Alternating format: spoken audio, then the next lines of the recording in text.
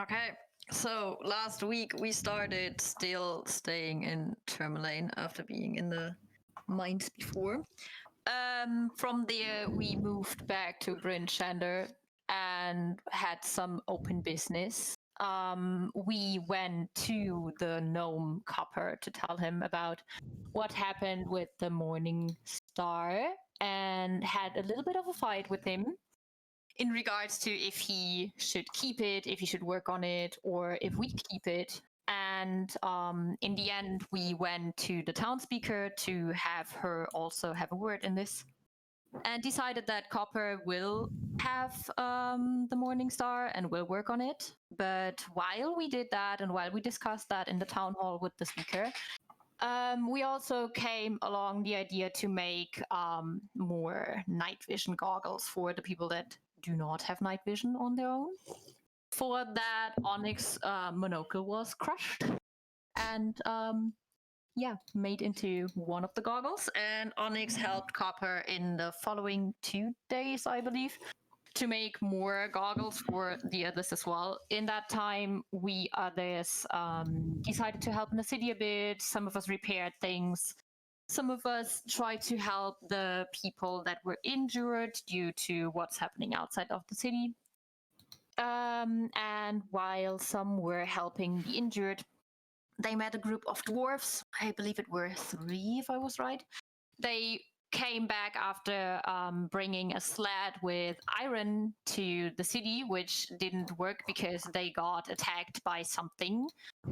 And they asked us to help them to bring it back. So before we were able to start our journey we are doing right now, we went there, tried to get the sled back, and realized it wasn't where it was, or where it should be. We found then out that it was stolen by goblins, together with the 2 polar bears that were belonging to the sled. And we tried to approach them, tried to talk to them, because I said so. And this didn't work. We had a fight. Ilera nearly burned 2 polar bears and the sled, but we managed to put the fire out on everything and managed to put the sled back to Bryn Shander, where we handed it over to the dwarves, who were quite happy about it. Also that the polar bears were back, even though they were heavily injured. The poor polar bears. Forgot about them, man. Let's not talk about it anymore. Please don't hurt us again. We then moved on and learned about a guide called Jack, who we then went to meet because we wanted to we wanted to find a, what is it called, Nautilus? Nautiloid. Yeah.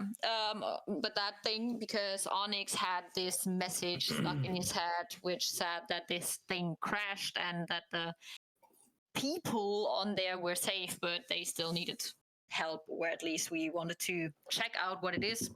And we suppose it's mind flayers. So we wanted a guide who would bring us there.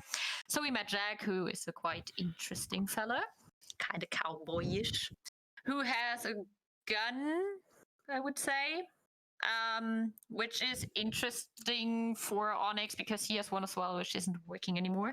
And he is trying to figure out if he can maybe learn something for his own gun to see if it might be working again. So then on the same day, we went to the 10 trails, down the 10 trails into the mountain area. Had to take a rest because it went nighttime. Some of us didn't sleep very well, me included.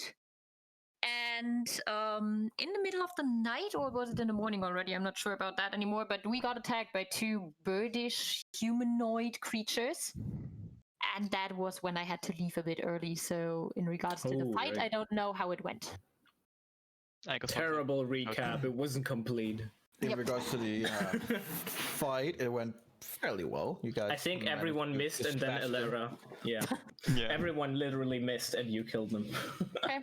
Cool. All right then. Did we end right after the fight? I think we did. Yeah. Yeah.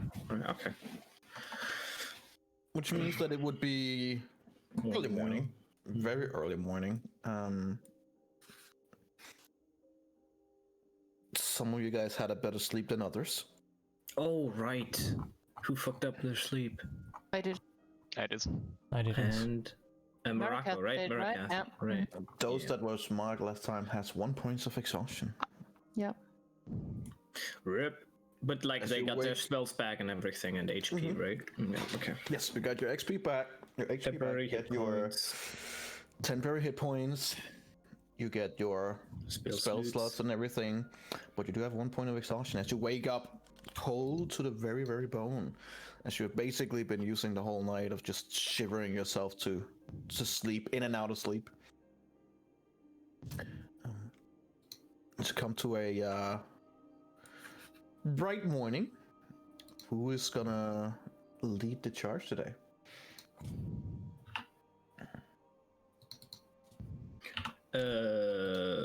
I assume Erangel. Oh no, he's exhausted. Adriel. Yeah, ATL might be a better Yeah. day. Okay. Wait. Why not Jack? Like, what the fuck are you talking about? Well- I would. It's basically who's gonna roll the D20 for today. But do they get help because of Jack? Who says this has anything to do that need helps? All right. Well, I mean, Eladia would say that Jack should be leading. That's just like in game right now. Sure. You guys have someone who's in front for you guys. That would then be Adriel, I guess. Yeah. So, Adrian, if you please, roll me 1d20.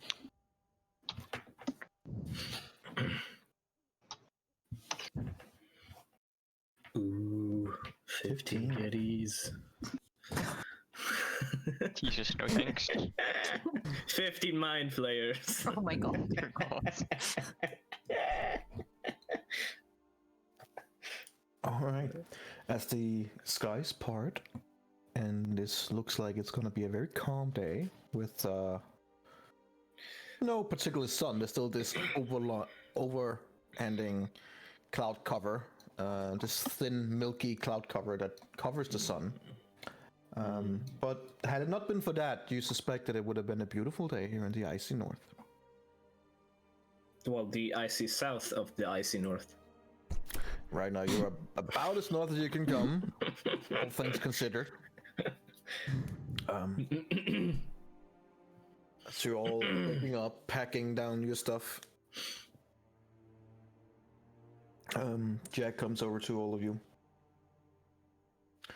All right.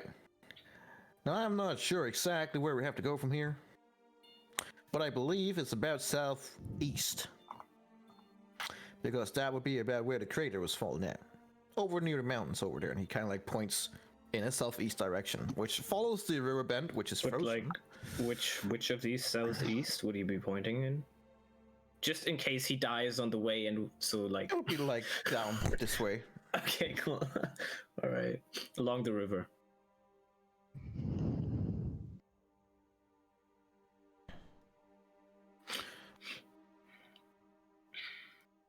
So unless any of you have a better idea of where we're supposed to go, I suggest we just follow the river bend. Sounds good to me. Yeah. Either way. All right then. Let's have a move on. As Jack takes you down the river bend. You manage to spend several hours in this very fine weather. It's not windy. You suspect it might even have been a little bit warmer had it not been for the overlaying cloud cover.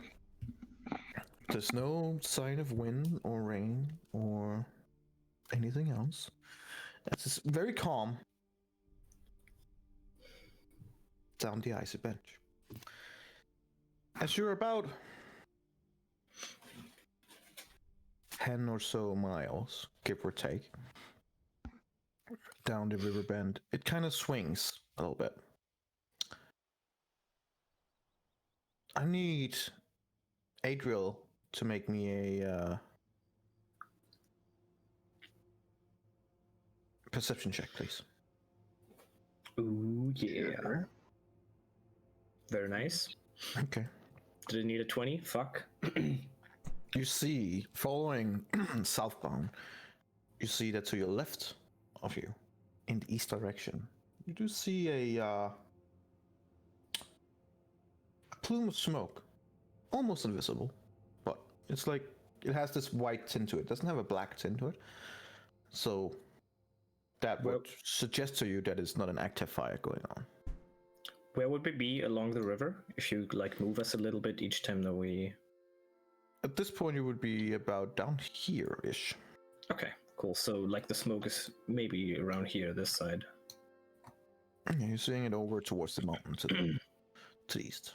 Mm-hmm.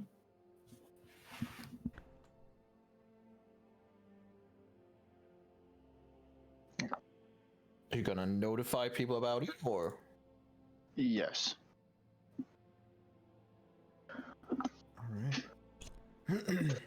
As you do, and you point in that direction, you see that Jack looks in that direction too and kind of squints for a few seconds, like, that is a good eye on you. I believe I would reckon that's where it probably fell down.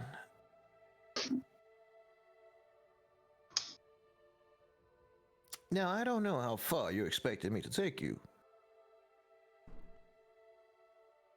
It kind of looks up at all of you. Until we see it.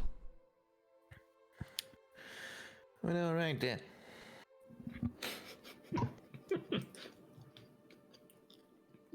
Well, I suppose we don't have a choice, do we? And he kind of like starts trotting toward it.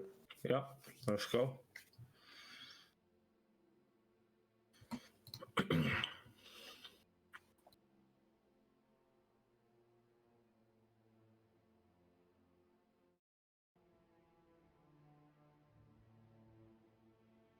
So walk toward the mountains. You see, going through some of the forest area they said, it's not specific, like particularly thick forest in any way. Many of the forests or many of the trees are these big. They have some leaves on them, but it's like it's not much. The only good thing about them is that their tree trunks seems to be very solid and pretty big. Like it would be solid thing for house building and stuff like that. But it's kind of sporadic as well. You gather that had the weather been different, it would probably be a sprawling forest down here along the river bend. But as it is right now, that isn't the case. So as you get through the forest, which is fairly easy, you do see out in the horizon kind of thing something in the snow band.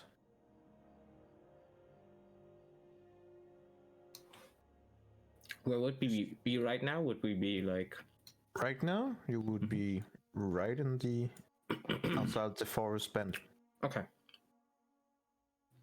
And as you trudge deeper into the mountain valley, you begin seeing an eerie glow that kind of like betrays the monstrous outline of something stupendous and ominous.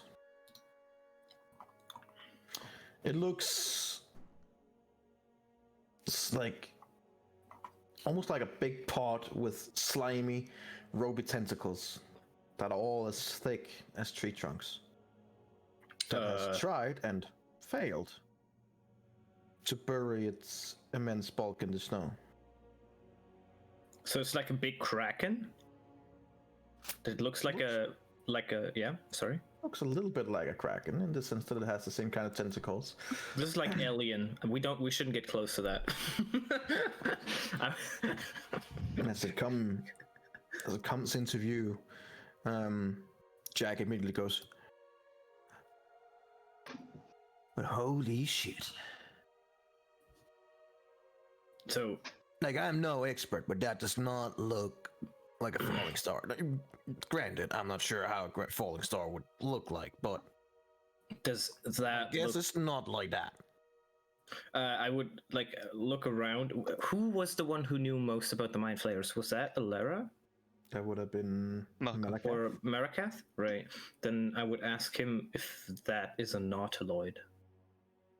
He would confirm that, to the best of his knowledge, that would indeed be a nautiloid. So this is like like a little kraken thingy that is buried halfway into the snow, but couldn't cover itself fully? It looks like it is buried halfway through the snow, and it looks like these tentacles in front of this whatever it is had tried to bury it deeper without much luck. Right. How deep is this snow here? Like from what I could tell. Not particularly deep. It's like it maybe goes to your knees. And then there's frozen ground that is very hard to get through, basically. Right. I would say immediately, I don't think we should get any closer. Does anyone have experience with what these things do? No, not really. No, but if we have to follow the stories about it, then most likely these creatures are hyper intelligent. And probably what they will do to us is that they will capture us, either eat our brains, or they will plant a creature so that we turn into them. Do we have anything? Oh God. I have something, yes. That, well, I'm thinking. Actually, looking at it from this distance, How big is it? It would be about 80 miles away from, 80 feet about. 80 miles? Jesus. Like, what the Jesus. fuck? Some good eyes. 80 feet, alright, yeah. You see, from what you can see here, it has like a biological construct. The ship seems to be built of some kind of organic matter, in addition to both wood and iron. The what? The ship? Mm-hmm. So it's like a little spaceship thingy that fell? Yeah, to the best of your ability, what you can see. Oh, and it came out of it and then buried itself in the snow. You don't know. Is okay. Is a psych crystal reacting to its proximity? Sorry?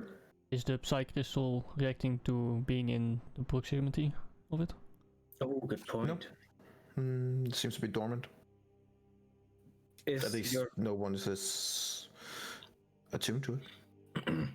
I think he attuned to it, No. didn't he? You I didn't? don't want to be attuned by it while going to the mind flares. I feel like that's gonna make Might it be a easier. good idea.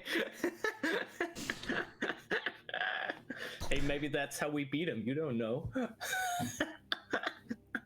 Yeah, You not also find see out. that you also see that the ship tilts to the south, and like a slight angle, not enough to hinder its movement about the vessel, but enough to probably cause certain objects and liquids on the floor to roll forward and to port side of the ship. How It's fairly big. It's pretty spaceship. big. Yeah. how big? Like how big is it, and how big is the creature? And would it make sense that there could be multiple of these What creatures? creature? Well, you said there's like an octopus thingy, or is that the space? That is the ship. It's part of Right. the ship. Yes. Okay, cool. All right. I'm getting a little confused. That's the problem. Yeah, maybe because you're asking about everything every second, so I can't explain anything. No, they are part of the ship. Okay.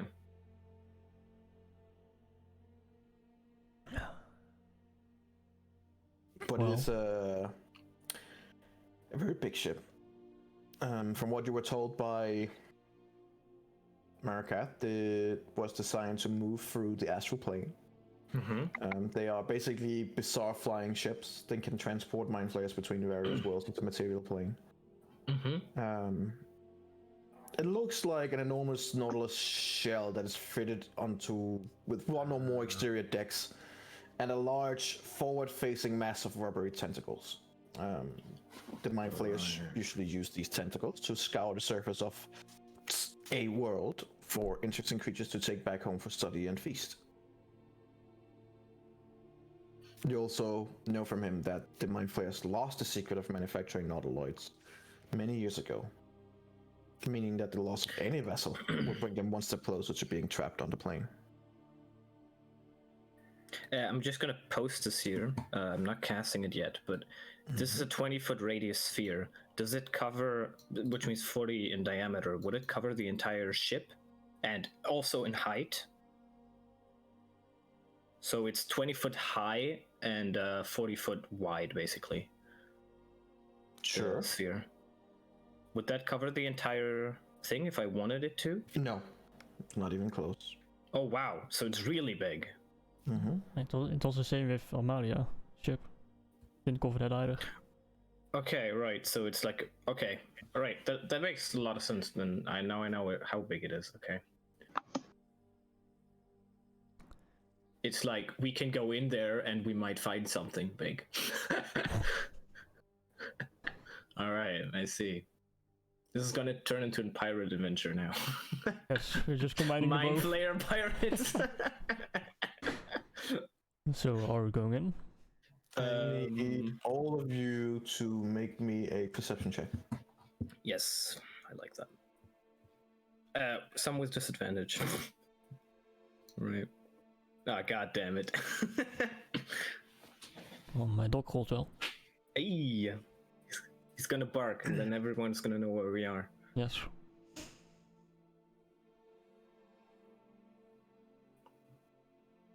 Just for the future, Hawkeye, you have disadvantage Okay. That's good to know. because of the exhaustion. Right. Yeah. Forgot about that. But I thought it would do it now that we edited. Oh right. No, it just shows what the effect is. You still have to okay. set it at disadvantage. Okay. Okay, I'm Ooh. sorry. I thought it would too. No, it's Okay. not, it's I not would have that been great. smart if they At made least I'm that. not alone. That would actually be smart if they made that, yeah. I bumped mine up all the way to 6 to see if my character sheet gets deleted immediately. That's not how death works. Your body just doesn't just disappear. Also, it can be resurrected. No, impossible. Alright. Do we see anything? Oh my god, Eberron rolled a natural 20. Adrian. I know. Right. 38. Adrian.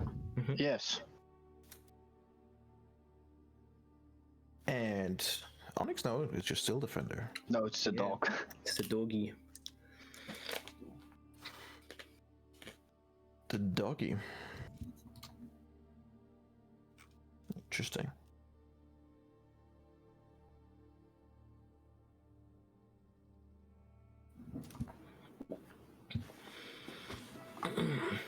Oh. Oh god. Oh no. Oh god. A mere second before it happens, Adriel, you suddenly see something in the snow that is coming towards you. And then at the corner of your eye, on the right side, you see another thing coming in the snow, under the snow, towards you. Before you even get out an alarm or anything, you just hear the weird metallic bark kind of thing from the steel defender, which consequently makes everyone else who rolled really shit to look towards the dog and not seeing the attack at all.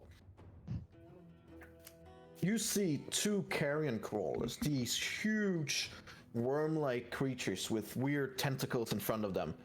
Tentacles that are like about 5 feet long, with huge, bulging, almost alien-like eyes. A mouth that is, when fully open, big enough to swallow a human person. You see inlaid in the mouth as it springs out from the snow in front of you, up in the air, down towards you all, these rows and rows and rows of teeth inside the crawler. You and the steel defender are the only ones who are not surprised by this attack round. Well, my steel defender wouldn't be surprised anyway. Yeah. Oh shit. As the attack happens, the two crawlers jump out of the snow in their huge sizes, these large monstrosities, and strikes down on all of you. I am gonna need all of you to make me a Constitution saving throw with disadvantage, except Adriel and the Steel Defender. You guys do it with a normal roll. Oy. Fuck. I rolled a natural 20. Oh my god. Well, my dog I also is- rolled a natural 20. Oh my god, my con It's the save, second no! one. Oh my god. I already rolled 2 natural 20s. Nice. Damn Nice. it. No, you rolled 3 in the beginning as well. No, it Let's wasn't see me. here. Elijah, Oh, right. that's a fail. Elara, that's a fail. Steel Defender Sure. succeeds. Adriel, fail. Erendril, Oh fail. my god. Fail. Good. We're all alright. eaten. Easy. I failed a con save. All of you are now poisoned and paralyzed. Oh, that's not Okay. good. Was Energy, you- mine safe against poison? Nope. Or no? Okay, just making sure. Yes. At the beginning of the session, you said you were all, healed up anyway, but I already had done my 4-hour rest, right? So I wouldn't be healed. Like when that combat happened, I already had my long rest. You would have been able to heal, yeah. Okay. So, you basically got the HP back, and you got the spell slots, which you don't have, but you didn't get you got 1 exhaustion level. I was asking because it happened at my watch, which was at the end of the 3rd one. Hmm. But I already had my 4 hours before that as sleep, so That is a fair point, actually. yeah, At the that's end what of I was saying. your... No, you would not have your health back. Well, you would have been able to have a short rest. Yeah, he could have had a That's short. probably something you should have asked for then. I'm gonna say I'll allow you to use your hit dice, but next time if you guys don't actually ask about a short rest or the like, then no. Because I asked But 10 I- about hit point sync, but I don't think I got an answer, so. I'll allow you to use your hit dice to replenish your health. And don't forget your temporary HP. I didn't. Okay. And just rolling a roll. Constitution save for Marakath. And Jack, maybe? Or did he already eat out? Already dead. He failed too, Nice. Okay, I'm good. and so most certainly did Marakath. Didn't see shit. Alright, I mean, in defense, we slept very bad. I didn't.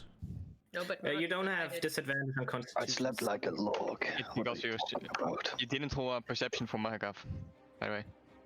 So you might not be surprised I here. think. I mean, you think rolled he the did. natural one anyway, so. Yeah, It's the fine. First roll, It's also about being surprised or not, I guess. maybe. Oh, sucks to be him. He should be here then. Oh, no, well, No, it doesn't matter anyway, I guess. Never mind. It's fucking funny. Still sleepy. All right, cool. Circle, spell. Damage. Alright, you all take 6 damage. That would be 3 damage for you, Onyx, since it's poison damage. Poison and paralyzed, yeah? And you're all considered poisoned and paralyzed. well, that the, sucks. Fantastic. Yeah, that- as the tentacles drag you, not apparently into their mouth, which you would have guessed they would, but they just kind of like take a hold on you, and you feel like within these tentacles that there's these small pikes, for lack of a better word, that kind of stings into your body, which is making sure that the poison continuously goes through your system. Mm-hmm. And it starts dragging every single one of you, because you all failed, including Jack, towards the ship. Except, wait, no, Adriel failed too, right? The Steel Defender is the only one standing back. Right. Right. Well, you would try Managed to to- bite the worm off of Onyx. Sure, make an attack with it.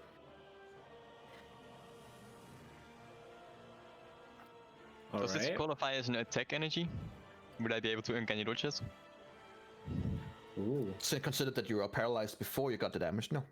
Okay, yeah, that makes sense. Are you gonna dodge when you can't move? No. Can he dodge? I'm paralyzed. He breaks very wild, and you just. 6 To the worm. That does not penetrate the hide of the crawler. Holy shit. Damn. What the fuck are these creatures? Damn. Your dog tries to bite into it, doesn't really find any purchase, and then they just leave it behind as they scurry towards the ship. No, don't I'm leave guessing the dog will behind. try to keep up to the best Yeah. of his ability. Yeah. I mean, he's pretty Consider- fast. Consider that the carrion crawler normal speed is 30, but when it crawls under Earth, which it will take you guys with it, it's 60 feet Oh. per round. How fast is a dog? Yes, 40 feet of movement. Alright, so Halved. it would continuously fall back. Yeah, and it is half since it's difficult terrain. So it can't keep up, basically. I mean, I assume they leave a track, so you would still follow that track. Yeah, he can make a perception check, I guess. Or they just bring us to the ship that's 80 feet away. We'll see what happens.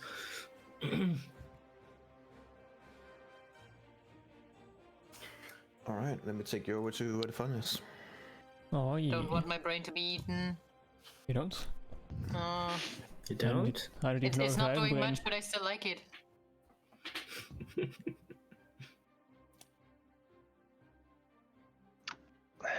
Oh. Here we go. Here we go. Oh. For everybody with a point of exhaustion. Great, guys. And like always, you're dead apparently when you come in. Yeah, everything's black for me, by the way. I can't Yeah, see still needs to shit. add again. Because you're not there yet. Yeah. Oh, Ah. right. So paralyzed, my eyes are closed. Ah, Yeah. So fair. Don't wait. Alex. It's called sleeping. Yep. Oh. Oh, those are the. Oh. Those look They, nice. Ooh, Hmm. nice.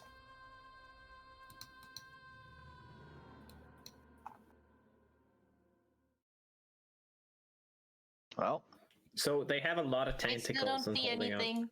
Where's Jack? Didn't you say you promised you would bring him? I don't know why your vision doesn't include every time. It's really weird. It's just they refuse to have you part of it. I just always have to be reminded that I can see. Yeah, precisely. It's like you can see. Oh, okay. Well, yeah, I can see. If you say so. Okay, yeah, then I will open my eyes. Okay. oh, the sun is up. Ah! Can you see something now? Yeah, I do. Is the sun up or is it cloudy? Could you just...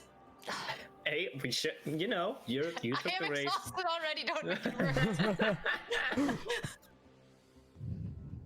worse. Well, lucky for him, there is lucky for Lara. There's like a perpetual cloud all the time. Yeah, I think you're fine with this north here. Also, Until it wouldn't we- matter anyway because she's poisoned. Yeah. I'm paralyzed. So she has disadvantage anyway. And exhausted. But exhausted doesn't do anything Hang against on. attacks though. With only 1 point. Tired. Exhaustion is only ability checks, Yeah, nothing I know. else. It was just all the disadvantages I have combined. I can't believe I fucking failed this con save. So Oh. annoyed. Yeah, I'm You so already disappointed. failed one before, remember when we both got I was a pleasant surprise.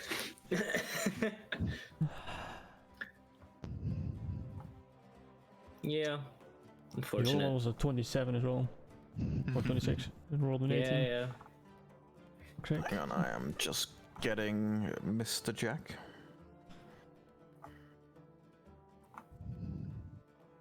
Mr. Jack.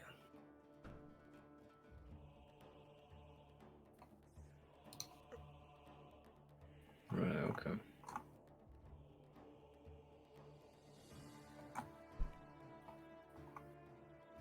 If roll 20 would No. actually assist, Nope.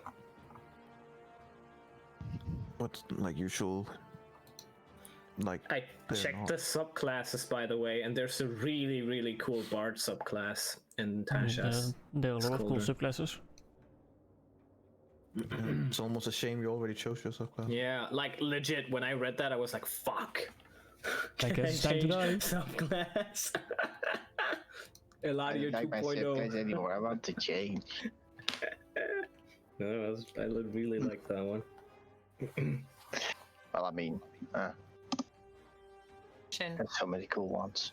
Let's see what happens. I have a question. Yes, fire away. I'm paralyzed. What exactly does that mean? Am I Can't not do able anything. to move at all? Like Nope. nothing? Okay. Nope. You Okay. can't All, do No, all you're attacks fucked. against you have Open your eyes advantage. and you can like look around, but Whoa. that's about it. Also, all attacks against you have advantage. and if they hit, they're an automatic Auto crit. Yeah. Whoa! So don't get Love hit. that. I was trying to move away when it hits. Thanks. When I don't You're see welcome. it doesn't hit me. I wonder if you can use uncanny dodge now. Because you can see the attack coming. Technically. I'm pretty sure you can't use reactions while paralyzed, so you know. Right, that's a good point. Yeah, but you know, keep trying. We'll find a way.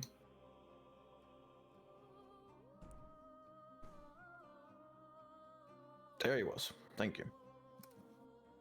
Hey, man, he looks pretty cool. That's not a cowboy. Which worm is he with? Is he on our worm or on their worm? On the left. Ow. Boo. It's not the cool worm. This is the cool worm. This one here. Sure. Yeah. Yeah. All right. As the two worms drag you guys in various different ways, like you're paralyzed anyway, so it's probably for the best. But you know, there's a hard bumps and stuff like that you bump into, and it doesn't really seem to care much about your health, so to speak. But it doesn't seem to be doing any further attacks on you. Okay. We can't do anything. We're just getting dragged, right? Right now, you're just getting dragged. Mm-hmm. And there isn't much that you can do at all. You are paralyzed for 1 minute. All right. And that would then be all of you who are paralyzed for 1 minute. Right. We are doing so good. Yeah, I was kind of surprised that every single one of you were like, okay, well, fair enough. Well, shit. That was easy. You know, it happens. All right. So as you are dragged from the back end of the ship, it begins dragging you in to the front end of the ship, which would be over here in this direction. I'll just pull you with. You should also see the tentacles in question. Yep. I want to see the tentacles. Ooh. All right. They are cool. huge. Yeah. God. Yep. Right in front of the Isn't there tentacles someone here. missing? Like There's basically here. No, there you are is on top of one a, next, so. Oh, right. Okay. There is Yeah. an opening here, give or take. Yeah. And both of the worms just kind of like spits you out right in front of the opening of the ship. How long has this been now? From when you were taken till you were dragged over here, it's been maybe 30 seconds. 30. Like Okay, they so literally that's- took you and dragged. Well, actually consider with the speed, and you were 80 feet away, and they would just double dashed. It's more like 12 seconds later. Oh god. all right. Yeah. No, that's good. So they basically snatched you and then just immediately dragged you towards the ship. Yep. And somewhere far behind you, there's a dog trying to catch up. Yeah. But they basically He can also dash. They basically spit both of you out, and then Yeah. dig down in the ground and disappear. All right. So now we lie here. Are we like slimy? Yes, you are slimy, you are kind of hurting, and you have this poison going through your system that doesn't necessarily hurt much, and other than the initial damage, but paralyzes all of you and tense you up. Can the dog double dash as well, like as a bonus action, Onyx? Because then No. he can run 60. No. All right, so he can run 40 if he dashes. Okay. Well, it's not a rogue. Or a monk. No, that's fine. Would be pretty interesting if it would have been a rogue. Yes. Okay, well, we just lie there, I guess. This is our life now. I should lie there in the opening. And it's at this point that when you're kind of like lying in the snow, and as I said, it was like knee deep, so several of you have your your faces down in the snow, and you have your eyes that you can kind of look around with, and for some of you it's just plain white. And but what you can't see, what you hear after a few seconds is someone walking around between you guys, and one by one you feel something touch you. Oh no. I And would as like it to see who it does- is. Your face is down in the snow, All right. so Okay. you can't see shit.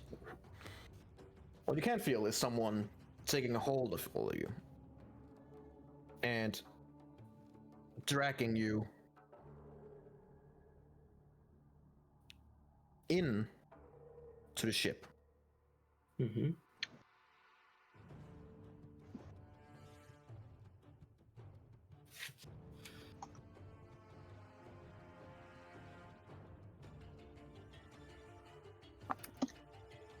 As you're dragged in, you see this. As you're being dragged in, you see these interior doors that kind of opens up, and you see these interior doors aboard the ship they look like a fleshy sphincter, actually, that opens when a creature, at least this creature who's carrying you guys, approaches it. Is it this guy who carried us Yeah. individually? He seems to be having some psychic powers that can Right. Yes. carry a lot of you. Right. Okay. And as soon as you guys are in, the wall immediately closes, We're still paralyzed. and you're still paralyzed. However, as you're all laid in, whatever it is, the creature kind of looks over all of you, and as it snaps its finger, all of your paralyzations is gone. But the poison stays? No, you are Okay. no longer poisoned. You are no longer Okay. paralyzed. Oh God. Ah! You could have just asked for us to come in. It was kind of necessary. We kind of were already planning to come in. Well, you can never be too careful. And hi, I guess. Welcome to my humble abode. What you see in front of you is, in every way, as much as you have heard about mind flayers, this is a mind flayer, but different. Do you have a picture of him? Because he looks really weird already. It is way smaller. His head is like bulging up. Like it looks like he is either it's a big fucking skull or he just has a massive brain.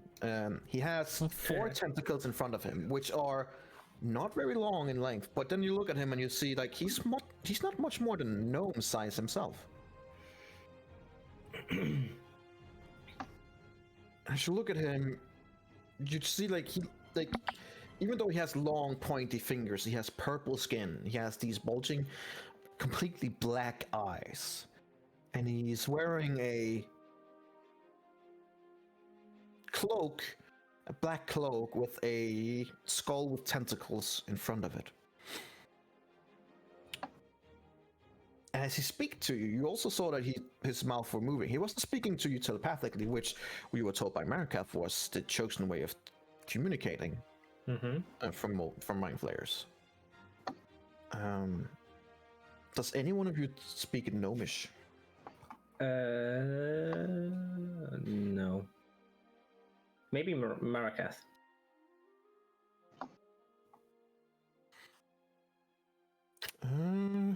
He does not. Okay. So the first couple of words you wouldn't have understood. And as you guys would have looked at it like what? It would have switched over to common.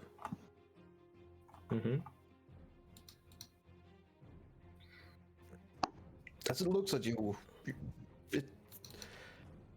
you're not sure if it's hostile or not. Like it's looking at you with intent, but not necessarily maliciously intent.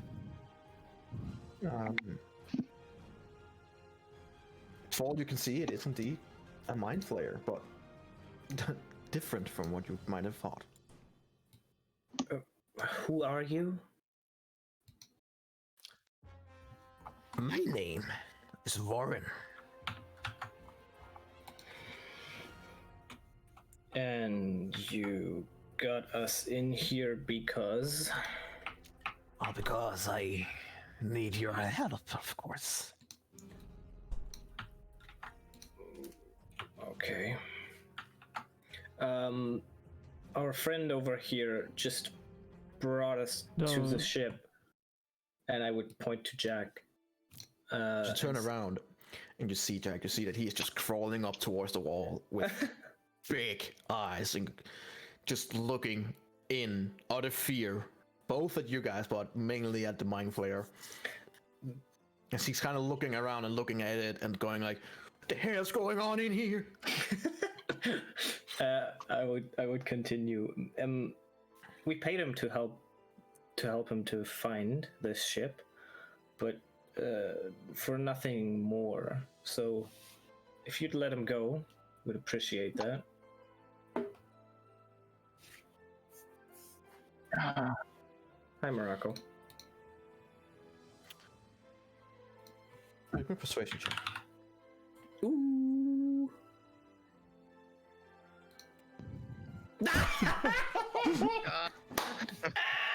No! God damn it.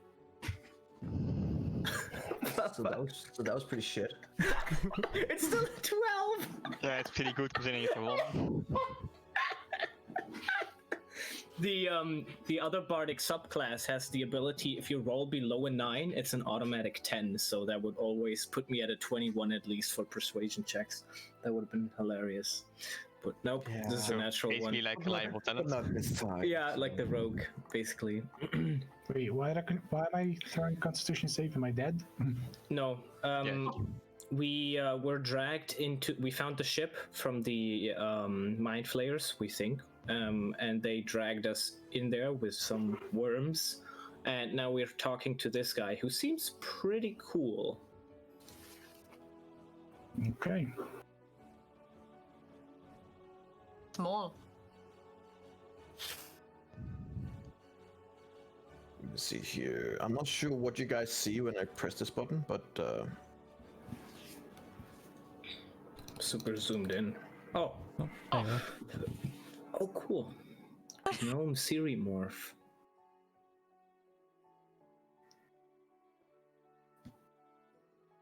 Is this maybe okay? Well, I like this info, but our characters don't know this, right? Or would Marikath know this?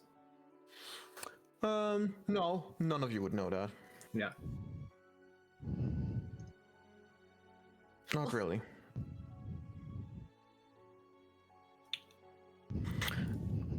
As you try to persuade Roran of letting Jack go, he goes, "Unfortunately, I don't feel like I can let him go just yet. I'm still not sure of your intent, and, well, mind flayers don't usually have the best reputation." Well, if it was our intent to kill you, you would probably be attacked from the moment you weren't paralyzed anymore. True. But likewise, I have no intention of killing you, any of you. I'm not a fan of violence. I mean, you're. Inside check. Yeah. I was about to say the same. Go for it. Yep, that's Inside joke. I mean, those tentacles makes him hard to read. Goodness. It's both for you and the render. Those tentacles makes him hard to read. A lot of you, even though he is hard to read, and he genuinely is because he doesn't have any human features to kind of gaze upon, he doesn't. You don't get the feeling that he's lying. Yeah, no, that makes sense to me. So what is your intent? To get the ship flying again. We crashed, not because we wanted to, but That would be a surprise. I know it would be a bad calculation. Where were you heading? Well,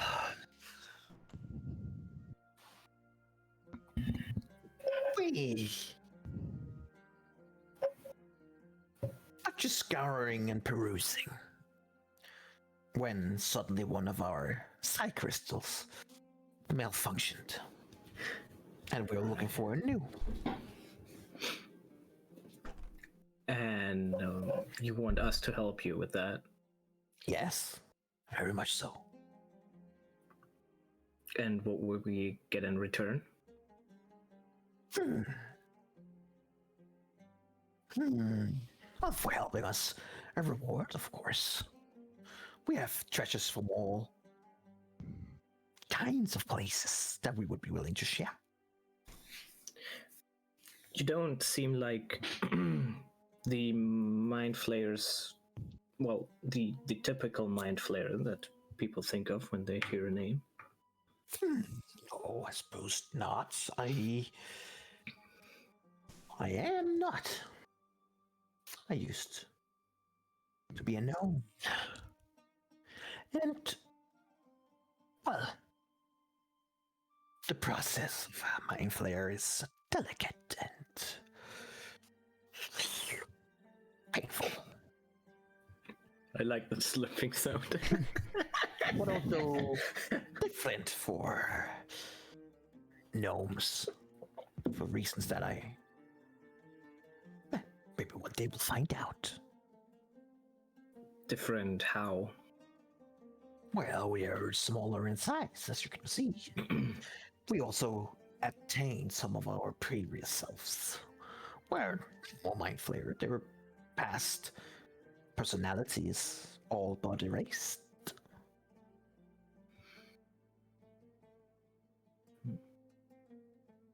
And I'm still, like most gnomes, curious about everything. Especially, well, especially species that I've never seen before. And he kind of looks over towards you, Marikath. Not a little bit like a kid would look over at a plate of food and be like, "Ooh, that looks interesting." And then he kind of switched his gaze towards you too, Onyx.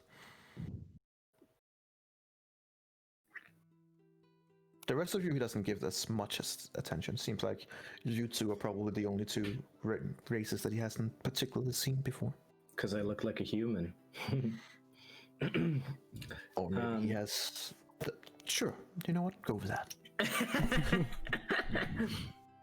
You can probably read my mind, so...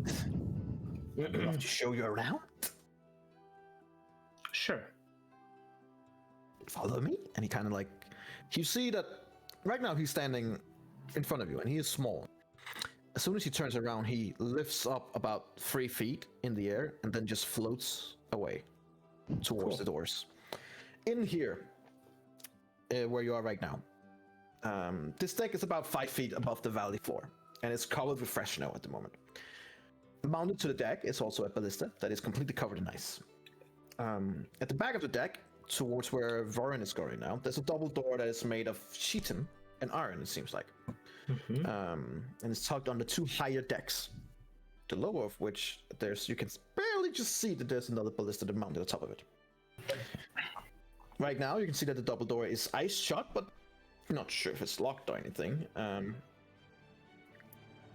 as he walks up towards it, the sphinx-looking door out of chitin immediately opens. Okay. Is this like all squishy and organic material? It very much is. Like, it is a biological construct. So, addition to wood and iron, this organic matter. The walls, the floors, and the ceilings are reinforced with tough chitin dough. So it has a solid surface, but it still gives you a feeling of that the ship itself is alive. Are these operable, or are they frozen completely because of the ice? Yeah. As far as you can see, especially this one is not functional. Okay. From what you also can see, the ceilings here are about 20 feet high-ish. The illumination is that basically there's like a dimly lit, like it's like a fleshy, flickering bioluminescent orbs mounted to all. And they're hanging from the ceiling as well. Okay. I would ask Jack if he's all right. Jack is looking scared as shit, and he just looks at you. What kind of adventure are you guys going out to, huh? If I knew we would be dealing with freaking mind flayers, and I not told even a you. mind flayer, a baby mind flayer. I thought you were kidding, goddammit. Well, we Who weren't in kidding. their willing minds would be looking for mind flayers? Apparently you. Well, we do. Okay, well, Ask for more money, that's for damn sure. maybe Please don't let them eat my brain. we'll try our best to Or try harder, please. not eat any brains today. Because so far, with all due respect, your best has not been very good. We're So he's still alive. Very, oh yeah, he seems shaken up. You get the feeling that he's probably an extremely good tracker and has seen a lot of shit. Probably hasn't seen a actual Nautiloid and an actual Mind Flayer. Only heard and read about them. When I come to the door here, I would ask him, is this ship alive? He kind of slowly turns back towards you in this eerie way, where like the head doesn't move, but the whole body kind of like turns over towards you, giving you a feeling of like It's like this little floating thingy that slowly turns to one. You know, like when you've seen these vampire movies, and the big bad guy kind of just turns around in this way, where you're like, oh shit, I said something wrong. And he kind of just looks at you and goes, yes, it's a matter of speaking. Kinda.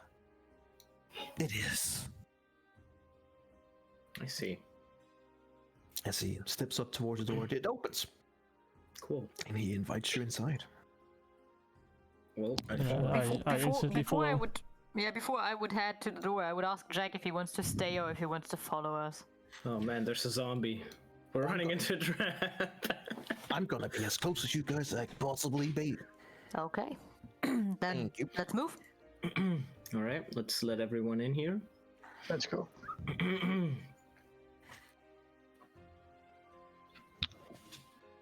Oh,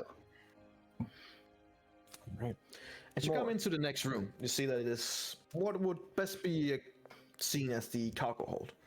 You see attached to the wall in this chamber there are 3 sets of chains and manacles that are designed to hold larger creatures. There's a staircase that rises to the next deck, amid all the craters and barrels and broken bits of equipment. Moving among these things are 4 creatures. 3 of them are small, repulsive, purple things that float above the ground and pull themselves across the floor using their oversized face tentacles. Nice. The 4th is a lumbering monstrosity that seems to be made of stitched together parts of goblin, dwarves, and reindeer. This is basically Frankenstein. It is what would be akin to a flesh golem with all kinds of different flesh. Reindeer Alright. parts. Did you say goblin, reindeer, and what? Dwarf. Dwarf, okay. It's like Santa. What a combination.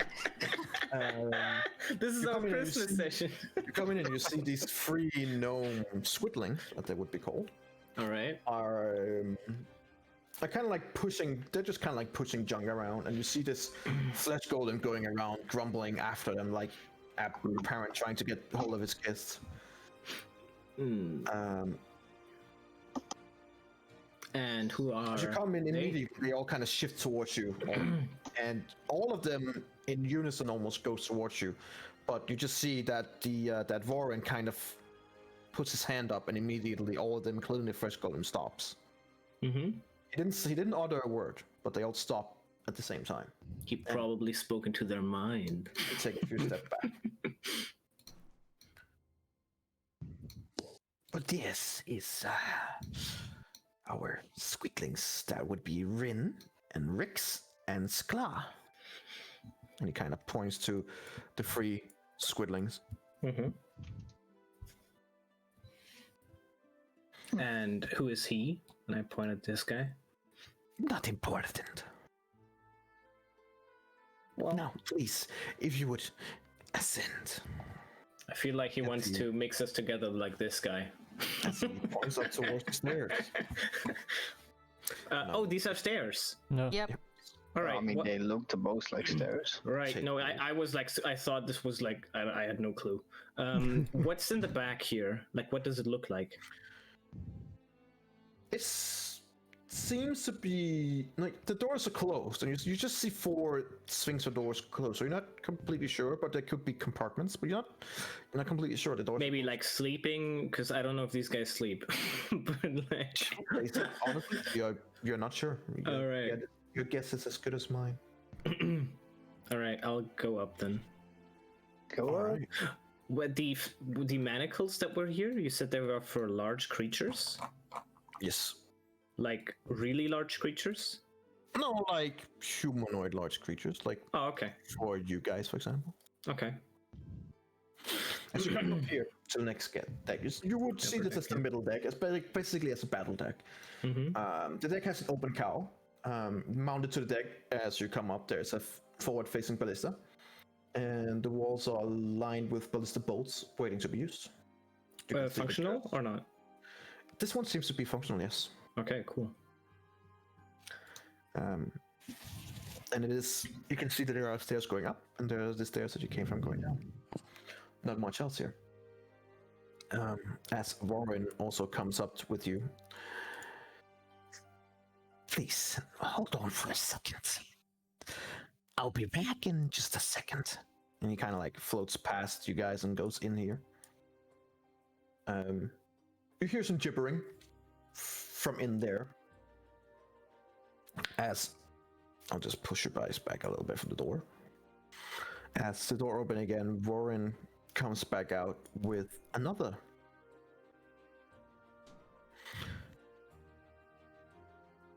This is my brother, Dredavex.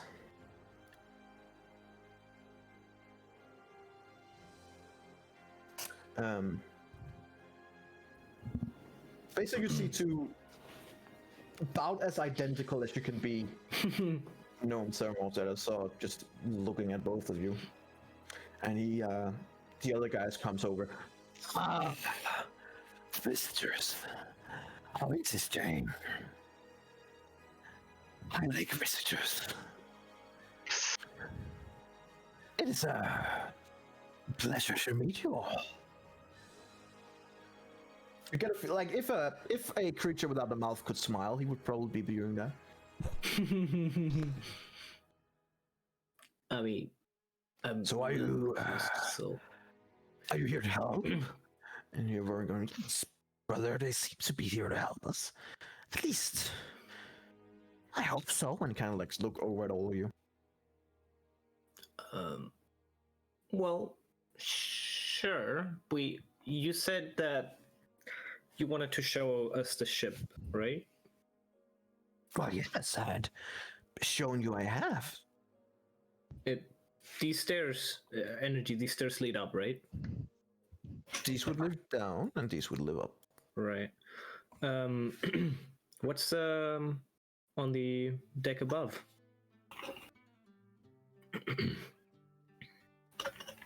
That would be to the bridge.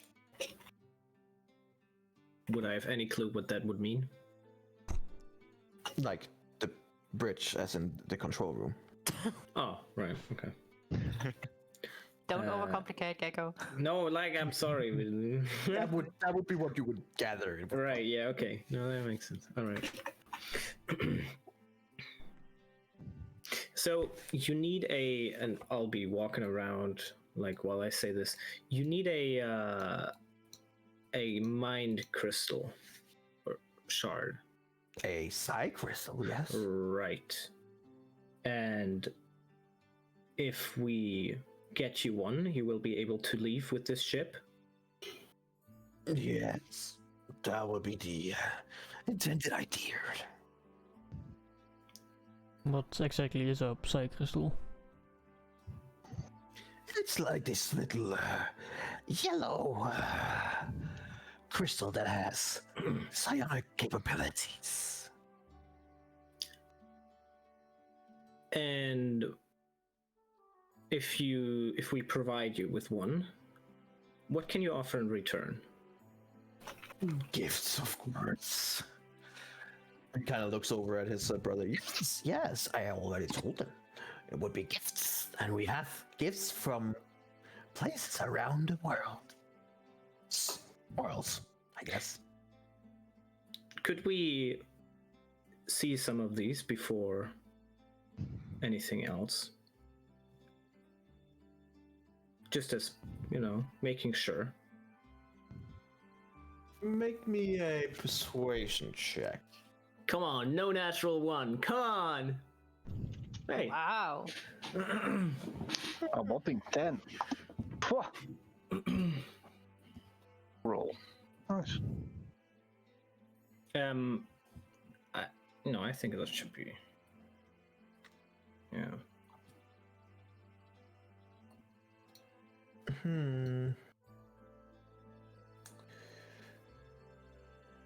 Well, I can at least tell you some of the things that we have. Okay. We have more crystals. We have just not a side crystal. We have books and knowledge from around the world, and we have some exotic weaponry.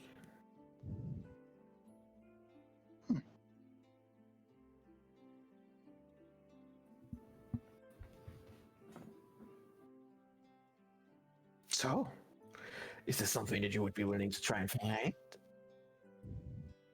Or really just wants to keep moving? I would look at Onyx.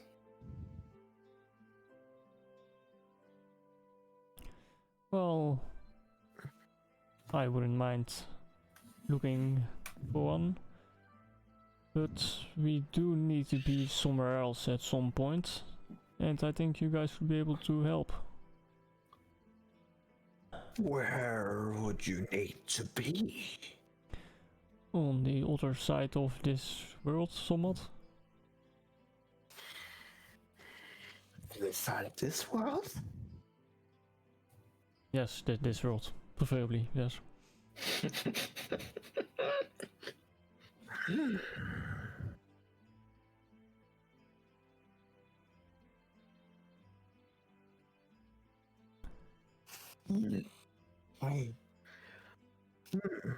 That could maybe be arranged.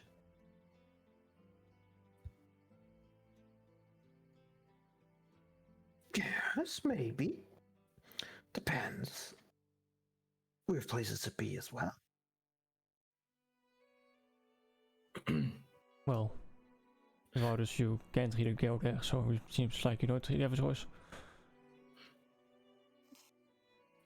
I would There are also. always choices. I believe there are settlements nearby, right? And he kind of looks over at his brother. Yes. Filled with many specimens. Interesting. You just see them kind of like talking between themselves a little bit. Where are you planning to go after you leave from here? To the astral sea. And beyond. Okay.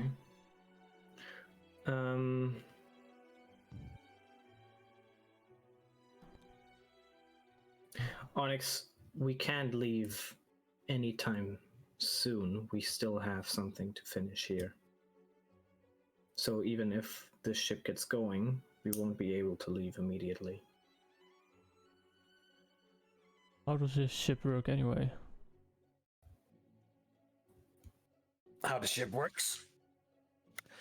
Well, it works through us, I suppose. Please, come in. And they kind of like both goes inside. I immediately would follow. Okay. Mm-hmm. It's a very small room. Yes. Oh, gosh. Yeah.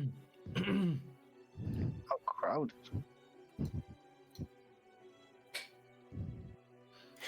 Poor Jack.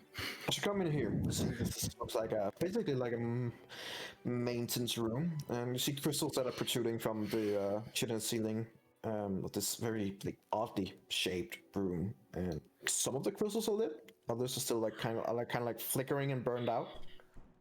Yeah, you mean in the room next to us here, like in this no, one? in the room where you are. Oh, okay, right. And There are plates of chitin that has been pried loose from the walls in places, exposing cavities filled with tangled mess of black tubes. There are also scattered across the floor these like unusual looking different tools. Especially you being very familiar with tool Onyx, you've never seen anything like this before. They seem to be using material and tools that you never thought about being possible to use.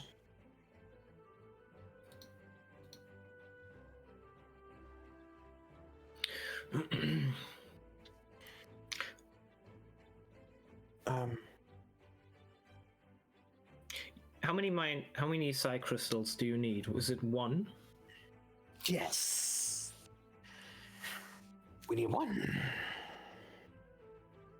Please, let me show you. And it kind of goes into the next room, which is even smaller. So I'll just let you guys go and try and pull it around. Right, yeah. Everyone on top of each other. Yeah. Oh boy. Squishy.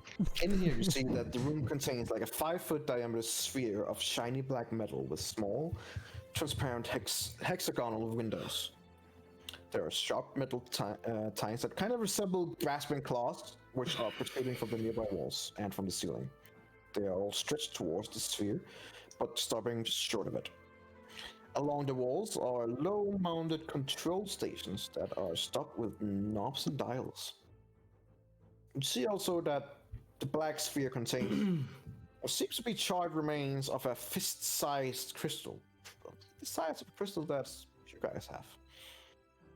And you guess that this is probably something that could help propel the Nautiloid.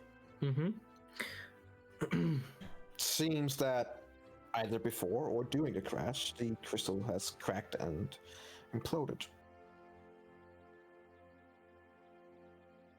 So this is what's keeping the ship afloat? Yes. It is also our life support. But it's difficult to ascertain what we can do about this. If any of you feel like you are experts at dealing with technology, then any help would be appreciated. Onyx, I think you should show them. Show them what? What you found? I found a lot of things.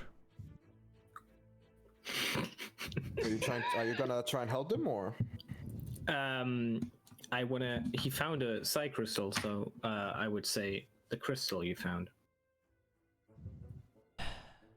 Well, I kinda didn't want to, immediately pull it out.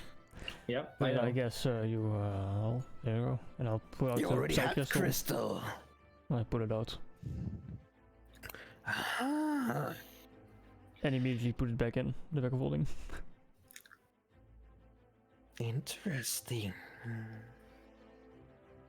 Well, that makes everything so much easier, does it not? It does. How hard is it to fly the ship? For someone untrained? Impossible. How about you let us look at your treasures, and then from what we find, we'll make a deal.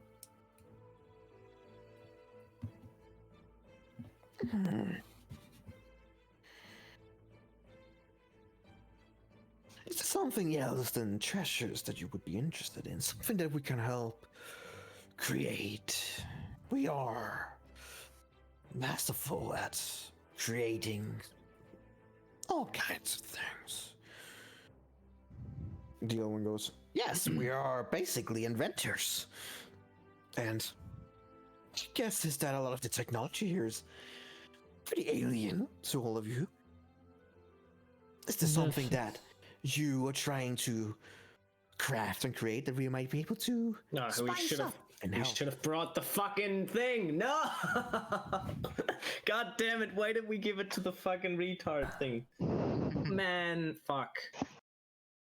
Well, I could use some more knowledge on how to craft items. I haven't had much time. What item in particular? Well, magical items in general. And there is a certain item that we need to have prepared. Unfortunately, we don't have it with us. If you don't have it here, then that would be difficult. When you fly the ship, would you be able to fly to one of the towns that are near? Do you think it's a good idea to fly the ship to the town without them knowing we are coming in peace? I am Sounds like a just great going idea. for all options. I don't think that's really an option. Usually we are not welcomed with open arms when we fly near settlements. That is fully understandable. Which, admittedly, is understanding. Do you guys operate the ship with the two of you? Yes. Impressive. If we come with you,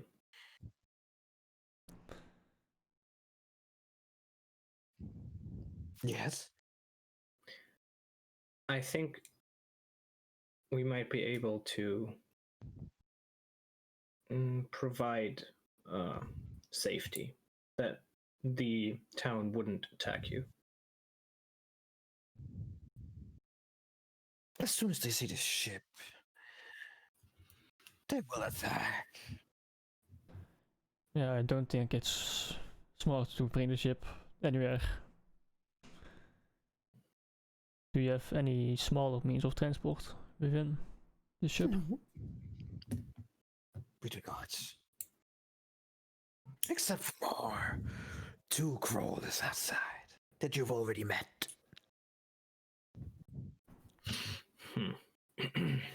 Can they transport us without poisoning us? Maybe you're able to. We don't have the plans either, do we? Nope. We gave it. Yep.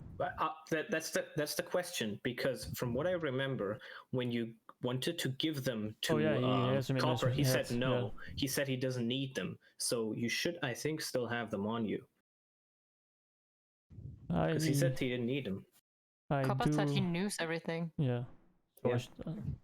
I do have the blueprints of said item. Would you be able to craft it of that? The handwriting is a little janky, but Do you show them that? no, I ask first. Well, that depends entirely on the blueprint and the materials needed for it. Well, show them. Do you have a You can. place less crowded? Yes, to the bridge. And he kind of like points towards the door and it immediately opens. Right, let's get out of here, because This everyone is squishing in. Jack isn't even in here. Right. So up, right? That was the bridge. Yes. I remember, Yes, right. please just follow the stairs outside. Take you there now. All right, cool.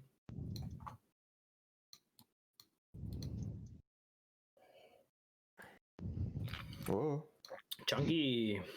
What the Here you fuck go. was that? Oh no. Oh no, what's in that room? Oh no.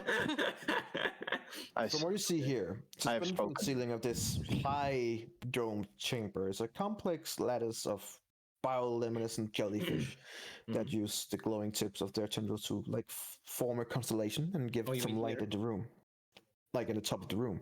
Oh, that's cool. Right. Oh, okay.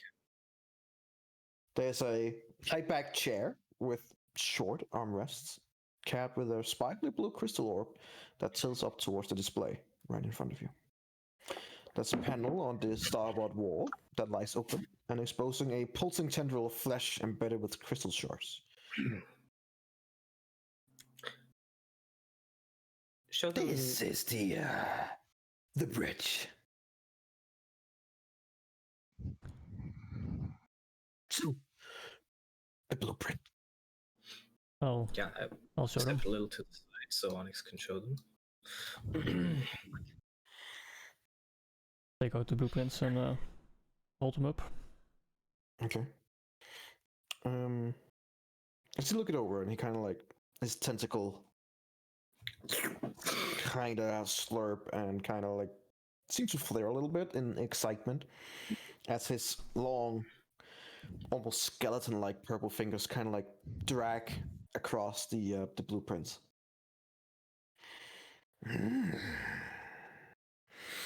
Interesting. A rudimentary but functioning weather device. Crude, but I suppose somewhat functional. You see both the other mind flare goes up as well and looks at it. Yes, but faulty as well. Yes, we noticed.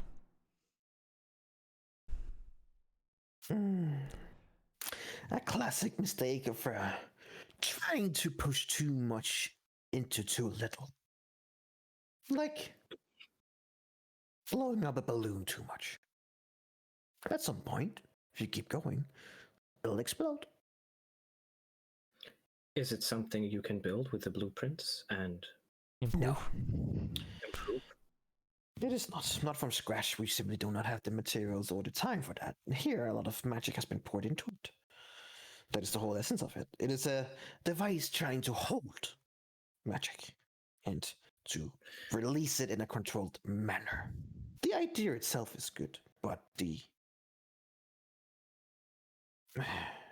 some of the sigils are wrong. Some of the base ideas are wrong as well. It's a very powerful magic that it's trying to hold, which is notoriously difficult.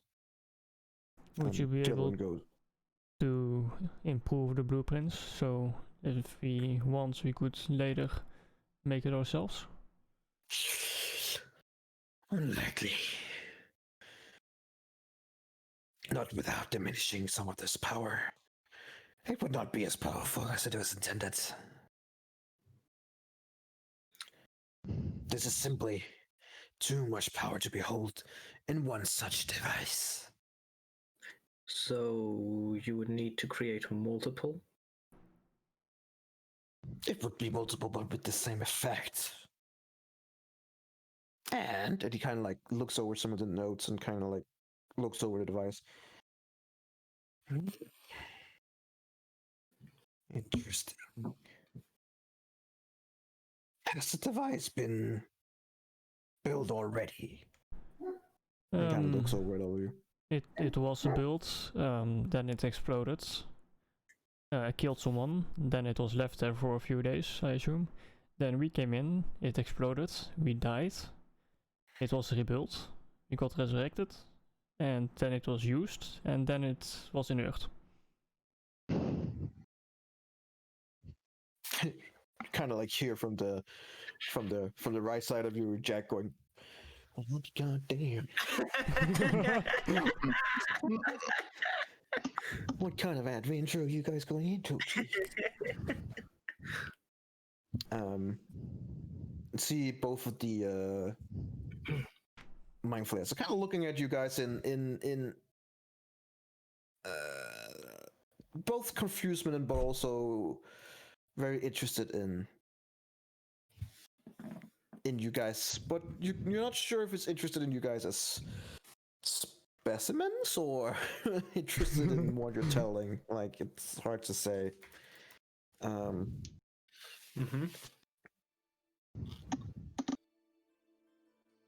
Well, as far as I can tell from the device here, what you just told me, it has then exploded 3 times. Right? We know 2 times. Twice, and then it worked. And then it's just so stopped basically working. it has backfired twice and then used its power on the 3rd one. Yes. And after that, it became inert and it hasn't worked since. Yes, I would assume so. The device is unusable and unrepairable. The way We that are- it's designed, it backfired because it is too much into one place. The same example with the balloon I said before. But in the third time, whoever made it work there made it able to contain it just enough for it to hold its form, at least until it was done with its purpose. But the way that it is designed, there are flaws in it. I doubt that that device will ever work again. Currently, we have someone working on it. Well, he wants to build an entirely copy. Yes, well, since he has the blueprint and he has the... If he already has the first product, that will always makes it better. Trial and error, after all. It sounded to me like building a device with these capabilities is impossible. Difficult. Not impossible.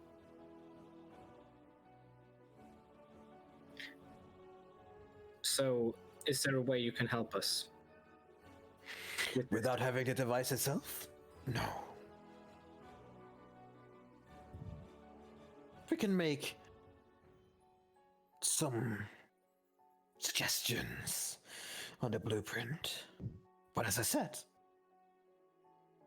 it will be made with a diminishing power of what is originally intended. And if we bring you the device, what then?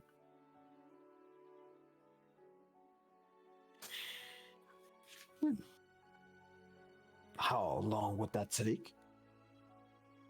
I look at Jack. We took 2 days to get here, right, Energy? Yeah, it took 2.5 days to get here. Jack, 2 days back, 2 days here again. Would that seem right? Maybe an extra day rest? I would say more realistically, the back and forth, it would take about 5 days.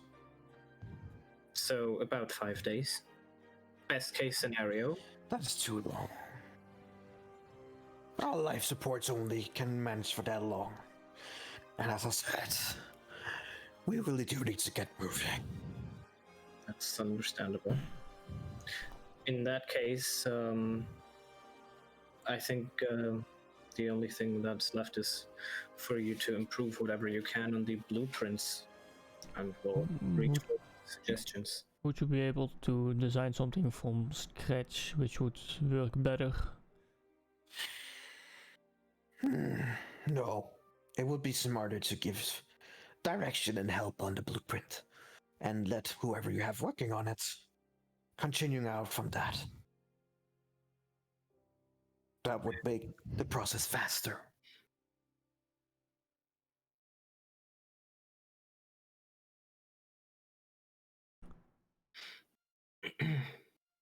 Well, I'm still very interested in those items.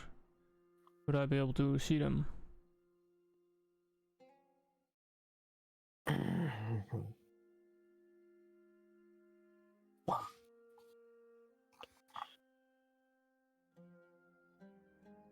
That depends on the crystal in your pockets. Depends. Are you willing to part with it, or? Yes. But I'm not sure whether to choose for the improvements on the blueprint and some help on my own knowledge, or an item that I don't know what they are. Knowledge do you seek? Like I said, I need to know a little more about how to create magical items myself. Magical items are vast and many. Is there something that you would be working on that we would be able to assist? Something more specific. Nothing specific. I just have, apart from these goggles that I helped with, I've never worked on arcane items is there a book you have maybe that is gives instructions on how to create magical items that he could use? We don't use books. No, maybe Yes. you have one lying around in your treasure. Unlikely. Magical items are, well, different. Here, the technology we use, different. This material plane is very rudimentary compared to other. I'm not even sure if your kind has invented firearms yet. Yes. Well, they were here and then they were kinda surpassed because magic is generally better. Do you have one of these? And you can kind of like, without seeing like out of here, you can see Jack kind of like goes all the way up towards the wall. It's like trying to make him as invisible as possible. They aren't taking my firearm. I have one built in to me, but it's non-functional because I don't have enough knowledge about them. And so far, no one has let me. Show me. I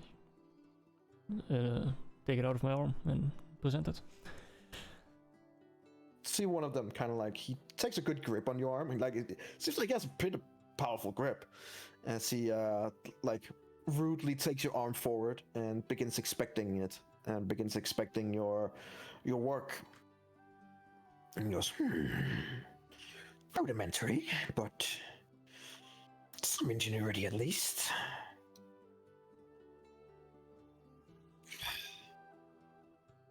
At least more ingenuity than the goblins we met not long ago. And you see both of them they kind of laugh in this weird, like they laugh in this kind of like weird sucking sound, like going like, and like kind of little kind of like what the fuck's going on, and but you kind of like get that they're just sharing some kind of internal joke. I know that kind of love. It's one of those kind of laughs where you're like, you can't help but feeling like, please stop. Please, it's getting awkward. Yes, we can help with this. This would be no problem at all. For the crystal. And he kind of like takes his very bony, long hand out towards you, expectantly. It's not gonna be that easy. How about this? You help us, or you help us improve the blueprints, and each one of us here gets one thing from this treasury. He looks over at you and like, does every one of you have a crystal? No, but No, then. And he kind of like looks over at Onyx you again. do need it. You have a crystal. The crystal we need. And you need help with the blueprint, and we can fix your arm. We can fix your firearm. Like I And we asked can do before, it quickly.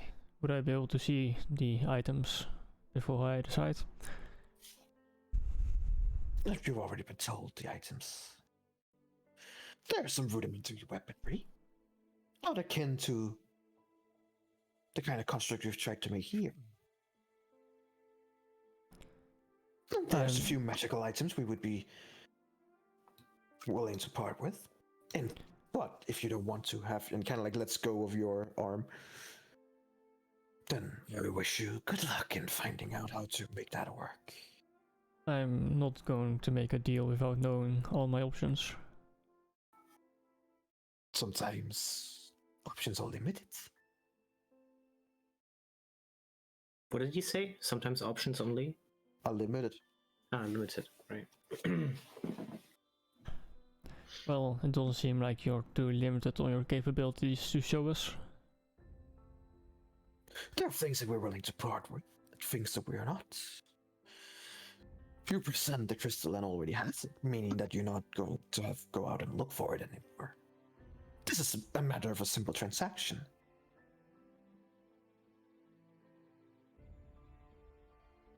And I still don't know what I'm able to get for it. I have showed you.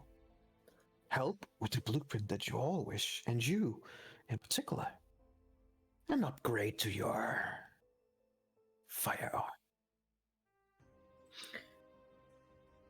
A deal for a deal. In what way could you improve this firearm? Making it functional at first seems like quite an upgrade, considered that it doesn't work now. Could you improve it further than just make it functional? I would say having it going from doing nothing to doing something is quite the upgrade. Well, we are negotiating. How about you make it just a bit better from just functional? And that way Onyx has his little bonus. Make me a persuasion check with disadvantage. Alright. I'm gonna use my d4. Oh. Sure. Can I roll 1d4? It's a 19. Okay.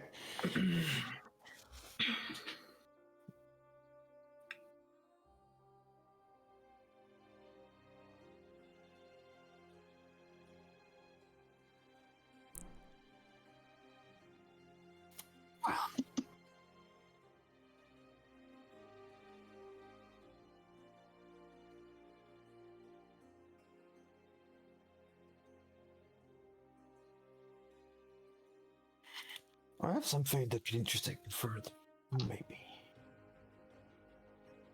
And he kind of like disappears for a second into another room, and then comes back again after some time. Mm-hmm. And he shows you a lens, not akin to the already goggle that you have had. This one is just like a lens that is like at the size of your eye, more or less. And then it has like a string to it as well. This is an eye of minute seeing. Where that is. You fit this crystal over your eye, and while wearing it, you can see better. Much better than normal. Up to a range of 1 foot. Now you think that doesn't sound as much. But it will make you much better at investigating and doing anything that relies on searching and studying objects. This will help you in your own crafting adventures.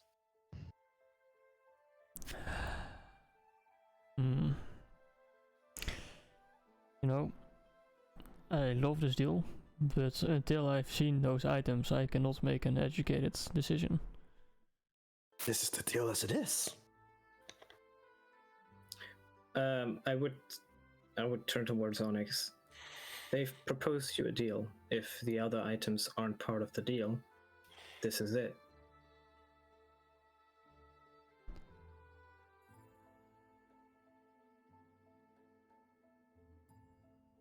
Why are you so keen on not showing us? As I said, there are things that we do not wish to part with. Things that we found from all matters of places that we wish to dissect.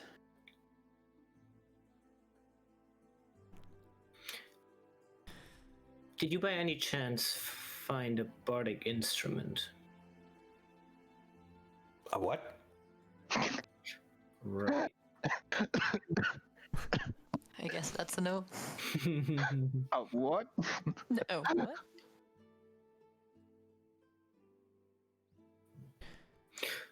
Would you mind if I take a look at that lens? Of course. And he gives it over to you. I'll take it and I'll cast Identify. Okay, it is exactly what he said it was. Nice. Great success.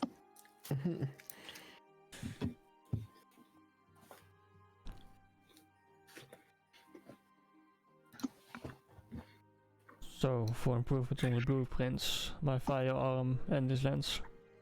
You see that what it does is that it is crystal lens that fit over your eye. While wearing it, you can see much better than normal. Up to a range of 1 foot. You have advantage on intelligence checks, which means investigation, and everything else that rely on sight while searching in an area or studying an object within the range. There we go. It's pretty good. The whole deal is pretty good. That basically means he has advantage whenever he searches an enemy that we kill. Yeah, that's fine. It's super good. I'll show you here. Yeah. I'll hesitatingly take out the crystal. Look at them. He just has his hand towards you openly, expectantly. Improvements on the blueprints. Repairing my firearm and this sight. Yes. Great. I insight check it once. Sure, go ahead. I'm not sure what you're inciting, but yeah. If like the deal. that, if they're intending to make that deal the way that we phrase it. Okay. Cool. I put the crystal in his hand. Excellent. And he just closes his fist on it and immediately drifts away, like down below. Okay.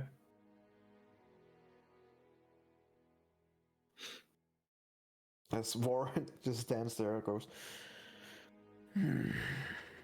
Blueprint, please. If you please. I'll lay out the blueprints. He marks some changes onto the blueprint.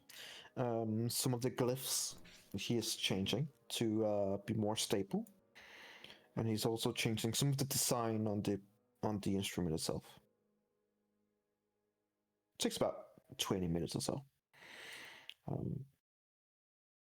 And at this time, he looks at you expectantly. So, your arm. Indeed, an upgrade.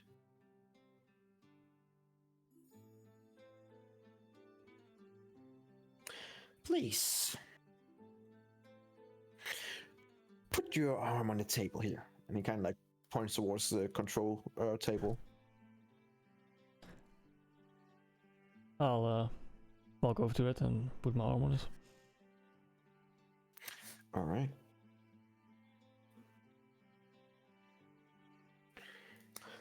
Let me just get something here.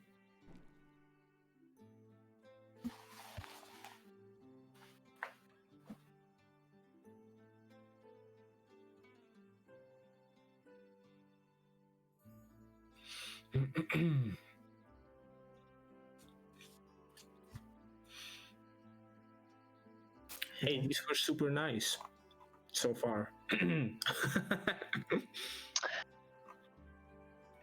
Yeah, He takes out an instrument from like his from his back pocket that he has. You get the feeling that it's probably like the same of as a bag of holding, just in a smaller size. And he takes out what looks to be a firearm, but looks alien and odd to you. Like, it looks weird in its design. Does it have tentacles? It does not. Aw, I would have loved to see the tentacles squiggle into him. Like an alien. But as he sits down with your arm and you, he begins working on both that and your arm. By first disassembling your arm completely.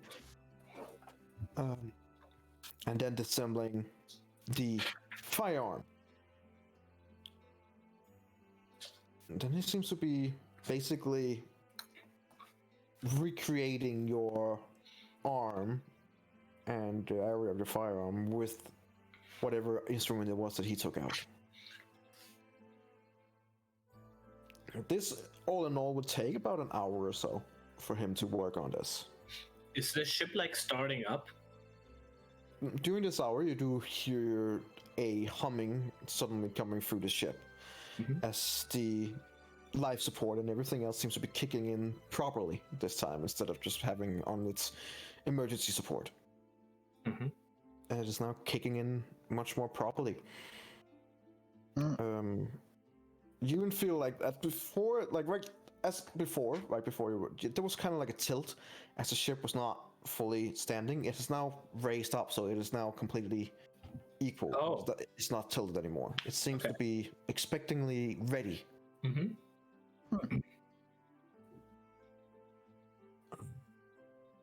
All right. After about an hour or so, he is finished with your arm. From the instrument that you had before, a lot of it had been changed and removed.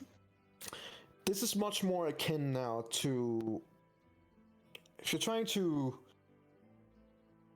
explain in a way that you guys would understand, it's very akin to if you've seen in a movie or a video game where someone hold out their arm and then a weapon kind of pops up out of the arm.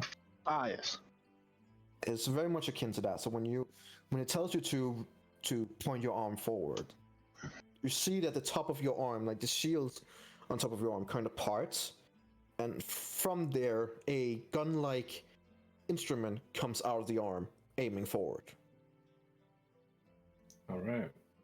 Cool. How does Jack look? Jack is looking on with both equal curiosity and fear. All right. Please, follow me down to the deck, and you can try it out. Sure. All right. I would follow them too. Yeah. Oh, Everyone moves. let's go.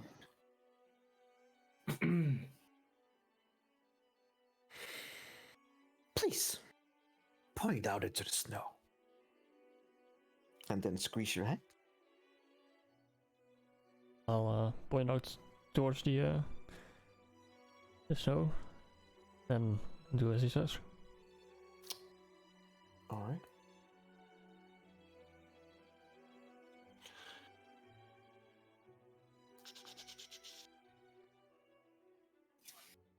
All right. So you see, first of all, that it has a pretty good range on it. The shot, as you're pointing out, fires out about 100 feet. You also feel immediately that it has a powerful kick, and that you kind of have to use your other hand to stabilize it, probably. This would be considered a two-handed weapon. So you would have to use both your hands to, like, your other hand to stabilize it and then aim with it. Do you usually have a shield? Yeah. All right. You get the feeling that if you do not use your other hand to stabilize, you would have trouble hitting directly. But the range is pretty good. And you see this radiant power shooting out of your arm, about 100 feet away. You don't hear the impact, but you just see a faint poof in the snow and a small explosion. Roll me a 3d8. It's pretty good. Good hell. Goed damage roll. Yeah. How many attacks do you have? Alright, so that would be a potential of 15 damage. As you say that, he as you shoot once and you see this radiant sphere going out.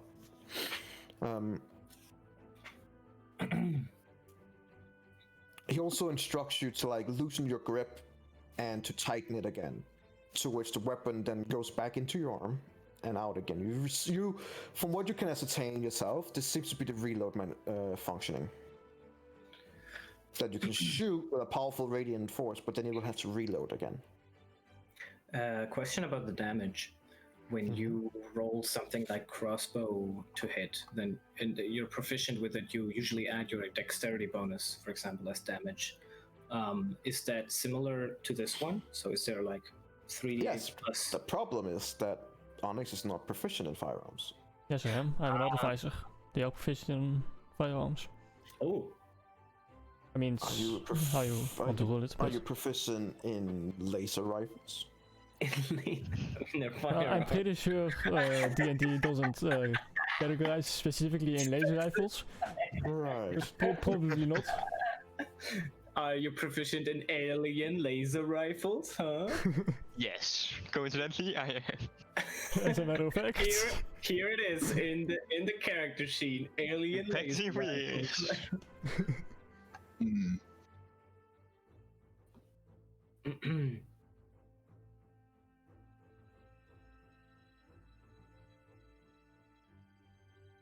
I was saying, as an artificer, you are proficient with firearms. Yeah, hold on.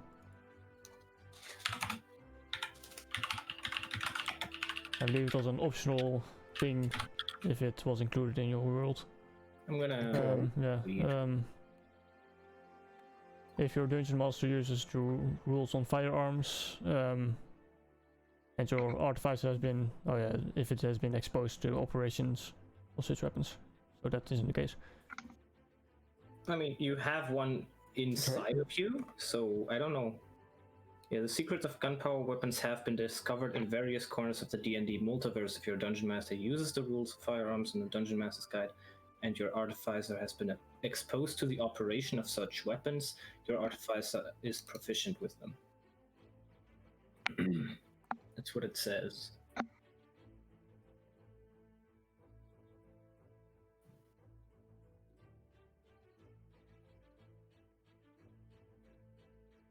Consider that this is different in the way that it is created. I mean, you can learn to become proficient with it, like, technically. You know, just take some training, I guess. Or maybe they will help you a little, at least, train in the beginning. He takes a look over you and he's like, You're not used to using this, are you? Well, considering that the one I had also broken since I can remember. And this is the first of its kind that I actually see operational, no.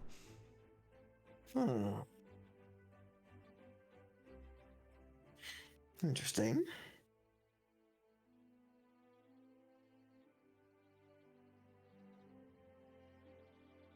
I can see how that can be a problem.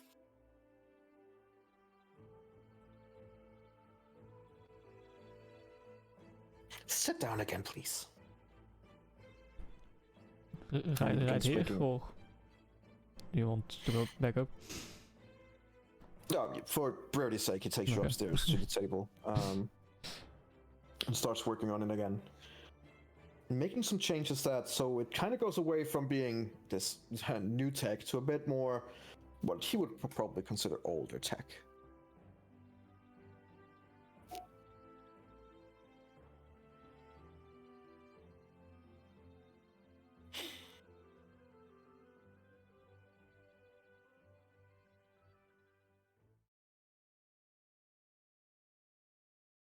All right. After doing some changes, and you see that he's going back and forth, going down the deck, coming up again with different stuff, and he comes up with a crate at some point. Like a small crate that seems to be akin to a powder keg. And he pours some of it into your arm already. And starts working essentially with black powder. And it seems like he's working with this black powder pretty much like it's nothing. Despite you guys already, especially you, knowing that right now he is sitting and working with something that is extremely explosive. But he doesn't seem to mind much. He seems to be on top of it. And to the best of what you can guess from him, it seems like he is pretty clear on what he's doing on it. You don't get the feeling that he's about to blow your arm up. At least you hope not. He recreates your arm, basically, into what can only be described as the same kind of weaponry that a certain character you already know, like you know, not Onyx. One could almost say that you could call your arm Bad News, if that rings a bell for you. Oh yes. Oh boy. It is still a two-handed weapon. It requires a reload and it has a misfire chance. Say again. Sorry. It is still a two-handed, considered a two-handed weapon that he will need to basically hold with his other weapon, with his other hand to try and stabilize it. It needs to reload after one shot, and there's a misfire chance. Okay.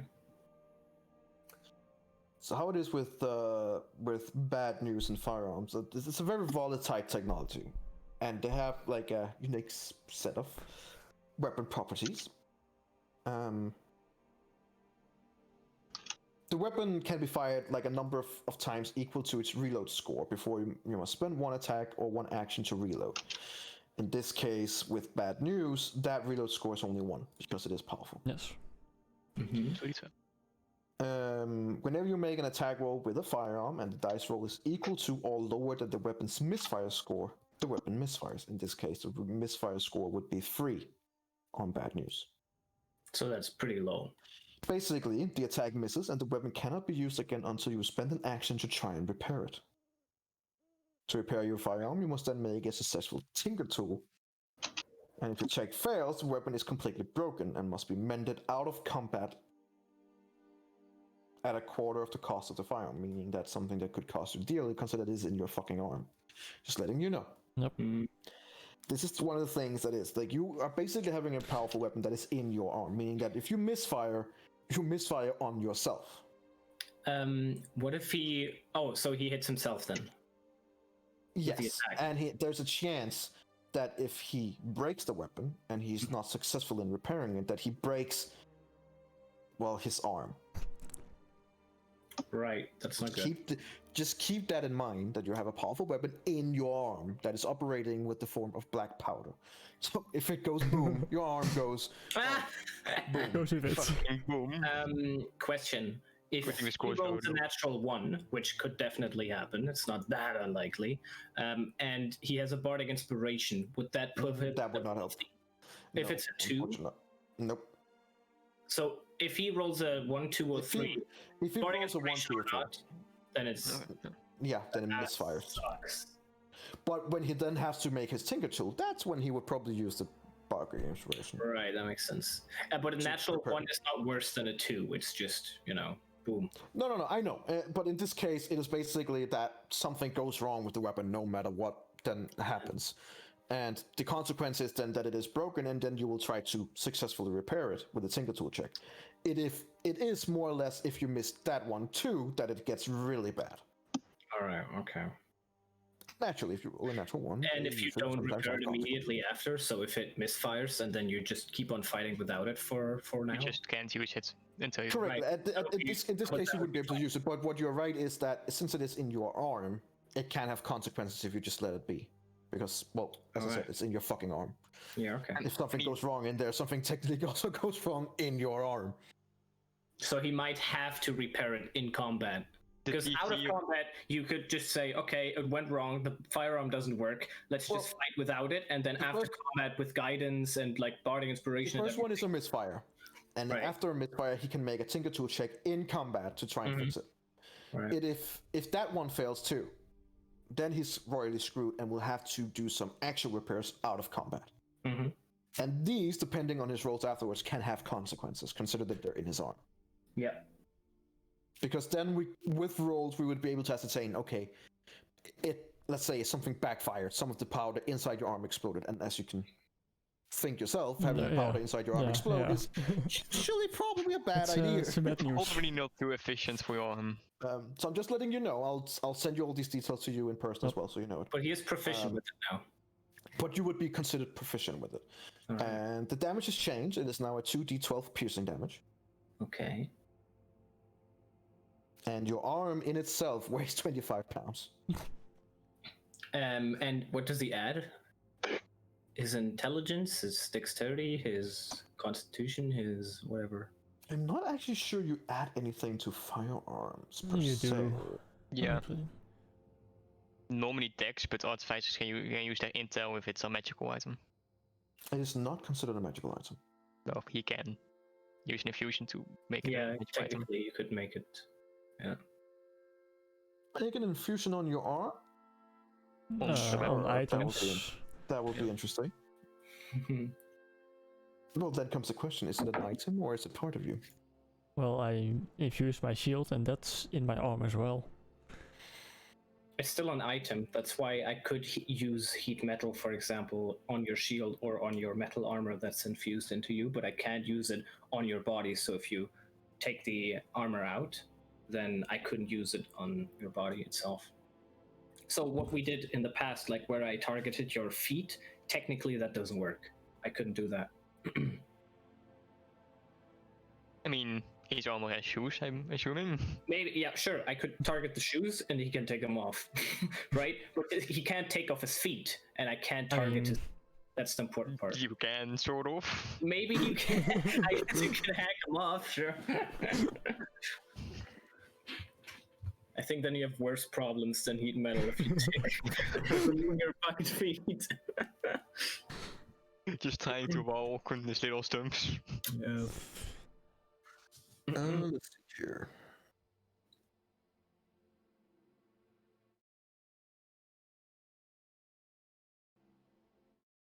Normally firearms would be with dexterity, so unless you make something that changes that, it would be with dexterity. Right. So Which is still pretty decent. Because it is considered a ranged weapon, basically like a bow. Just yeah. So unless you have a way of changing that, I have no idea if you do. If you do, awesome. If you do not, well, then it's dexterity. Well, I can infuse it and then it becomes magical. Yep. Then it You should becomes probably intelligence. infuse it with like a +1 to the attack roll, because you don't want to roll that 3. I'm gonna infuse it to something that means that I don't have to reload and it becomes a +1. Oh. Well, that's pretty good. It's a great infusion. Yeah, it's fucking strong. An infusion works on only certain kinds of objects, as specified in the infusion description. So make sure you read those things through. Yes.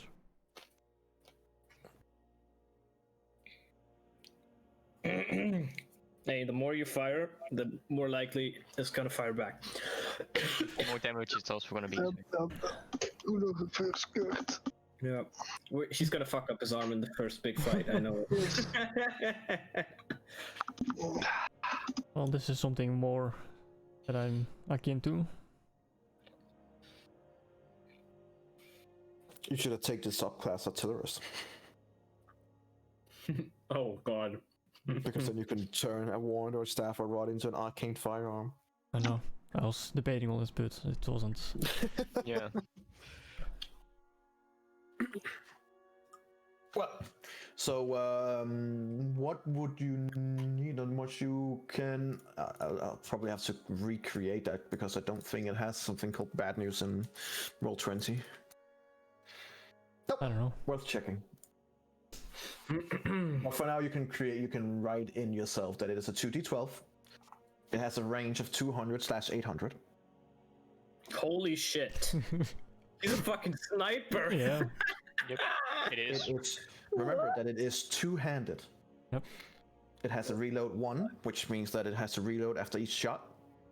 Mm-hmm. Which in this case would be you shoot, then use bonus action to reload.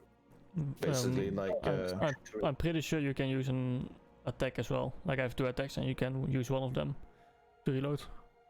Not that it would be I mean, you can helpful use it. in this case, That's but what you can do is you can attack, bonus action to reload, then use the second it's attack. actually not even a bonus action, it's an attack. So the weapon can be fired a number of times. You to really score, you have to spend 1 attack or 1 action to reload. So Yeah. you would have to use an attack, then an action to reload. no. So in your case, since you have 2 attacks, it would basically be an attack and then reload, and then you would be able to do it again Yeah. next round. Yeah. Unless you also have hasted, then you would have an extra action, then it would be... But you know, Yep. you figure that out. But yeah, it's an action or attack to reload. And it will be have to each shot. Alright. And write down in its notes that it has a misfire 3, meaning that if you roll a 1, 2, or a 3, it misfires. He has his dexterity bonus added on top. That's It's a disregarded. 3 for Onyx. Yeah. Complete disregard. Like so, It's it's just if he a rolls a D20 1, 2, roll. or 3. Yeah. Plus whatever doesn't matter. No, just a Yeah, D20. unfortunately not. So there is technically, unfortunately, a 15% chance that your weapon misfires.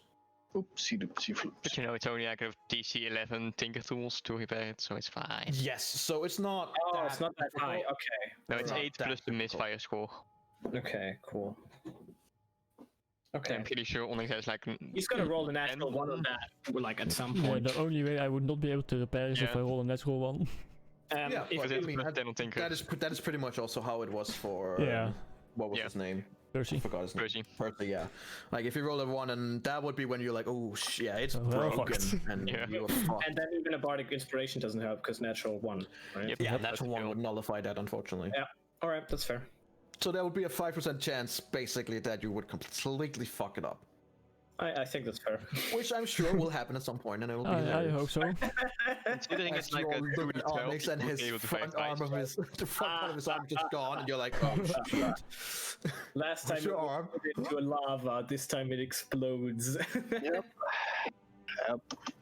I put my arm in the forge. What will happen? So with some help for some friendly well, creatures, you now have a rifle in your arm. Cool. And like a stingy in your eye. Ondanks eye. It's basically a new monocle. Yeah. Yeah, it's basically a new monocle, actually. Right. Wow. Great success. Okay. I see it's finishing tingling with your arm. He goes,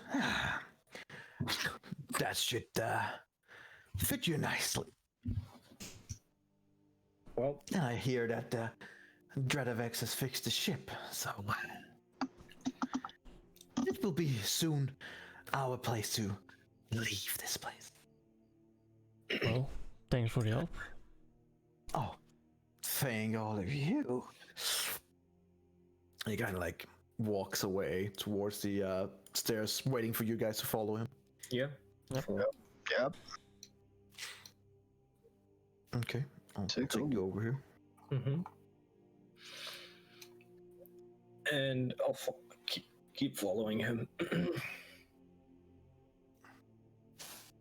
Yep. You come down to the same creatures again, and at this time they are piling on the golem and just. It looks like bullying, but you get the feeling that these creatures are like basically do not have much of a brain cell going on. Yeah. Was They my kind of dog, like all stare at you as you come down, but when roaring comes down as well, they leave you alone. was my dog able to get on the ship? You get the feeling he might be right outside, but the door's closed. Nope. Is he?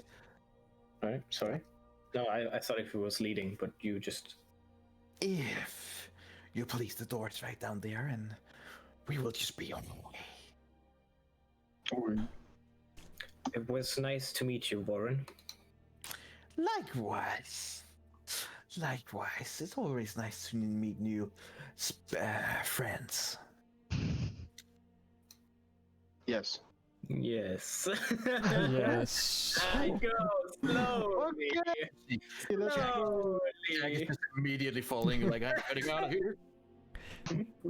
And as I walk towards the door, I would look for anything that's just laying around loosely, which would be interesting to take with me.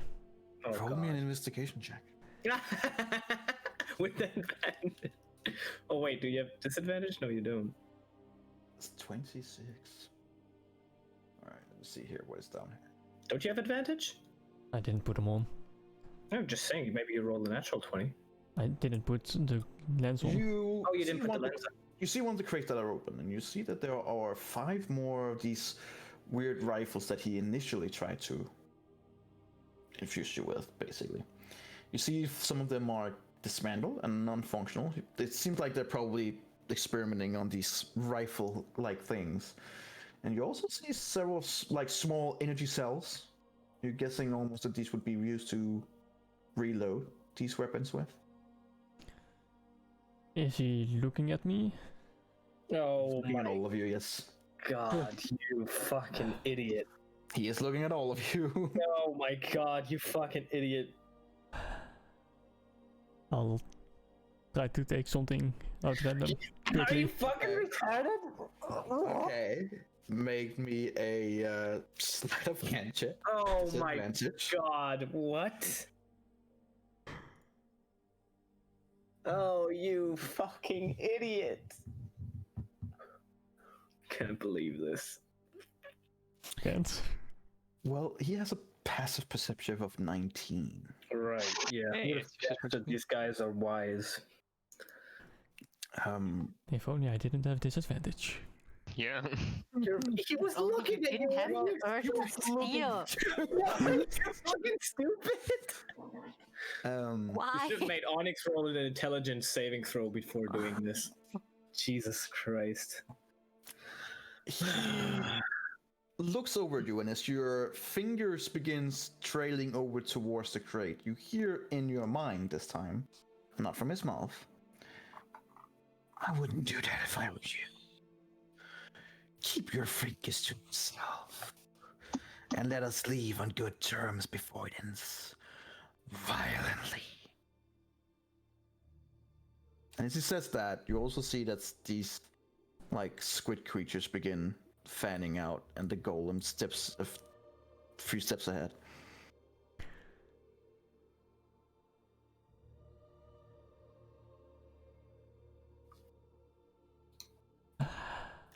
I'm just like out already. Like, can I go outside?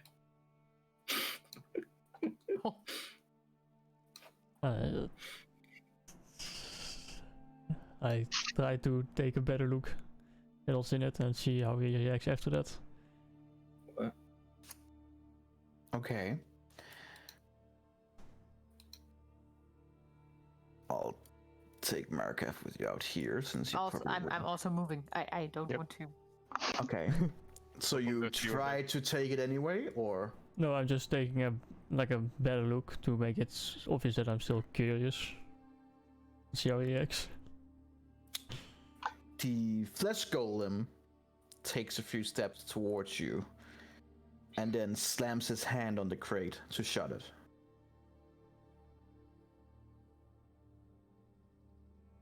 And they're all just kind of menacingly looking at you.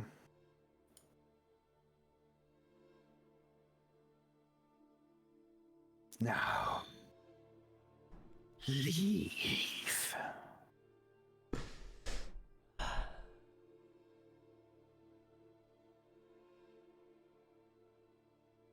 I slowly start walking forward.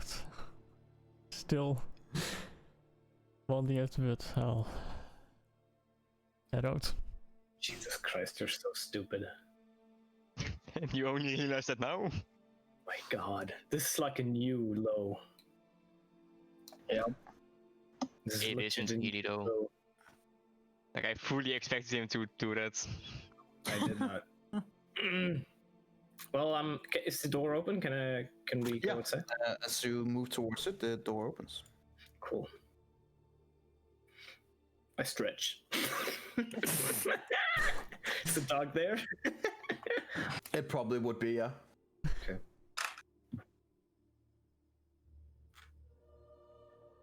Steel offender. Well, this was not what I expected.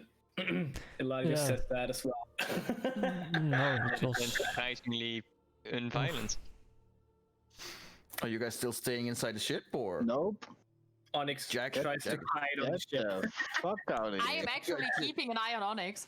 Jack is like standing outside and just with his hands on his knees going, Jack, What are you type of- alright? Get the fuck off these tentacles. does it look like that I'm alright? Well, you're alive. How do we know that it didn't do something to our brain, huh? We don't. I guess. Yeah. Fuck you. But I mean, you did say you didn't fight with us, and we didn't fight, so everything's part of the deal, wouldn't you say? You guys, sure are a strange bunch. Yes. what type of arrows are with the ballista? Sorry, What for type of fuck's sake. arrows are there at Oh the my ballista? God! I do not hear what you're saying because people are shouting. What type of arrows are there at the ballista? Just regular arrows or something special? On this one here, just a normal ballista arrow, yeah. then I'll just head off. Okay. It's a special alien ballista arrow. It's a fancy ballista though. Just put it out. I reduce it and then I take it out. Exactly. God. I reduce your ship and it's complete. Oh man. You fucking idiot. You two are a bit late. Just wanted to make sure he doesn't try something else again. What do I you look mean? at Onyx. Trying to steal from the people that just helped us and left us to leave in peace isn't just a smart move, don't you think? Well, they were only with 2. So else. What, So no you- need to put up a fight. You tried to steal from them? I tried to take something. So you tried Which to is steal stealing, from them? yes. Yeah, with a passive perception of 15, she would have seen it. Are you kidding me, Onyx? Really? These were probably the nicest mind flayers we will meet in our life. And you tried to steal from them. They helped you. You see Jack just looking at you. Did you try to steal from mind flayers? Are you out of your goddamn mind? I don't know if I should be impressed or... Well, you're crazy. You're crazy. I just kind of just walks away. What he said. Well, there was an open crate of those pulse rifles. Mm-hmm. Sure, you could have asked to trade something for it. They are always interested in magical items, aren't they? If they have a lot of these things, you could have traded them something. I don't think I have something that they would like. Could have traded a book. The book is more worthy than the I don't rifle. want to keep it. But can we just move, please, before you Sure. really get us into a fight? The tentacles wiggling now, or? Yes, they are coming to life. All right. I wanna keep my eyes on the snow for these little worm thingies. Okay. Don't think they will do anything, but you know. Oh, I'm not getting fucked up again. Okay. I hope. You guys are moving out, following Jack, who is Running for his life. moving very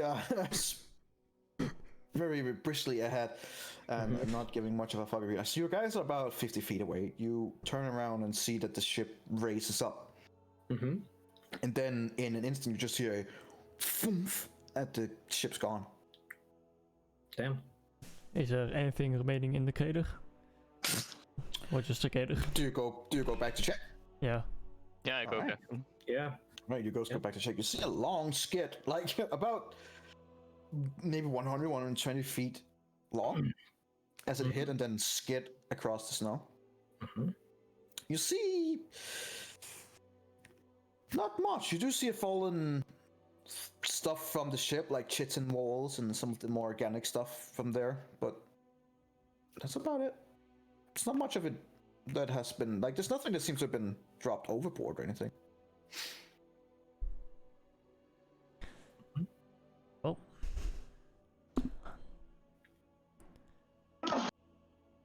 Nothing remaining, so I guess we head back. Yeah. Alright, as you guys are going back to the crater again, Jack's like, are you guys done? Do you think that we have spent enough time here? Yeah. Why, I do you think want to stay longer? No, Onyx, I don't particularly want to stay longer here. I think we can head back now. As I said, I was actually of the idea that you guys were joking when you said that there would be mind flayers. Why would you Now joke I about admit that? that is entirely on my own mistake. But Be a joke. no, I'm just beginning to get that feeling that you really don't.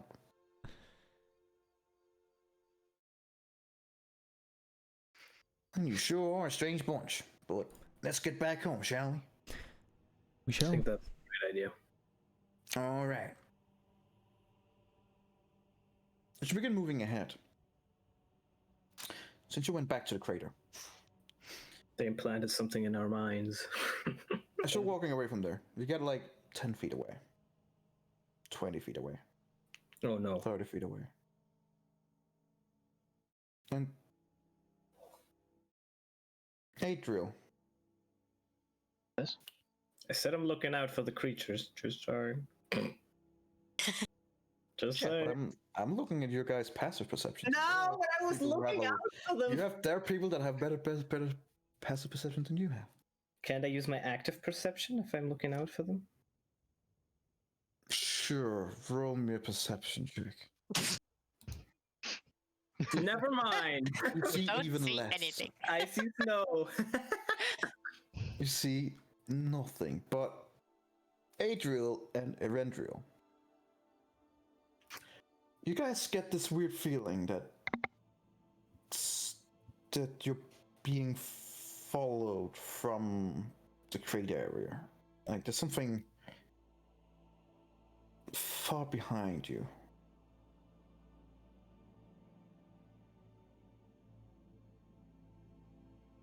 As you turn around, you see that about 120 feet away from you, there is something coming towards you guys. And fast. Guys, And it's big. guys, something Yeah. is coming. Where? Do we see it? Behind. Find you. Coming fast. Any idea what it is? No, Something big. Then I just shot mine. Oh, great. Ready? get yourself ready. Pulling out my bow. So Pulling at the bow. Oh, God damn it. Oh, we're Fuck. here again. Oh, right, okay. We're back. This is easier to use. Yeah, makes sense. It's absolutely fine. Mainly also because you need some room. I remember this place. Believe. How far can Alara see? I can see everything. Like I can. Can you turn on the daylight? Because it's day. Sure. Cool. Ooh, it's bright all of a sudden. Right. wow. Yeah. Oh, what's the your energy? Yeah, I was about to say. Yeah, just ignore that. Okay, where's the creature? Nice. Oh. But about 120 feet back, you guys do see a creature that is following you. Fairly big one. Oh, so it's not on the map yet, so it's pretty far out. Oh, what? What? You can do that? Holy shit! What the fuck? You didn't Yeah, know? you didn't know that? No! What? Wait, so I... Walk in there. Oh my god! What the hell? That's so cool! Okay. Yes. Gecko learned learns something roll new. 20. Yeah. Alright, cool. As you guys are looking behind you, Mhm. and you're trying to follow the eyes of Erendril and Adriel, you see that you quickly see that what you thought was just one huge one is suddenly splits out into two. Maybe that's what we met earlier. But And you also quickly easily see that these are bigger Ew. than the ones you met earlier. What the fuck is that? And they are approaching fast. I need you all to roll initiative. Take my characters. click on the characters. Let me just remove everything here and you can go. Oh I always yeah. forget where it is. Oh yeah! Where's initiative again? Next to your armor class. Ah, yeah, right. Click on the character. Ah, shit.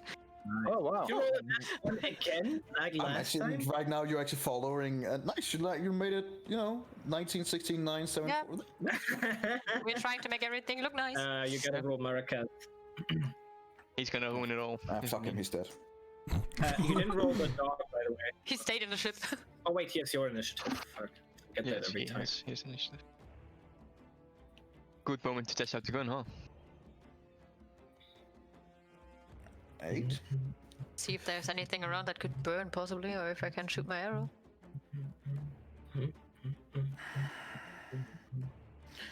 Um.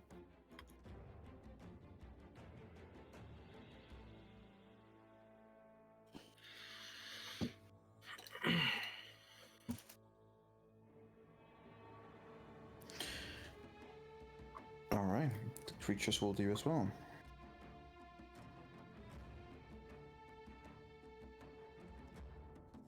What? point 11. Plus point 1 Yeah, that's Dex modifier. Why is that the Dex modifier? What? Yeah, it's a tiebreaker. I don't know why it's on all of a sudden, but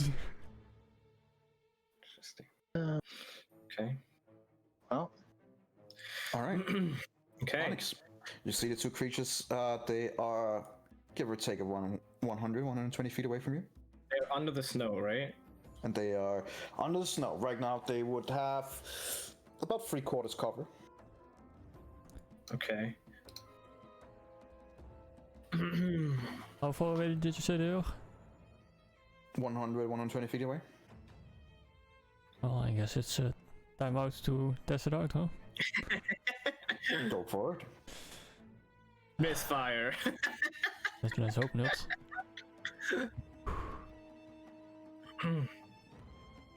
Well, Okay. it's not a misfire, but I doubt it'll hit. Does not. Yeah. It shoots away. You just hear this loud. He suddenly cranks out his arm, and you hear just this as the arm explodes, not in a malicious way, but with a bullet. In a good way. And you can almost follow the direction to shot, but you also just see that it hits into the snow, and you're pretty sure that it didn't hit anything. Use middle action to reload, All right. and I'll move up.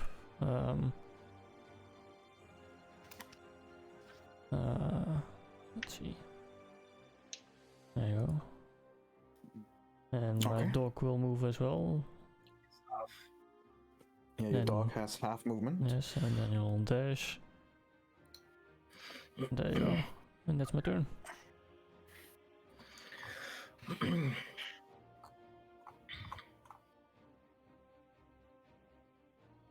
Actually considered here that it would be the mountain ridges. It would be deep enough snow that your shoes wouldn't even help. You would all have you would all have difficult terrain, even with your snow equipment. Okay. Unfortunately. So consider this whole area difficult terrain. Oh shit. All right, Eladio, you're up. Do I know the area that they're in? Just the like around the area, because you said they have 3/4 cover, but that I mean, you can see the snow bulging up, so you can Right. see that they're coming. It looks like a freight train coming towards you just below the snow.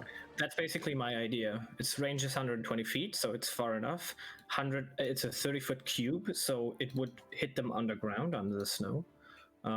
But I just need to know like the 30-foot cube area.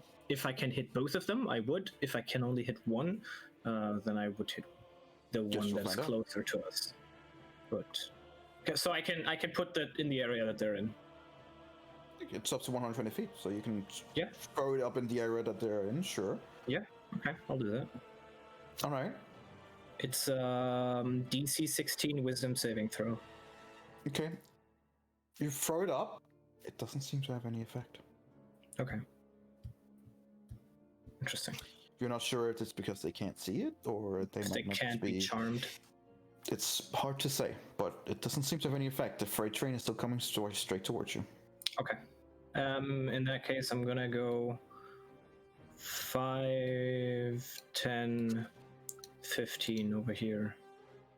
Okay. And I'm gonna use my bonus action to give Onyx a bardic inspiration. Okay. And I'm gonna say, "Don't fuck up that arm." You feel Alright. inspired. Very. You're so good in those inspirational speeches. Yes, I know. You're welcome. All right. This creature will go.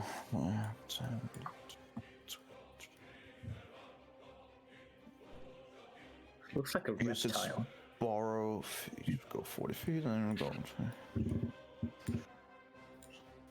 Fur. Maybe it's The not the creature will aliens. Sorry. Maybe it's not the aliens. Not as far as you can. I mean, they seem bigger than the other one, so you assume not. like just- That will be its turn. Just going straight towards you. Using its So wait, whom? Us or me? all of you. All right, and Jack will step out in the snow and use his rifle. Nice.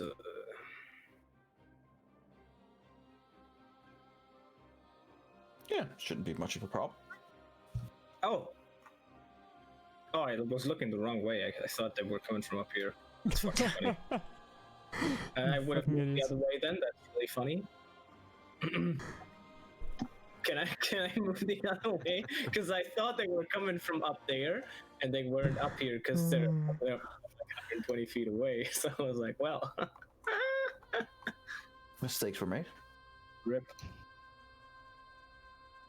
Does actually roll pretty well, but just not enough with their 3 points cover. Like, they have too much Yeah. armor at this point. So it seems to be digging right into the snow in front of them, and he just goes, well, never a dull moment, I suppose. And he just kind of like goes, for the rest of his few movements, go over here. Okay. 5, 10, 15, 20. There we go. Yeah, that's what I wanted to do. Fuck. And the other one is damn gonna it. follow its buddy, going from 10, 15, 20, 25, 30. And then it's gonna go there. Mind you, they're still buried on the ground. Emerald, you're up. As the 2 freight trains now split up completely, still coming towards you all.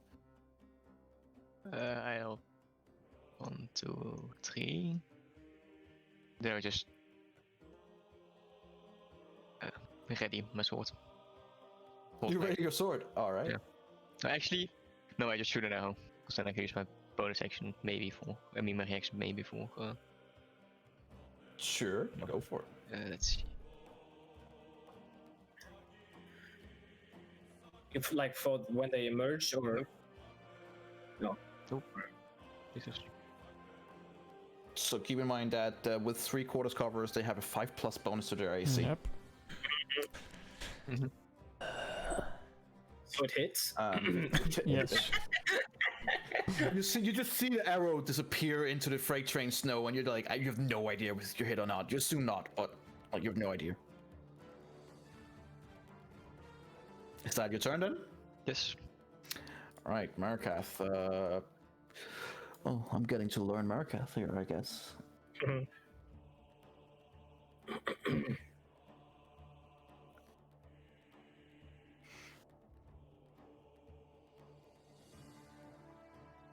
And he's kind of cast Beacon of Hope. All right, cool. That would be on all of you, Yes. except Ducko, but that doesn't really matter. Anyway. And it's concentration, but for the next minute, all of you have advantage on Wisdom saving throws and Death saving throws. And you're And getting healing the is maximum number of hit points possible from any healing. It's pretty nice. All right, and he will take basically do as Jack and go 5, 10, 15. As he will take a few steps back, not being interested in.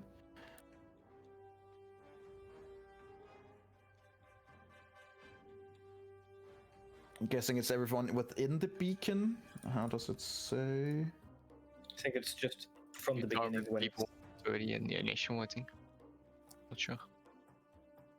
Yeah, okay. Choose anyone creature within range for the duration of each target events. All right, so yeah, as long as you were in range within the beginning, as you all were, you all have that. Cool. All right, that would be his turn. Elara, you're up. She would shoot an arrow into this direction to see if she can see if it works or not. If Sure. she actually hits something or not. Goes for it. you have disadvantage. You Ah, yeah, don't. It's a 23. yeah. Remember, those of you who are. No, I don't believe exhaustion at this point. No, No, Does not the anything to attack now? Not at one. Roll again. no, you have a 23. It's the first. That's what I want to know if that counts or not. Why did you roll with disadvantage? Because I had it from the last saving throw. Right, so it was just a Difficult to say mistake. that. 23. And let's see here.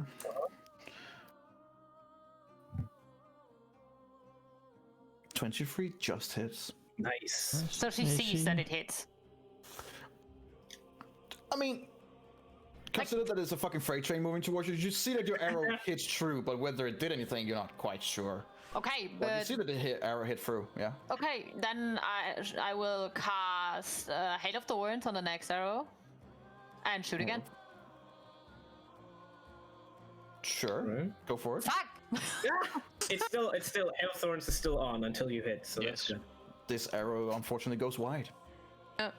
Well, I have a third one. I will just shoot it right after it and just hope for the best. Go for it.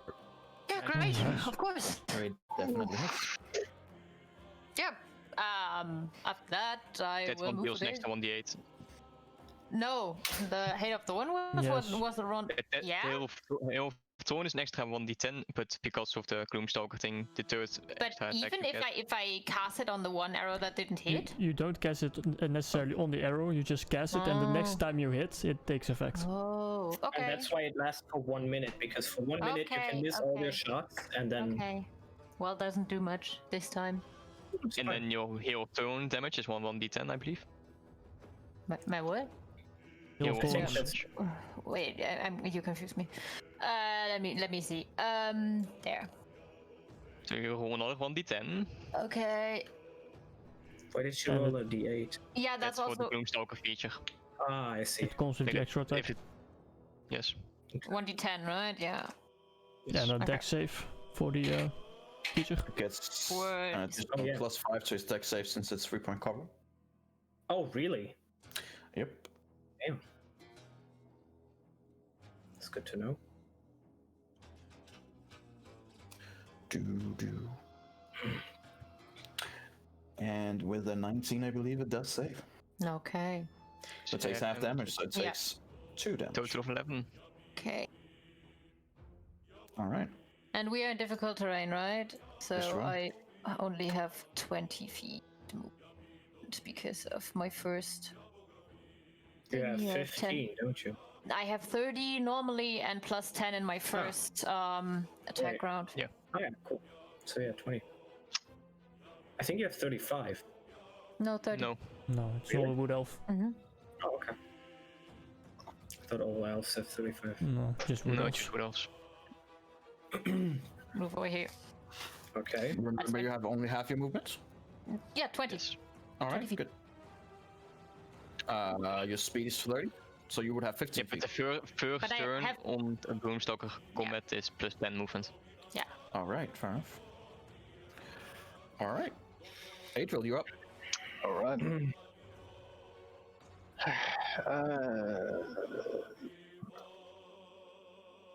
Hmm. Let's see. How's my character would do that? I will use erupting earth. Ooh, It's a 20-foot cube, nice. right? This feels Yeah. like Pokemon when you use what was the? I only have the German names because I played it in German. But like when you use Earthquake against Dig, I think it is. Feels like. Erupting word. They will both have to do a dexterity saving. Yep. Do they still have the +5? Yes. Aw. First one saves. Second one saves. Okay, that's 7 damage each. Still. Alright. And each 5-foot square portion of the area. No, the entire ground in that area becomes difficult terrain. Extra. Right. So I don't know if that affects them in any way because they're burrowing, but Well, you can certainly hope. we'll see. We'll see.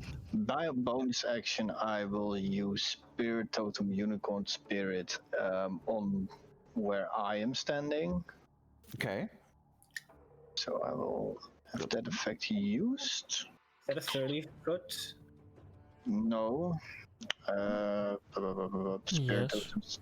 It's a 30-foot Yeah, radius. 30-foot radius. Yep, correct.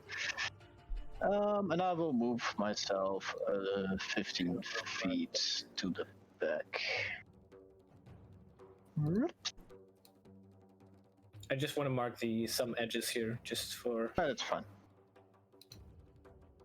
And that will be my turn. 30. Right, can you hold that arrow there? Perfect. Yeah. And one down. Perfect, thanks. Yep. All right, Onyx, you're up. Alrighty. Well, I'm just out of range to get to run to them, so that's unfortunate. So I'll just shoot again. Go for it. God damn it. God damn it. Goes wide, unfortunately.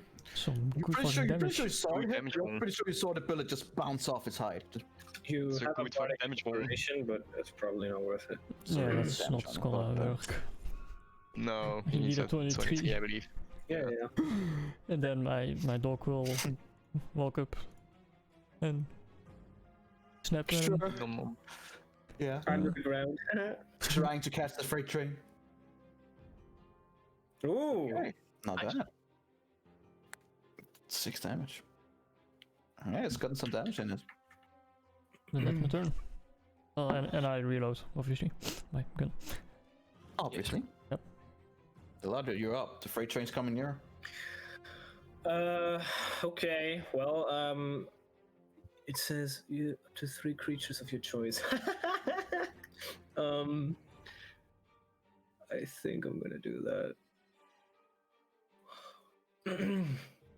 Okay. I'm gonna say. I'm gonna look at Rendriel and Onyx. I'm gonna say, all right, brace for impact, and I'm gonna cast Bless on me, Onyx, and Rendriel. Okay. D4 to saving throws. And I'm also And gonna attack. give Rendriel a bardic inspiration. So both Onyx and Rendriel have a bardic inspiration now, and then I can move 15 feet. I'm gonna move there, so that's 5, 10. Actually, I want to move here, so would be like this, 15 from here.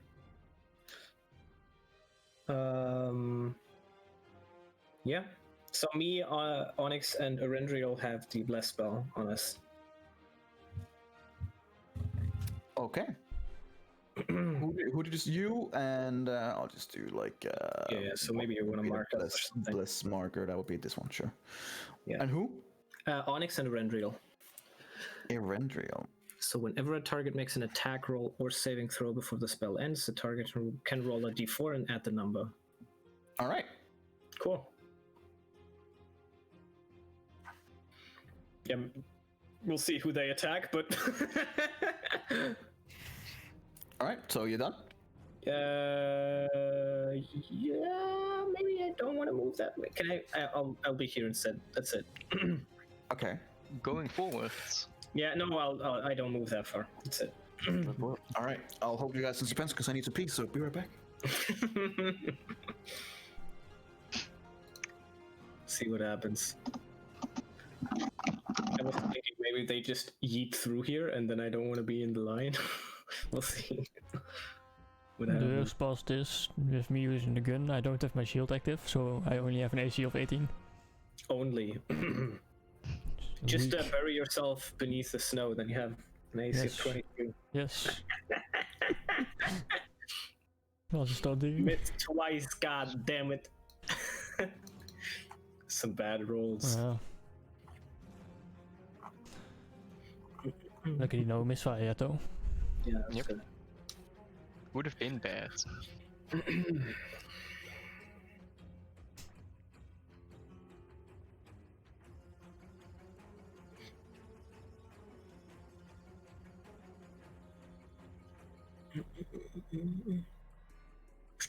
I find it funny that Erendriel is in the front because he's like not in a damage tank at all. Like you have no clue how much damage these guys are gonna make, and there might be 2 going right for you right now. This is not good, man. I mean, this one probably won't. How do you know? Well, maybe he attacks a dog, but maybe he doesn't. And maybe he goes for Onyx. Yeah. Well, I hope Bless spell helps. Burning Inspiration, we'll see. I didn't know it helped for attack rolls too. That's super Yeah. good. Super good.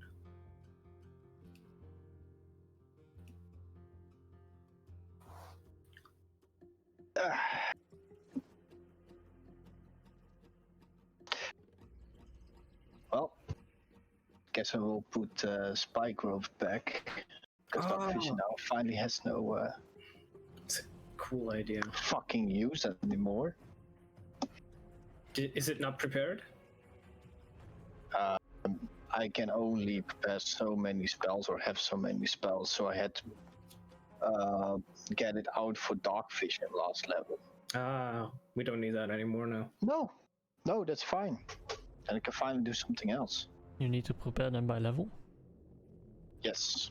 Bards do as well. Well, that is the problem with being not a mage. Alright, so who's ready to die? am. All of us.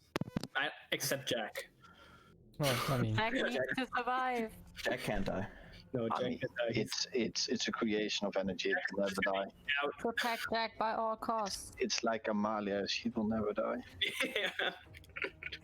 Alright, so as you guys have cast your spells and everything, the first of these bullets are gonna do its thing. It is gonna move up right next to you, I told you. Erendril, Oh yeah, it's gonna spring.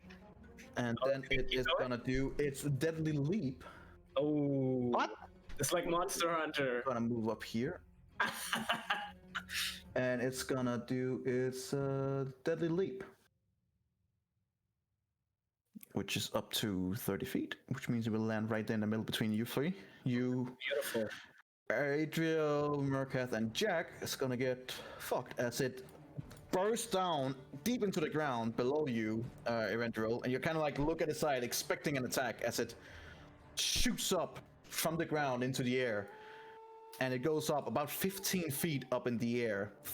Then it goes like almost 20 feet up in the air as it starts coming down again, directly onto you three. Just keep it here, it's fine. Alright, so as part of this, I need all three of you to make me a strength saving throw. Strength. ATL, you'll be fine. Yeah. Strength. ATL, you got this. Throw. Murkath has a -1 strength Yeah. saving. Yeah. I mean, ATL is minus 2. Ouch. Yeah, Adriel has a minus 2. Oh! Oh, wow. 12. Hey, I don't think that's gonna be enough, but nice. Good attempts. I move my bless, I don't. Never mind. Thanks for the bless. And I'm feeling Jack is, inspired. Oh, wow. Okay. Is that really bad? Oh. Jack is just standing there looking at it. Well, shit. well, hell. Right, so each of your creatures who does not succeed, you are hereby knocked prone, and you take. Oh, no. Damage. That's... Oh, fuck me. I'm also squishy. Shit. Oh. For this final bit, You will I finally all die? three take 15 bludgeoning damage and Yeah. an additional 12 slashing damage. Oh god. In total, you take 27 damage. That's my not God. too bad. Oh no. Oh no. Give me also that 1d20 then, because that's more than half my health. We'll fix that soon. 27, that means... Do they have like metal armor on them? remember your 10 temporary damage. Yeah, but I already got damaged by those Oh, other things. So that's 15 health left. Yeah, isn't that great? But you have the unicorn and the wisdom thingy, so that's good. Oh, I'm filthy. Especially Well, if you healed, that's really good for everyone. yeah. Feel real happy with that. Just Elijah, you're right. I'm not, I used to be, at least, the closest that came to a second tank. But hit dice, man. Alright, so that will be the bullet's turn. You just hear a loud as it kind of like screeches in the air and smash into you while it slashes with its forearms and its beaks and give you a shit ton of damage. And that will then be Jack's turn, who will use, I'll just move you a little bit here, half its movement to stand the fuck up. Mhm. And then he has like 5 feet left. Yes. Yeah, pretty much. He will then turn around, looking at the creature and going, "All right, you ugly goddamn piece of shit.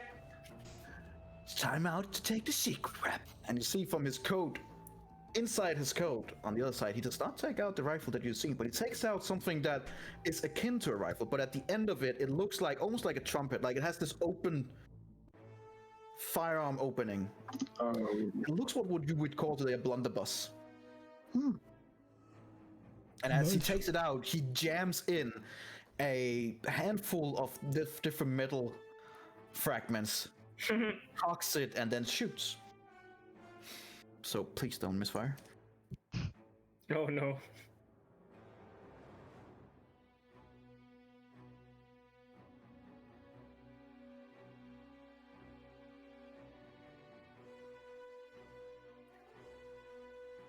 Oh. Oh, God. Oh no. Oh. He's my ass. Well, So so a blunderbuss has a misfire of 1 and 2. Okay, so he takes the blunderbuss out and fills it with these metallic substances, and he looks at the creature and goes, "This is for you, you ugly son of a bitch." And as he fires the trigger, you just hear like, and then nothing happens. It kind of like shakes it. And it's like, "Oh, for crying out!" Like, and then suddenly, it backfires. And you see some of the weapon is smoking, and you see some of the metal fragment is now in the face of Jack, as he himself takes a little bit of damage. Okay, not that much damage. Okay. But it does take a little bit of damage. Alright, he kind of like shakes it off. You see, he just has all kinds of soot and gunpowder and metallic stuff in his face. He's kind of shake out. He's like, "Oh, for crying out loud!" And he tries to mend it. That would be a 1d20. What does he have? +4. Okay. Fail. No, Fail. never mind. It fails. Is it? Oh, he needed a 10. Oh no. Seems so. As far as you guys can see, you can already see that it's not gonna work anytime soon. Like the round opening in front has just completely peeled back, like the peel of an orange, and he's just like, "Well, shit," and he will just stay in his place, I guess. That was not a good round for him. Nope. Poor guy, man. He's been rolling so bad today. Yeah, that was terrible. All the 1s and 2s. The other Oh bullet. god. He's gonna jump on us.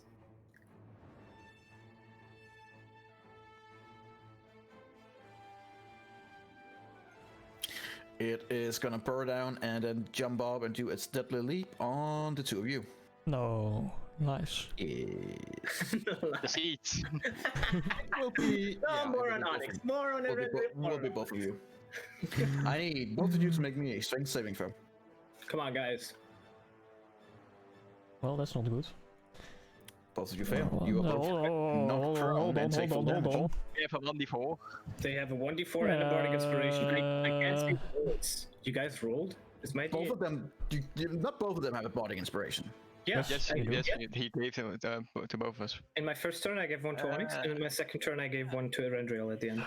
Am I gonna use a bardic inspiration now? Yes, I feel like I should choose it. Still not gonna be enough for me. 13.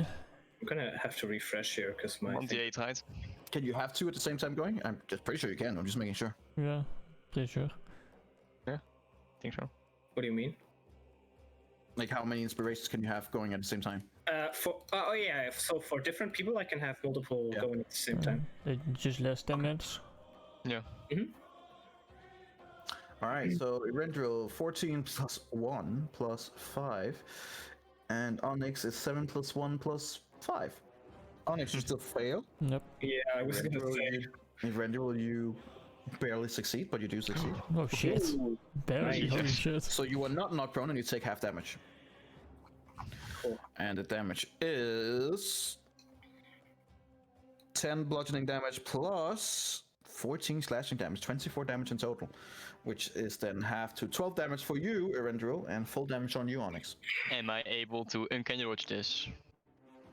Yeah, sure. Now, can you uncanny dodge if you fail? Technically, you succeed. Yeah, you can. Yeah, you can Right. uncanny dodge. So you would take 6 Isn't damage. Isn't that for a dexterity save, or is that? Oh no, never mind. Sorry, I'm That's evasion. ability. Uncanny Yeah, dodge is against attacks. yeah. So it's right. So 6 damage on you. Nice. And Onyx took 24. Yep. Okay. All right, that will be their turns. Erendril, you're up. As the creature is just all up in your face. Yeah, I'll Are they like wiggling on the ground? Right now they are up over the ground and in your faces, but they seem to still have some of their party down under. They seem to be pretty big monsters. Yeah. This is flanking height with Onyx. Or would I have to stand here? Sure. I think that. With this kind of creature, you're not sure how much flanking is, but sure, I'll give you advantage. Okay. And touch, and then I'll try to shank him with my rapier. Now my dog is Sure. all alone down there. And you have sneak attack. Yes. Oh, see, now you need. Fortunately, you do Wait, not wait, no, hit. 1d4. Yeah, we 1d4 on attacks, yeah. Yeah. Come on. I'm pretty sure they have 18, so We'll well, see. But regardless, how it's probably. roll it. Go ahead. Is it 18? You just barely hit. Yes. Hey, good thing I used that spell. Yes, that is very nice. All right. And then I'll attack again with my rapier. Sure. So my bonus action. Nice. For another 7 damage. All right. Just strike into it twice. Yeah, it seems to hurt, but I'm not sure how much it can take more. Like, it seems to be still doing fine. That was my turn. All right. Marikath will spend half his movement to stand up, I guess. Then he will.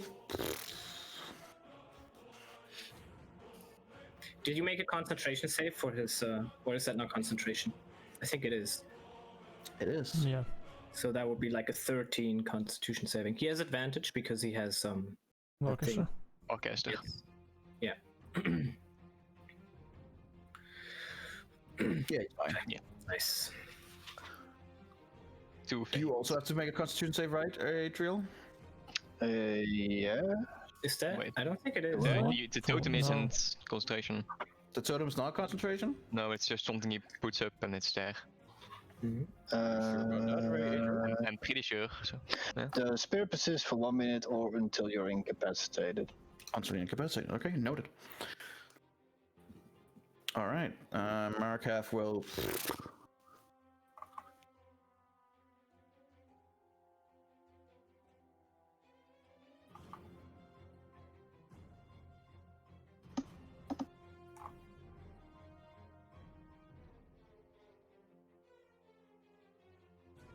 Huh.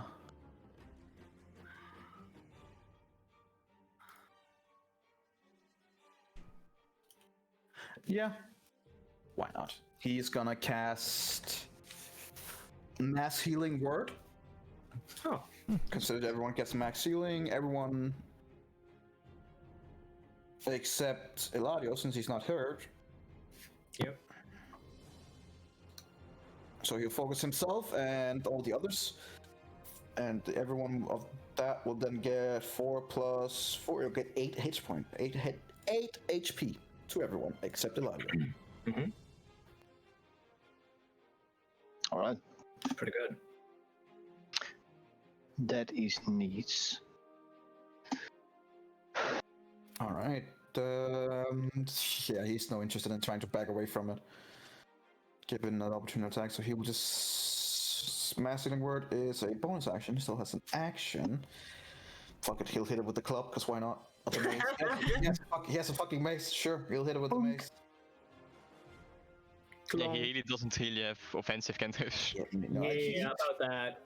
He punches into it, but just doesn't seem to break through the iron hide and just like well, okay. Did you say iron? No, it's not an object. Ilera, you're up. Done now, right? They are like mainly out of. Yeah, they don't have to cover. No. Okay, that's good. 18. Which one was the one I attacked before? Was it that one, right? This one. That was the first one that was beforehand here, right? Was it that one? No, I the think one that's this on is you the is on one the that's left. also on this side. Okay. And I will attack this one. And I won't use Hail of Thorns because I don't want the others to get hurt because How reasons. nice. Appreciate it. When, Hail of Thorns. when you cast it on it, can you choose not to use it? It's already been used. It Yeah, has already been used on the one no, arrow yeah, that hit. That's a new one. All right then. Exactly, that's why I don't do it again. And you wouldn't be able Alright. to choose whether it gets I affected. can choose to use an explosive arrow. Yeah, Yeah. Appreciate great idea. No, I don't do It's a that. Don't worry. great not? idea. Do it. Do it. Yeah. I will use the explosive arrow to shoot it at you. Yes. I'm okay with it, he says. Oh god, This no, feels like Monster Hunter right now. no. I will shoot both my arrows into this boy over here. This will be this one Nice. Yeah. and this one. That doesn't Doesn't hit. hit. Yeah. All right. Yeah, let me. One arrow managed to pierce through the underside of its hide, while the other one kind of like bounces off its thick hide on top. Okay.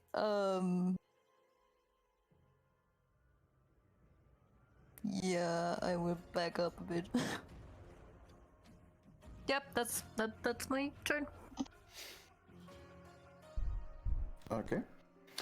Adriel, you are knocked prone and you have a creature right on top of you. Great. So I can't even get out from under it.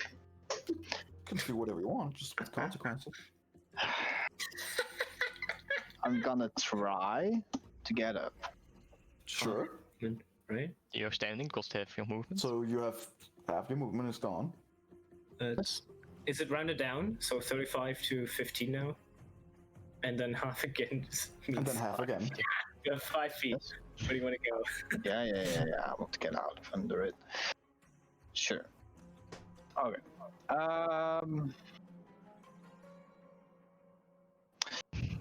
I am gonna use. Let's do.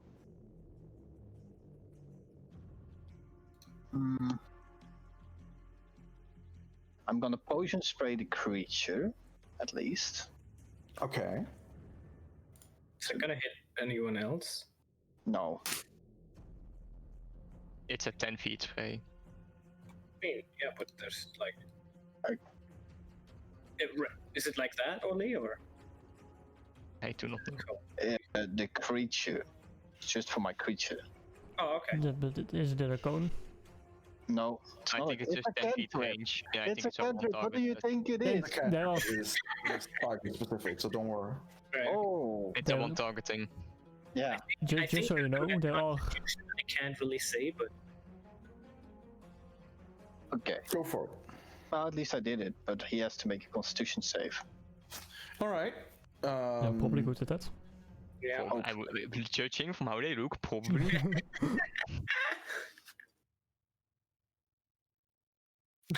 That's a 15, so it just saves. Yeah. Then it has. What was it? Half damage. Wait, is the No, cantrip then? it's a cantrip, Yeah, so no zero damage. Yeah. No, no damage. Nah. Then it's just for myself and healing word on myself. Don't forget energy that I still have to make the roll the 1d20 for the taking half my health. Oh yeah, Marikath too. I'll do it on second. Probably, at Why least. not?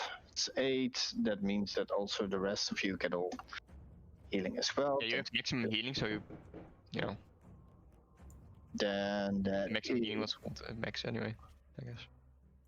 Yeah. Yeah. The healing from your totem is 6, right? Yes, Yeah. it is. Six Everyone for Equal to everyone. 11. Rolling a 1d20 for America for damage. That Oh, And mine Oh, got Oh no, it's the major one! yes! Right. So Adriel, you have another minor scar that doesn't mean anything, and then Wait, what? magical healing Right? can. Wasn't the natural 20 like? Wasn't Yeah. that like the fancy? Yeah, going to another table. Yeah. I remember that. That was the old system that I used. Oh god damn it. Oh, yes, a new system. Yeah, because I found out that the other system has some things in it that was just way too stupid. Doesn't mean yeah. If you roll a natural 20, you would go into another table where every single one of them would fuck you up for the rest of the campaign. Like, oh, you lost a leg. No, it Congratulations. didn't. Mine didn't fuck me up. What happened to you again? I don't remember, but it didn't fuck me up. Maybe. Well, at least 6. I think you got really lucky. I think I was wait. like stunned or something. Well, okay, I say that, and oh, Marikath. He loses a leg. Marikath loses an eye, Oh, Wow. and now has disadvantages on wisdom checks that relies on sight and on ranged attack rolls. However, magic such as regenerate spell can restore the lost eye. Oh boy. Wow. God. So Marikath now has a massive disadvantage on anything that has to do with sight, as he gets up, like uses half his wound to get up and kind of like tries to get his bearing, as you guys can just see that one eye on the right side is just massive amount of blood, and you can, like, after a close look, Adriel, when you look over Marikath, you can see that his right eye is just, there's just blood en masse where the eye should be. We're slowly traversing into the pirate campaign now. Everyone's Yes. I look at him with that face that your friend's like, there's something. You know, Yeah. hide there, can you hide? Yeah, that. Might wanna check that. Might wanna get that checked out, mate. That look from your friend. What Adrian- happened? If you, by the way, if ever any one of you You has get the thrown out- points. Yeah. Yeah. Nice. Adriel healed himself, so everyone gets 6 HP. Yes. Yes. As well. So just want to say that again, in case anyone did not. Doesn't bring his eye back, but yes, he gets a little bit healed up. Yeah, Alara as well. So everyone. Lega does that. I'm full anyway. Yeah, but Oh. Everyone. Oh, I'm sorry, Missy. I don't need Alright. your healing So, now. Is that your turn? Yeah, that was my entire turn. Everything All was right, Onyx, you're up. Alright, I will cast with a bonus action Branding Smite. I'm guessing you're gonna use your movement to get up. Oh no, he's Oh, yes, smiting yes, people. Yes. And Then then, go for it. since I don't use my shield at the moment anyway, I'll use my longsword two-handedly Go for for once. Right. it. All right, yeah, you hit. And then my Branding Smite Smite on top of that. damage. Oh shit. Nice, it's a good one. Damn. Very nice. And then another hit. Oh shit. That's Oh. better. Oh There you shit. go. Very nice. It's beginning to look hurt. And then my dog will move up again. 5, 10, 15, 20. Just barely doesn't make it, goddammit. All right, And as you then- take out your sword and slash into it twice, you see a lot of this muscus and blood hitting the snow and immediately beginning to make the snow go all like scissoring from the warm blood. It's beginning to look pretty hard. Okay. That's my turn. All right, Elado, you're up. I'm going to yell over at Alara. I'm gonna say, next time it jumps, make it go boom, and I give her a bardic inspiration. I feel very inspired. Uh, Make it go boom. Okay. And then I'm going to move one step towards it, and I'm gonna use inflict wounds. For it. Actually, let me. I need to read it once because I need to know what the higher level damage works like. Jesus Christ, this is like. When you cast on a higher level, you add a d10. Yes. I'm gonna cast it at 3rd level, so it's 5d10. So Okay, make an attack roll first to see that will. yeah, Just click it and it will. roll 20 is really slow for me right now, which is great. so I can't click anything. The creature I hit, by the way, energy regains 2 HP because for some reason it added 2 modifiers. Sorry? What's going on? The creature I hit regains 2 HP because for some reason it adds 2 modifiers instead of 1. Oh, nice. It doesn't look hurt at all anymore. Energy, can you roll it for me? Because my roll 20 is completely lagging. I have to refresh the page, if that even works. And maybe it's What level do you want to? third level. Like nothing, my entire browser isn't working right now. Very nice. Unfortunately, you rolled a 15, which doesn't hit. Well, then I don't hit. He's oh no, blast doesn't Wait, work on yeah, this. I roll a d4 then. No, this is not a weapon attack. I'm It's pretty a sure it's melee only. spell attack. Yeah. Yeah. Wait, so this is Wow, that would have been a lot of fucking. Yeah, it would have been great damage. Does my finger does it say- smell bad? Does it say weapon attack or It attack? says the attack roll. So then it Oh, would it be would. an attack roll, Jesus. because it's an attack Yeah, roll. it's a spell attack roll. So a d4, right? What does the spell say for the D4? It's number roll to the attack roll or saving throw. Put it in so we can see it. I can't do anything right now. I can It's absolutely. a little bit upwards, and you. Whenever a target makes an attack roll or saving throw before the spell ends, right? An attack roll is still a spell. A spell attack is still an attack roll. Yeah, attack so roll I is can an add a attack roll. d4. So let's you hope. can add a D4. Hope you Yeah, won't Three heal. of Please, five. please, come on, Holy 3 shit, that fucking Come on. damage. Nope. Oh. no! That would have been so fucking great. Try to get your hands on this creature, but right at the last second, the sword from Onyx comes flying down. You kind of like take your hand to yourself so it doesn't get it cut off, and unfortunately, doing so, the magic in your hand fizzles out. All right. Well, The spell is still used. Remember that. how much damage would it have been? 287. Oh shit! All right. I think. Oh, now I'm back. Holy shit! Jesus. Just remember that you used a third Yeah, level slot. I'll remove it. Good. Yeah, that would have been nasty, but Yep. sorry, you missed it by that much. That's very unfortunate. That is very It unfortunate. certainly is. It always feels hard. Yeah, like we say, what a shame. I hear you crying, Nico. I hear So you is that your crying. turn? Yeah, that's it. Can hear the sadness in his voice. Absolutely. Crying in the background. It is the brulette here in the background, which will borrow, and in borrow, it will go underground and attack from underground to you, Ilara. Consider that you just fired arrows at its friend and itself. It is pissed. I'm gonna restart my PC. Be right back. Okay. No. Lara, you have a bardic inspiration. Keep that in mind. If you hold Yep. your action and it jumps up, you can, As it comes Okay. from underground with its mouth open, trying to swallow you, it attacks with its. Instead of a deadly leap, it's a deadly borrow. I need you to make me a strength or dexterity saving throw, whichever is best for you. Probably a dexterity. With disadvantage because of exhaustion, right? No. Unfortunately, No? That's actually no, that's not a saving throw. Okay. Strength What's or that? dexterity? Yep, whichever is best for you. I would probably choose dexterity if I was. Dex in your case, yeah.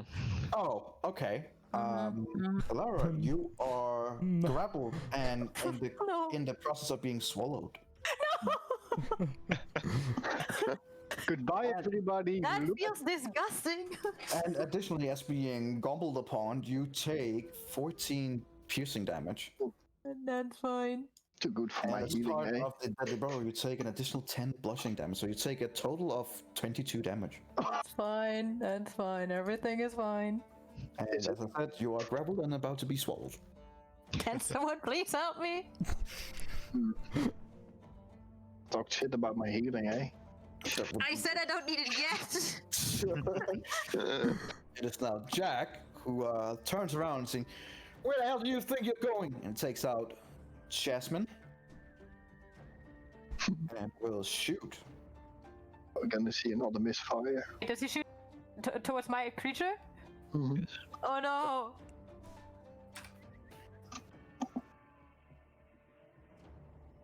Fireball.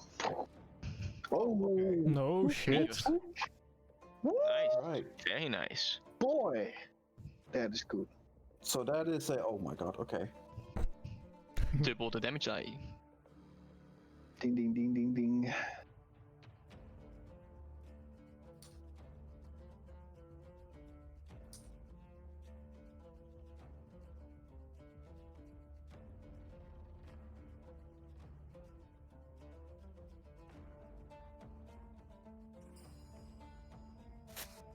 All right. So that'll be a.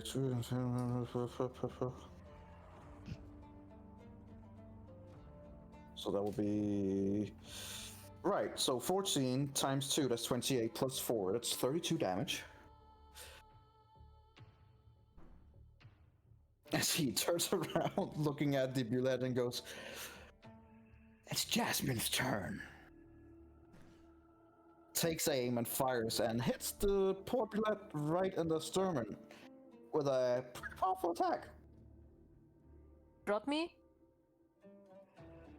Please? Guess we'll see what happens at his turn.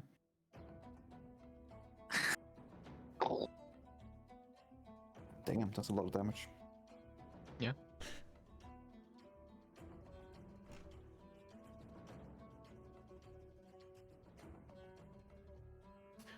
All right. That would be Jack's turn as he takes a few 5, 10, 15. Oh, he doesn't want to be too close to Markath. He's going to go up here instead.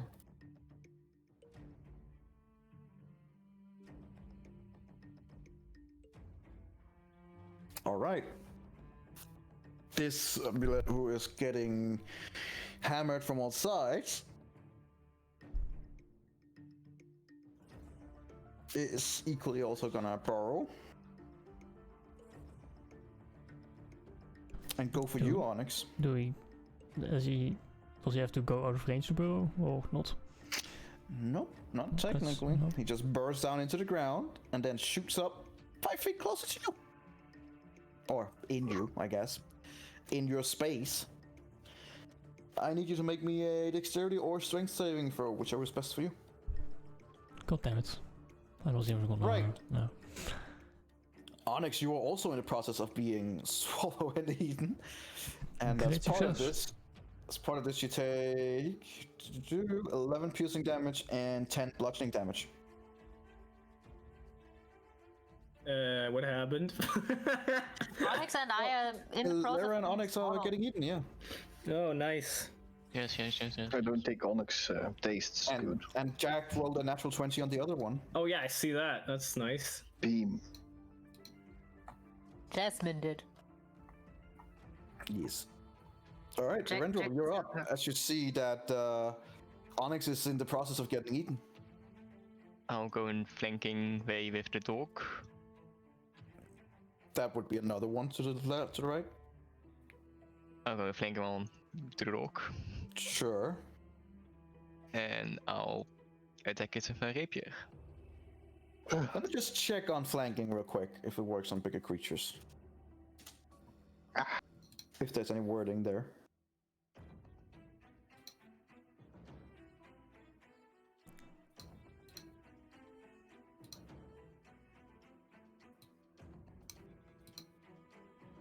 Squares my creature on at least one of its one of the enemy space.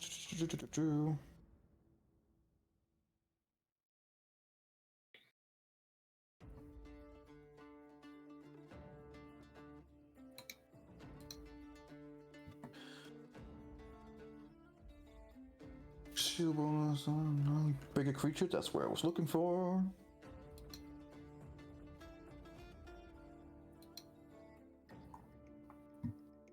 Alright, yeah, you would have advantage, go for it. Alright. Sneak attack. Rapier. Yeah, it hits. Still standing though. Then I'll just use another rapier attack. Come on, man.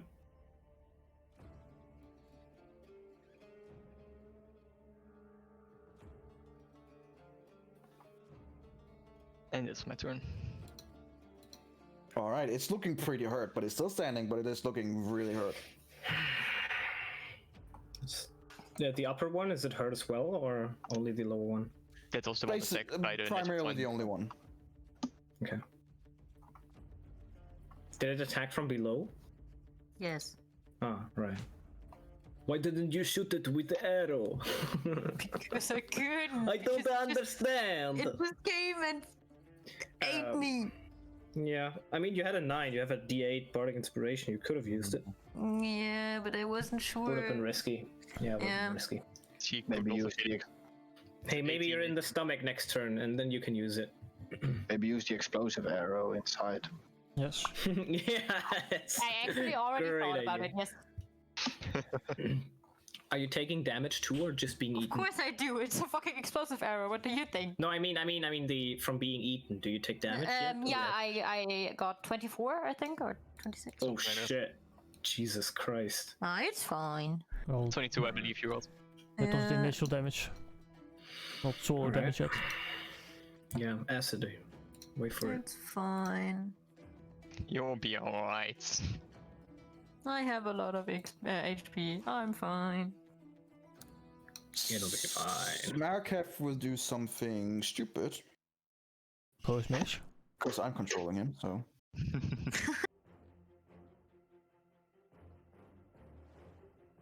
He is gonna...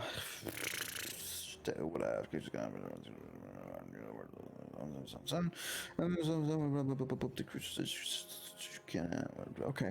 Okay, interesting.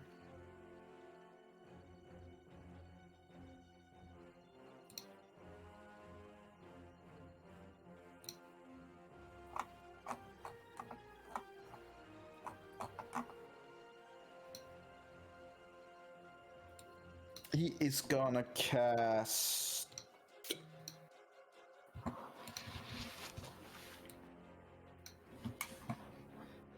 He's gonna cast Suggestion. Marakath. Yeah.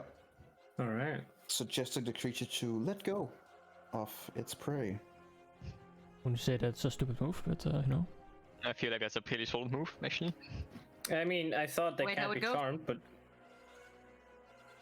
Unfortunately, it is concentration, which means that the healing concentration, the Beacon of Hope, is now gone. Yep.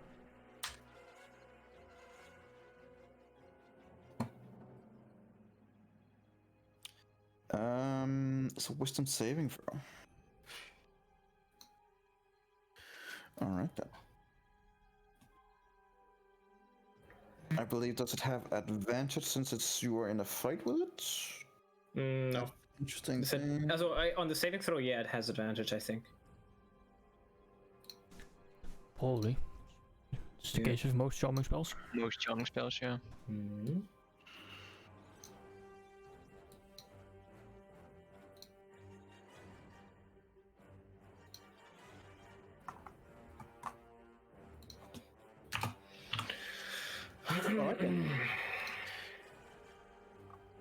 Wisdom saving throw.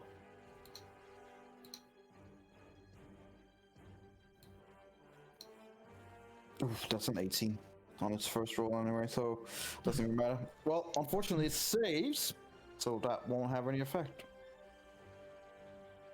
Just hear Marakath yelling at it in a language that you guys don't understand, trying to infuse this incantation. Unfortunately, it just doesn't take hold, and he kind of like backs off in a little bit of panic. Goes 5, 10, 15, 11. I need you Yeah. to try and break free of your grapple, so you can use an acrobatic or athletic, whichever is best suited for you, against its contested roll.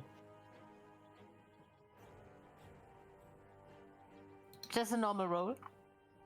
Either athletic or Yeah, but normal, acrobatic. no Yeah, disadvantage. straight roll. No Straight roll. disadvantage because you're exhausted. Okay. You yeah, are that's- exhausted. Yeah. Yeah. Well, So disadvantage. disadvantage. Yeah. See. Okay, still pretty good. Could be 15. worse.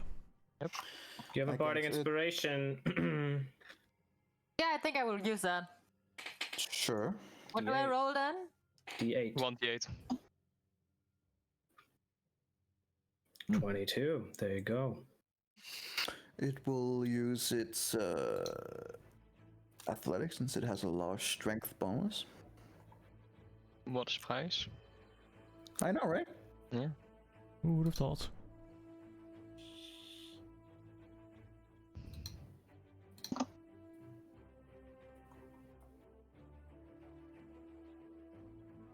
That's a 21, so it's just one below what you rolled. All right, There you go. As it's trying to force you down, you manage to break free of its grasp, and you're now basically on top of it, like right outside of its mouth. As it's trying Shoot the to arrow in the get back mouth! inside, but you are not considered grappled right now. Do I have my movement? You have your movement. You are considered in melee combat. So How much remember that if movement you're do I doing have it then? Well, 15 feet. Would it work? Just, I have that thought in my mind. I'm standing on top of it, right?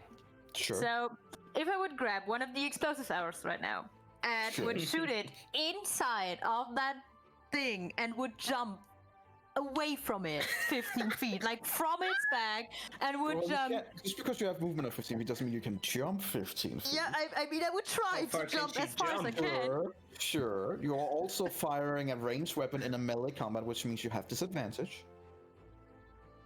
But my melee weapons are shit, so I would still Sure. try to do that. Good, I'm just telling you, you have a disadvantage, but sure, go for it. So I do my. Couldn't my... she just as a question? Couldn't she shoot after she has jumped away? And then if she's, I mean, the creature makes an opportunity attack, of course, right? So basically, she jumps away. It makes the creature makes an opportunity attack, and then when you're 15 feet away, then you can shoot, and you don't have disadvantage. You know what I mean? Thinking what's smarter right now. Because if I say I will move beforehand, will I then absolutely have my 15 feet? When I say I jump, I just jump as far as I can, and I'm a drow, and What do you I don't know guys how do rules on jumping exactly? work. I just want to know how. Mid-air. Yeah, I'm jumping, Right. and I'm jumping back. I assume that I will hurt myself by falling down later and rolling Okay. back, but I still try to jump up, shoot the arrow into his mouth, Sure. and like jump back in the movement of that, you know? Sure. That's pretty cool. Well, you would have to make 2 rolls, an acrobatics check and an attack roll. The attack roll will still be at disadvantage. Okay. And the Acrobatics acrobatics also. too. So do an acrobatics to see how well you can do this jumping back and staying in a Disadvantage, right? Yes. Because we in a tight formation. Okay. Okay. Sure, make your attack roll with disadvantage. It is the one I have the explosive arrow Yeah. loaded. It's not the normal one. Okay. Sure. Go for it.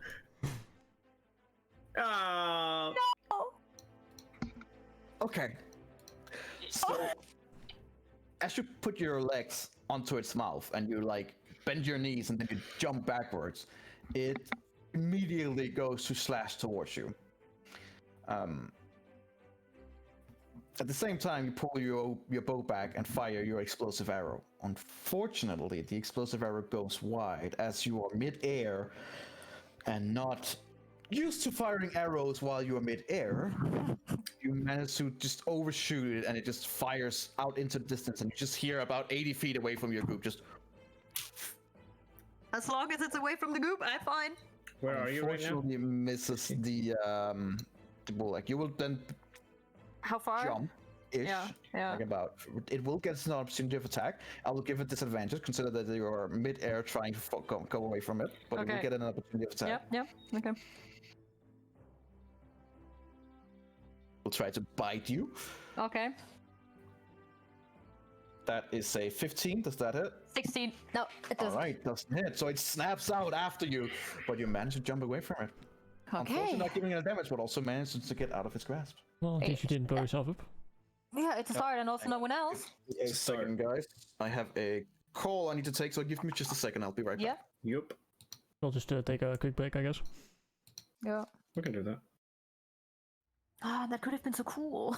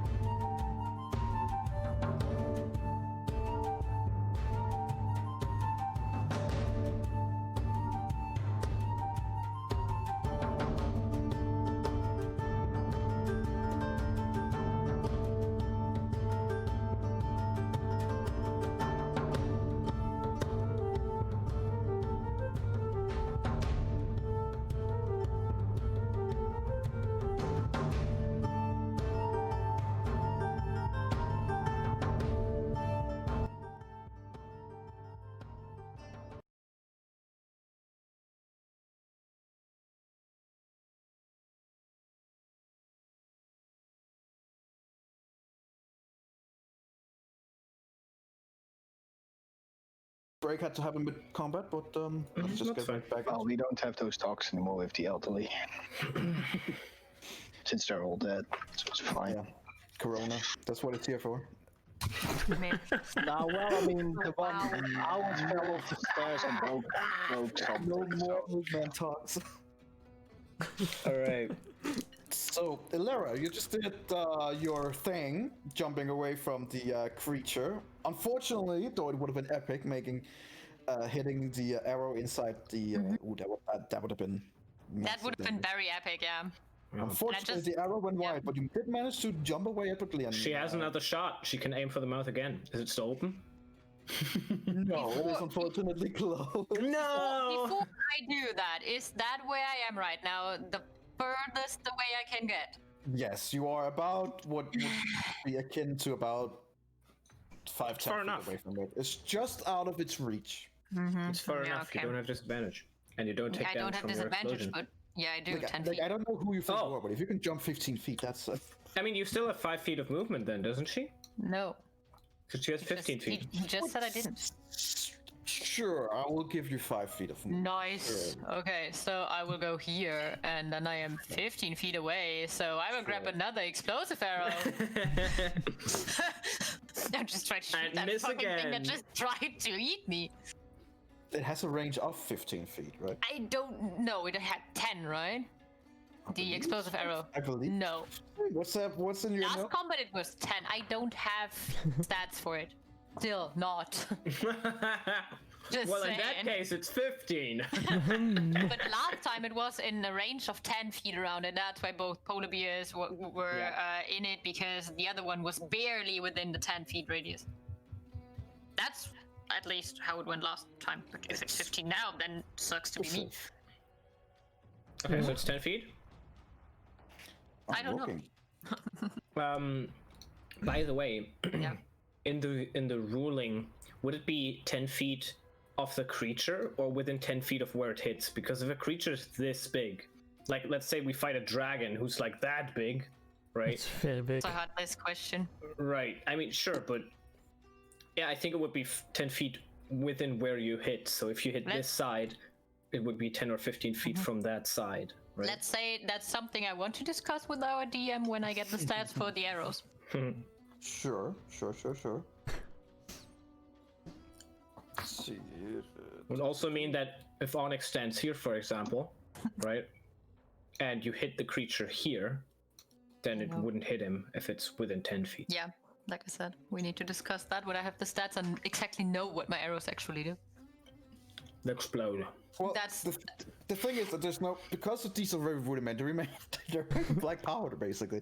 So you can have an explosive arrow that isn't a magical thing, but these are not magical. These are basically is an arrow with some fucking dynamite strung to it, right? I love that idea. That's basically what it is. I love that. I really do. You know what? You can make it up now, 10 or 15. Yeah, 30. just say I something. mean, for the future, it's going to hit more enemies in the beginning, but if we rush in, then it will also hit us more likely. But Just, Right, so just say if- what you if- feel is best. So, all right. So technically, if we go into the ruling, an explosive in form of a dynamite would be 5 feet. Mhm. So since this is basically a container full of gunpowder, which is basically a dynamite, on an arrow, we'll say 5 feet. So write it down now that it will be 5 feet range okay. Let me from wait, the point of contact. Right. Arrow point. So technically, of... if Wait, she hits point here, of what? Impact, right? Point of Yeah, impact. from the point of impact. Yeah, 5 feet. and it's a DC 12 dexterity saving throw. okay, that's not that Yeah. high. Right. If you succeed, you take half damage. Damage, yeah. And the damage in itself is 3d6 thunder damage. Okay. Is that on top of the? No, that's okay. That's the arrow. And that's And on top of your arrow, because Right, the arrow can okay. still hit. So that's So you roll it the does- arrow and then you Yeah, hit yeah. with the thunder damage extra. Yes. Okay. And what about the fire? That's the thunder damage part. Yeah, but Fire damage. I said thunder damage. I meant fire damage. Sorry. Okay, yeah, that's what because it was confused me. fire damage. Yeah. Okay, yep. So many damage types. Fire It's damage. fine. It's fine. And one question, because I'm still quite new to that. What does that DC 12 dexterity save exactly mean? They need to hold a dexterity save above Dexterity saving 12. throw that has to be more than 12. Okay. If it's more than 12, they take Yeah, half damage. okay, If it's yeah, less, yeah. they take full. Okay, I get that. So Well, that's all I explode need to it. know about it? Okay, then I will shoot it. Go for it. So if she So you hit, which is the 7 damage in the area. And you have ignited the dynamite, which explodes. And consider this very volatile. Basically, like as soon as it impacts, it just goes. You just see the arrow sink in, and as it sinks in, it just go. You just hear, like you can just faintly hear a little, and then it just explodes. So do an additional damage, as we just talked about. 3d6. That would be 3d6. So I just do roll and then 3d6. Yes, just slash R. Okay. 3d6. Okay. All right. Nice. So it takes 7 piercing damage from your arrow and an additional 11 damage from the explosion. If it fails the dex save. Yeah, exactly. Well, it's not the best dex, but we'll see. It's also not DC, so you know. 14, it did save. Oh. We should look at that. So it takes 5 plus 7, 12 damage. Hey, it all adds up, right? Yeah. All right. So you just see on its hide, like it's pretty thick hide that your arrow just managed to pierce. There's just this blackened spot of scalded and fiery meat, but it doesn't seem to catch fire in any way. It just, it has a very localized point of explosion. I mean, that's something. Yeah, definitely. That's my turn then. All right, April, you're up. All right. Time to get some friends. Let's do some conjure animals. That's the first one I do. Energy, you decide. You decide what comes. Well, I mean, we did discuss that, so. We did. So what do you want out? Because you have a list now, right? Please tell me you saved it. Oh. Nah. No, hang on. I have This your. guy. I have your contact. Hang on. No. I do, dude. I have like 3 different ones. I want. You know what? Fuck it. I'll choose then because you can't. Saber-toothed tiger. No, I'll choose. No, I have it. No. It says that I can choose because I'm the DM. Well, let him choose. No, you can. You have to. Yeah, you know, Too a late. saber-tooth tiger. Fair enough. An energy chooses a saber-toothed tiger. Saber-tooth tiger appears where? It appears next to. Damn, it's big. Oh shit, it's fucking big. It's a big boy. Big tiger. All right, so a saber-tooth tiger appears out of nowhere. Yeah, it's a Out of favorite the that snow. listens to them. Apparates out of nowhere. There you go. Poof. Yeah. So Pretty big tiger. There you It's a go. big tiger. Which one of my companions looks the most hurt, by the way? At the I moment. don't know. Ilera has been eaten a little bit, Maybe me, but I'm inside it, so I don't know. and I'm getting it. Yeah, he's getting his munchies on. He'll be fine. No, I will. 5 range. He's gotta be Well, Just wait till they start eating your arm and it blows off. Yeah. well, I mean, Alara is not in the range, and Onyx is in the range of my totem. I will do healing word on Alara. All right. You go can't. for it. Can you? You can't. Oh no, that's true because you have to Get to cast the healing inside, right? inside of it. Oh, Alara, you're I'm- so annoying. Also, I'm you use the not, I'm spell. fine. Ah! Also, So use as the she spell. yells at you that Thanks. you are annoying, you get a. It's a weird. No, wait, No. No, I can't even do it. You because can it's- cast it's- healing no, I word, can't that's do what I it mean. because it's a spell, and I already did a spell. Yes. That's right. You cannot. Hell yeah, let's all keep that in mind. Is it each time you cast a healing spell or each time you cast a spell? Cast a spell. So we all get the 6 HP then. You sure it's a spell? No, it's all A healing spell. for the spirit totem. It's a healing spell. Yeah, Ah. yeah, I That think makes more sense, because otherwise that would be really OP. Yeah, it's easiest. that's way too OP then. No. And I think I will just do. I will imbue my quarterstaff just for fun. Yeah. Sure. It's just so for fun, you spend the rest of your turn yelling at Elara and introducing your stuff. Yeah, being angry that she's not in the totem range. Elara, who just literally jumped out of the mouth of it, fired 2 arrows at it, make a localized explosion. You just, are you so annoying? Like, what the fuck? Like, once don't again, need to Elara, that really you felt felt deep multiple with this times. You get that feeling in the back of your head, like, why am I with these people? Yeah, I had that thought as well. There you go. Hey, so Alright, you don't then. need to heal the people inside the totem. Onyx, you're grappled, and you're getting eaten. Yes. And you're Yes, having a yes. bad time. Hang on. Am I? Before you make it his turn, you didn't roll the initiative of my saber-tooth tiger, mister. Oh, for crying out loud. Yeah. Yeah, it might be a 20. That's a good point. Yeah. Yeah. Maybe it's his turn. Initiative. Boom. 16. Oh, 16. Oh, that's It's great. before me then. It's before me. How do you know? Do you know it's Because it has dexterity? higher dexterity. Yeah. How do you know? How Because- how much dexterity do you have? 1. Yeah. But I get a +2 bonus. And it's a saber How much tiger. is your dexterity? 13? 12? 11? 12. 12, okay. Yeah, it has higher. Yes, I know. Onyx, you're getting Okay, you were right. to make me an acrobatics check or athletic, whichever is best for you. Contested with its. Or I don't and I just cast Branding Smite. And Go for it. try to get it from the inside. Alright, go for it. I believe if you are grappled, you... I doesn't don't remember. affect. No, not melee attacks, as far as I know. Conditioned. Grappled. The Your It's creature just- speed is 0, and that's basically about it. That is basically about it. So you're just grappled. So yep, hack away. Do whatever you want. Do I have advantage? Maybe? It's unfortunate. He's being flanked, because I mean there's someone here next to him. No, you do not have advantage. You're basically inside his mouth. Like, go for it. I mean there's so many Sure, you people. have advantage and you're flanking. You have disadvantage because you're getting gobbled on. So you have a straight roll. that's- There you go. Terrible smite damage. Go. 22. Oh, yeah. Might. Unfortunately, does it. Unfortunately, does it? What the heck?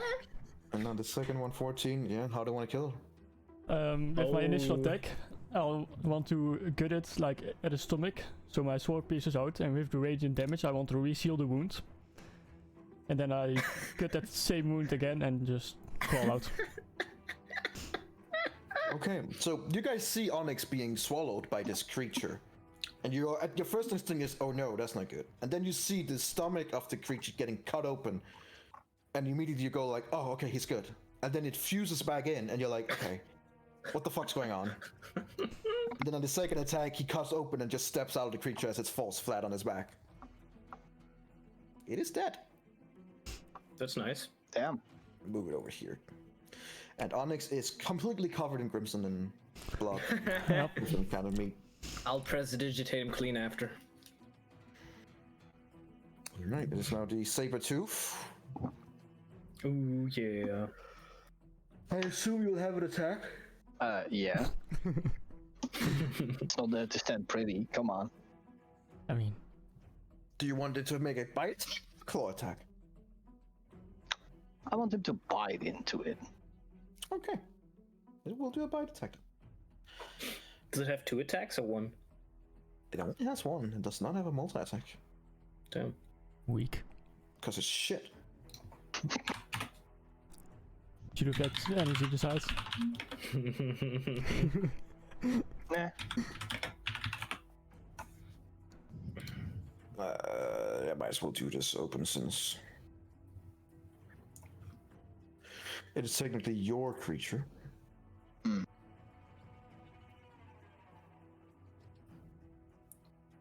Okay, roll 20. Why are you being a dick?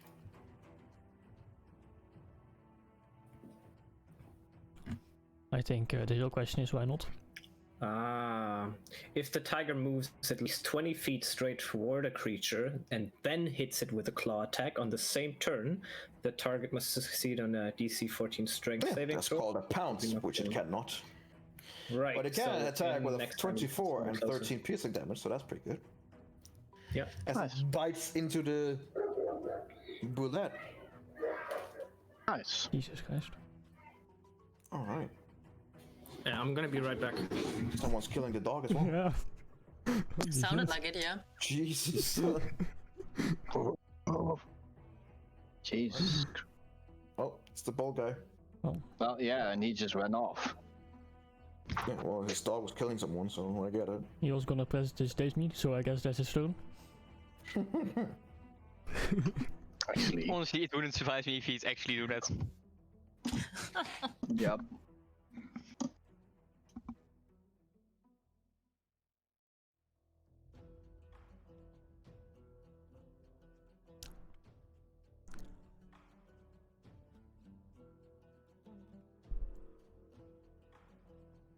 Okay, Jesus Christ, sorry about that. Are you guys here? Yes. Yes. Okay, cool. Okay. I'm going to move 5, 10, 15, that's it. And I'm gonna try use hypnotic pattern again, because apparently charm effects might work, and maybe they just, I don't know. Or maybe it was because they were on the ground, I have no clue, but wait, that makes sense, because they couldn't see a pattern, right. And I cast it again on this guy here. I don't want the saber-toothed tiger to be in if possible. Let me see. It's a 30-foot cube. Right. Right. I'm gonna have the saber-toothed tiger in it too. I mean, Not putting me in it. You could Can use you just Lara. do it? Huh? Yeah, I could choose the Lara to be inside too, but I want the Can you saber-toothed tiger do to it be. like this? Oh, like this. I mean, yeah, okay, energy. Can I use it like that? Because that's a little, I think, I don't know. What is it you're trying to do, sorry? So technically, you just said I could use it like that, but Like what? like then only the corner of it is in, and only then Like half of it, only yeah. that is it. You know what I mean? Otherwise, I'll use it with the saber-toothed tiger in Yeah. it. Would it work?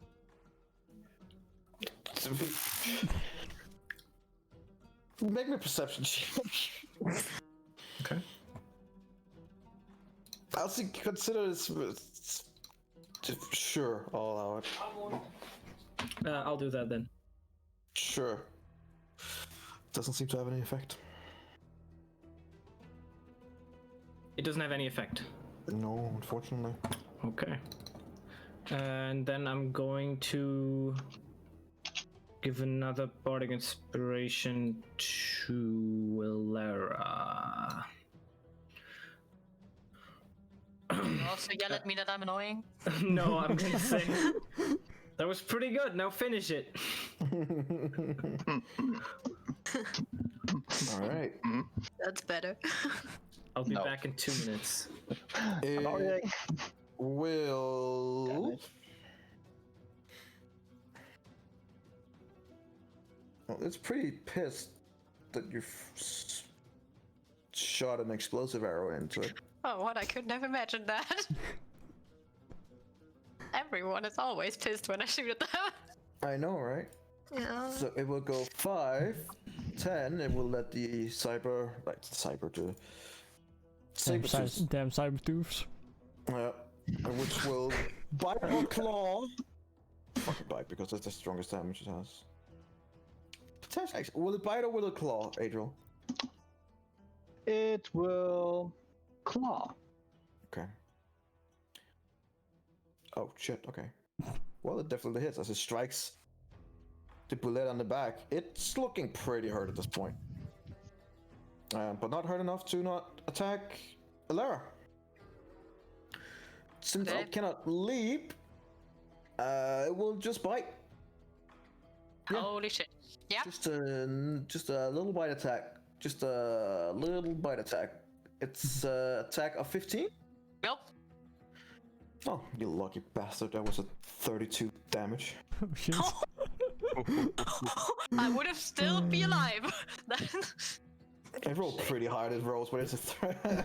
Holy shit. Like it's a 4d12 plus 4. No shit. Holy shit. Can I react to it in some way? Like that it just tried to bite me? Unfortunately, you don't get a reaction like that. Okay. Unless, like, what would it will flick it off? Sure, I'll allow that, but you know, you can't do any attack or anything. Okay, yeah, okay. Just, as it tries to bite down on you, it is getting, since it gets scratched on the back by a tiger, its attack was much slower than it anticipated. You kind of like just sidesteps it as it snaps into the air and steps back. It's then Jack, who will Jasmine and then shoot with Jasmine because he can do that. So he will.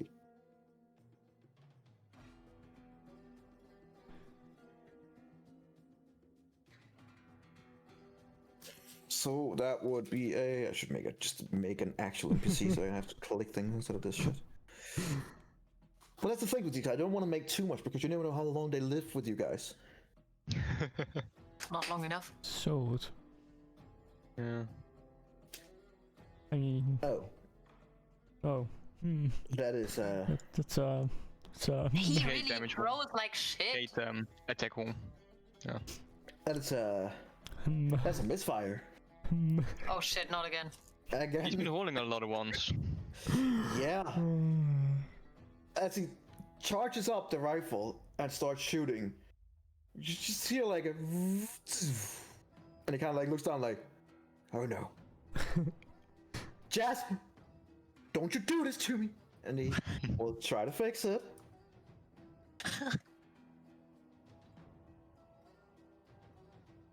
It's 1d20 plus this, that will be plus 4. Did he misfire? Yep, he did. So now he fucked up the fix as well.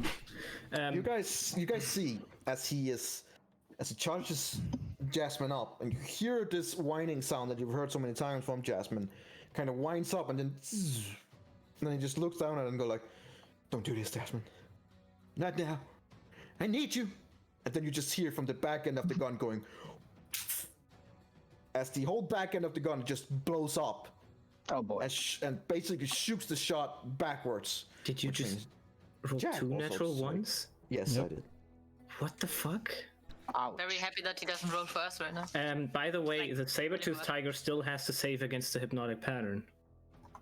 Which means No, he doesn't. Yes, he does. He No, was. he Oh wait, he isn't in it. wasn't in. Never mind. Ignore me. So Jack takes Gentlemen. 10 damage as Jasmine shoots him. Is he still alive? Jack's still alive, Okay. He'll be fine. but he is now visibly crying,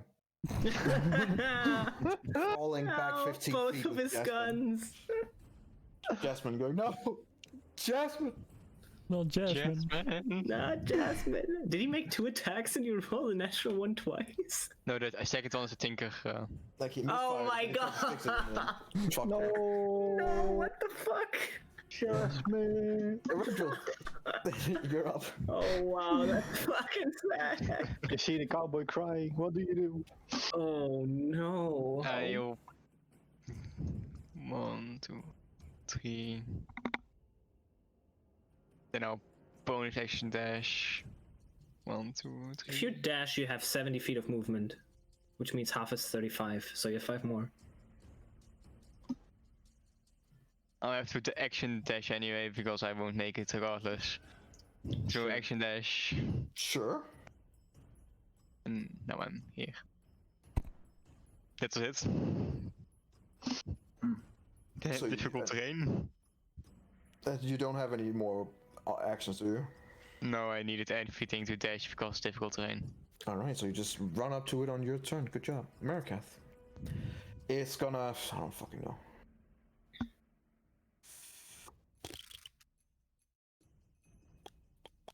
Can use a weapon thingy. Okay, spiritual weapon. Yep. At level 3. Wow, fancy. Ooh. Yeah. Nice hits. It's some good damage. Yeah, it almost kills. Pretty sure cast me that level 3 doesn't matter. Pretty Yeah, sure the it's tail, like, extra his damage weapon every. is- Huh? Pretty sure it's only every 2 levels with spiritual weapon that damage increases. It says that it increases, so. I mean, it just increased by the 8, so there you go. At high or low, when you cast a spell using a spell slot of 3rd or higher, the damage increased by 1d8. So there you Oh, go. it's another spell. Which spell was that? There was a cleric spell that the need was every 2 levels. So Yeah. 18 damage. It almost kills it. Did you see the spiritual weapon aberrates in front of it and strikes down into it? It is looking really fucking rough. It could throw its mace. Yeah, he has an action. Yeah. Let him throw his mace. Do it. That would kill him. Disadvantage anyway. Come on, 50 feet. Sure. Natural 20. Disadvantage. Throws his mace. Aww. It just Unfortunate. throws it mace and it just falls flat like 10 feet in front of it. Unfortunate. Alright. Elara, you're up. It's looking really rough.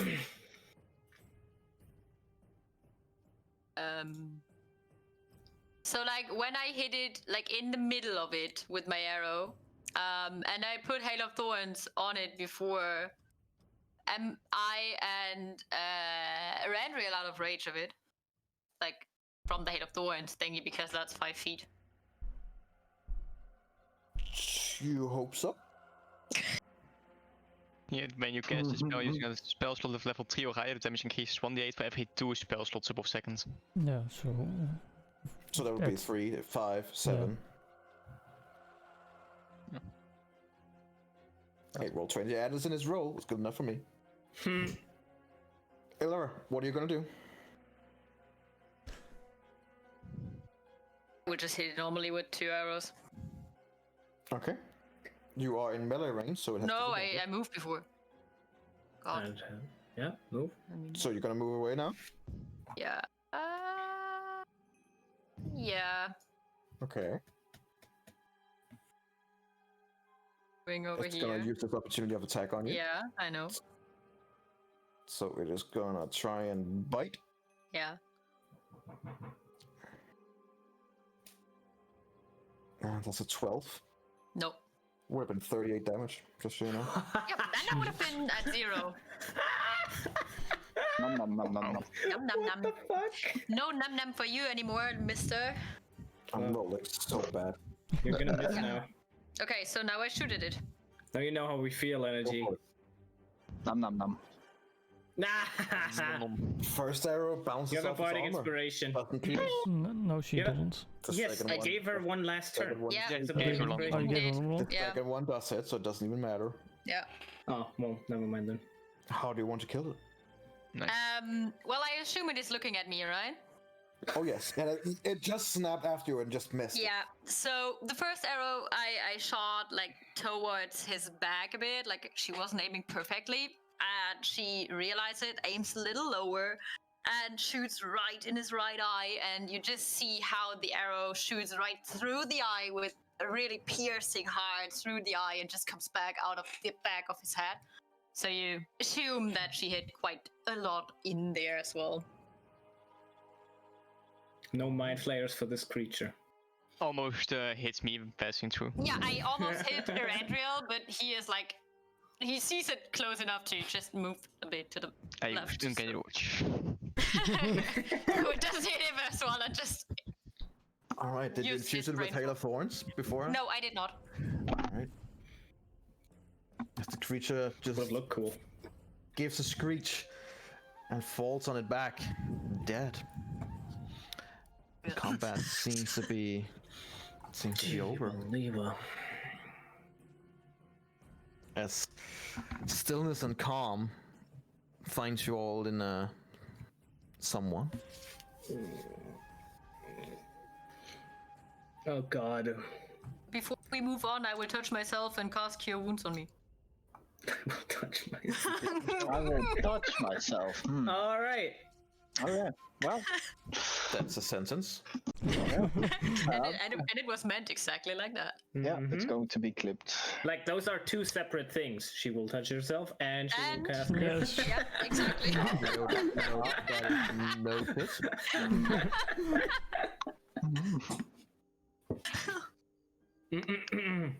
All right. As you see the aftermath of this battle, you also see that these two were not the creatures that you've met the first time. These were different. Oh, we see that now. Yeah, you probably have seen that during the fight, but right now it's confirmed that and first of all, there's no I realized tentacles why on it was it. in its mouth. I'm gonna take a step towards Onyx and say, use that new, eye thing of yours. Does it require attunement energy? Oh shit, I forgot. If it requires attunement. Eyes of Minute saying it is a wonder item is uncommon, it does not. Then I'll flip up my night vision goggles, put on my new monocle. Sure. I'm not sure what you want me to search for. It's a monster, but I'll give it a shot. And I'll. Maybe it I'll- ate something. Maybe it ate something treasury, and you were inside of it, right? Roll me an investigation check with advantage. Yeah. Oh, that's fucking trash. No. It is a creature, and it is pretty sturdy. The upper part of its hide is just like almost ironly kind of like hide. It is extremely thick hide, and you see several of the places where the arrows have tried to pierce through that they just basically bounced off. So it is extremely tough. The underside is a bit more soft, and it's a large creature, but I mean it doesn't have much of treasure. Can Would you I- remove? Oh, yeah. Keep going. Would I sorry. be able to make half-plate armor out of its hide? Yes, my question. Just because you find something in the wild doesn't mean that you could just out of nowhere. No. make a No, of course. half-plate. No. Not here. No. Not right now. But would I be But I able to wasn't- make it? You can certainly try to see how much of the hide you can get off. Yeah. Roll me a survival check. I would give him guidance if because I have the same idea basically to remove the hide. So if I see him do that, I would give him guidance for it. And I'm gonna Roll me. stop concentrating on bless now. So Roll me a survival check. That's fucking trash. Okay. Can I see him do it? I'll start on this one as well. Sure. Roll me a survival check too. wow, that's It's terrible. disadvantage because I'm What? I can do it as well. You'd let me to. No. Oh my god. still pretty good. Okay.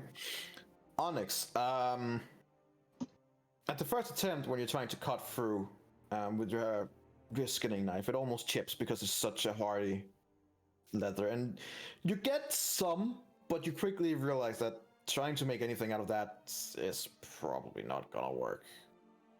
You did a piss poor job of skinning it. But you can certainly try.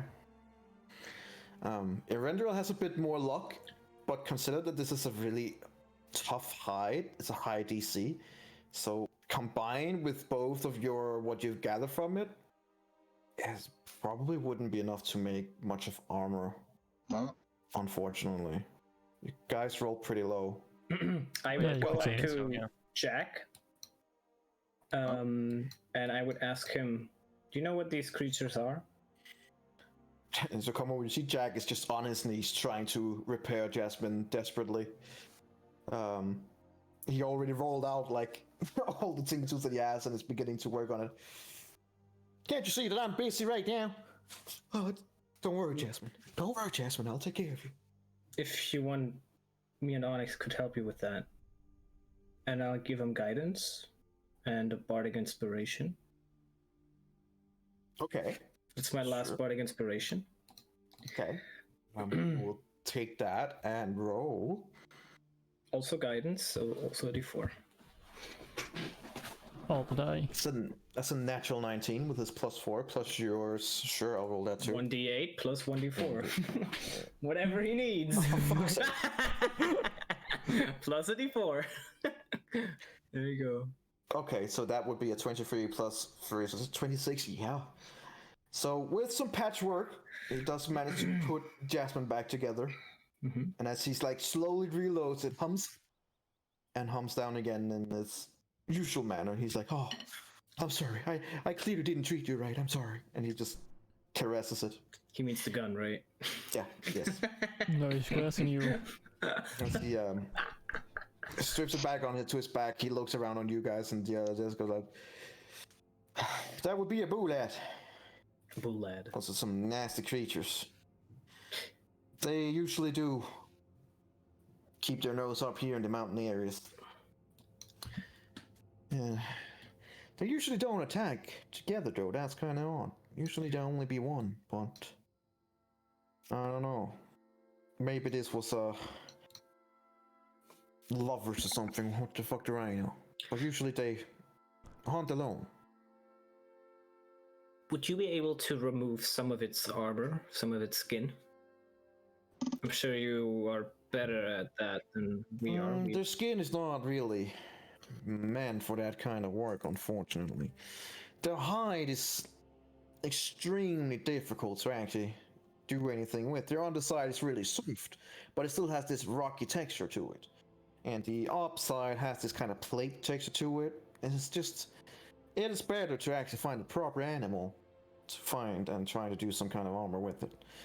And I'm sure if I even tried, I would probably even ruin my goddamn skinning knife. And I already ruined enough today, it seems.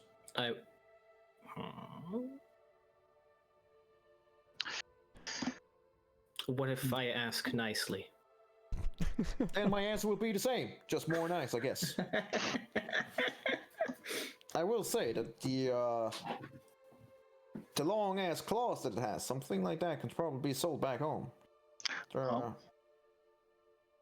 And whatever skinning that you do manage to get from it, if you do take some from it, will probably be sold for a pretty penny. I mean, skin can always be used in some way, shape, or form, I suppose. But to make a proper armor with a bulad, well, I suppose if someone is really skilled with it, they could probably succeed. But as I said, it is not the ideal material to work with. Unfortunately. And, well, to be fair, a bulad, as far as I know, and it's kind of limited, I will admit, but it is an arcane creation. It is not a natural phenomenon. As far as story actually goes back, it's a crossbreeding between a snapping turtle and an armadillo, and already then, that's pretty fucked up. That's an interesting combination. And then it has apparently been infused with some kind of demon thing. I have no idea what the right word for it is, but some kind of demon thing is being put into... Look, I'm not a fucking wizard, okay? But that's the story behind it, apparently. Okay. It has been fit to be extinct, actually. And here we see two, which again is very odd. They don't fit in the bag of holding, right? Wow. Oh my god. You said it out loud, he just... I don't say it out loud, I'm That's asking like me you. with the sled. Okay, well then I imagine that I'm scolding you like right now, like looking at you like what the fuck? Slide into the bag of Wait, holding. how hard is it to get a big bag of holding? A bag of holdings are pretty big, but they're not that big. It's a large monstrosity. What if we get a large bag of holding? Oh my god. Can I? Like Santa? It would No, probably be Echo, no. like Santa. Probably be more expensive than you will ever earn in this. No. Goed. All right. Energy, can I still try to skin it myself? Because... Sure. Roll me a survival check with disadvantage. Great. Disadvantage because the two others has already ruined it. Come on. Those guys. Ah. Yeah. Jesus you don't Christ. like between the three of you have some skin. It might be able to use on patchwork, like say if an armor is broken, then patch it with something that could probably work, but that would be it. Like creating something fully out of it, unfortunately not. It's just such a thick hide that it's really hard to actually get anything out of properly. How much skin is it? Like a big piece. Why? So I can put it in my notes. Oh, I Sure. just add Piece thick of piece of skin. skin. A piece of bullet skin. Bullet. That sounds French. Just like the French part of football. Just wait till Amalia comes with her ship and be like, "Why did you kill my bullets?" My bullet. No. Okay. Viva la France. What time is it? Right now, I mean, it'll probably just after lunchtime. You didn't spend that much time in with the No. maybe just an hour or two. Consider all the things you maybe spend 2 hours inside the ship. Then you fought a little bit. So it's probably been 3 to 4 hours since you woke up, and you woke up kind of early. So I would say about 1, midday. So, Jack, what do you say? We start heading back? I think that would be a fantastic idea.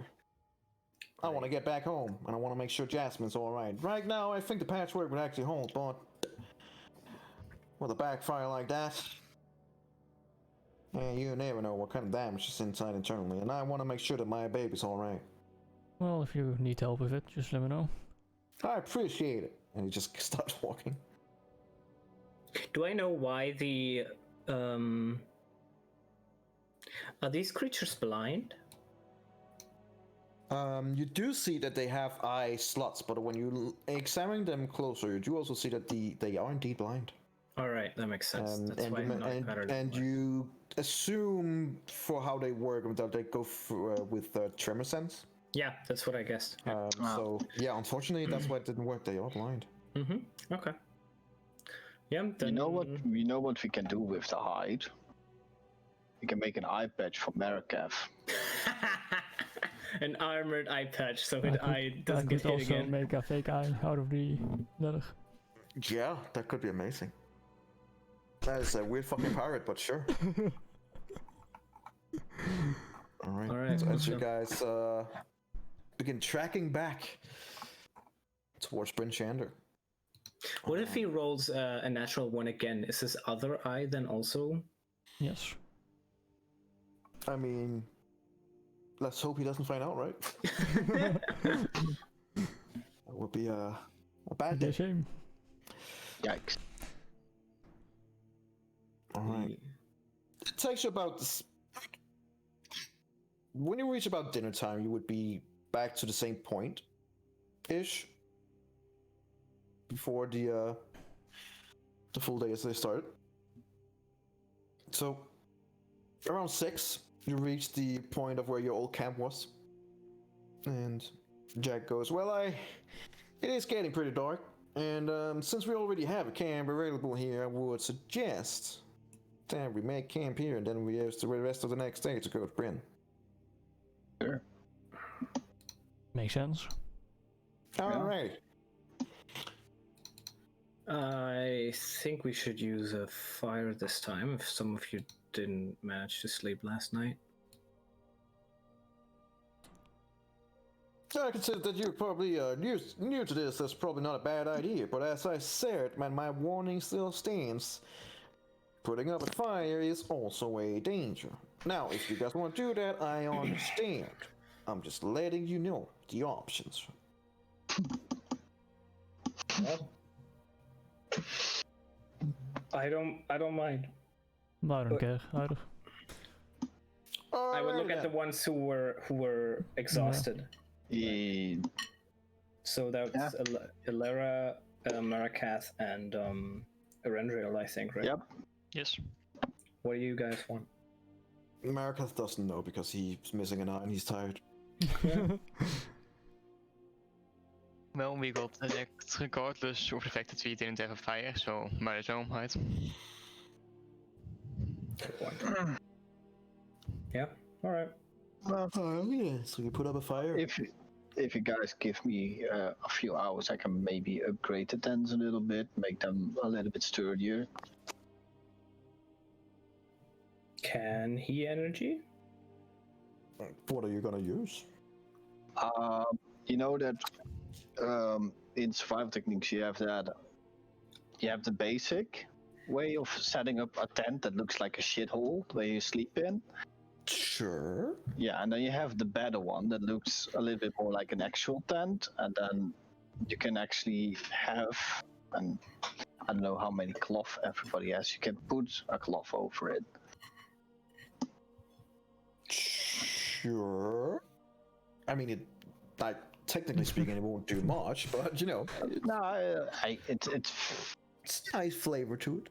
You hear unimpressed DM noises. What is really the thing that works with you guys here is the fire, which is gonna make sure that you guys don't need to roll a exhaustion check.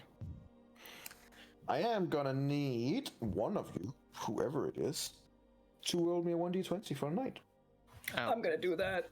Alright. Oh god. Roll me a 1d20. I get my bardic inspiration. You cannot. a 3.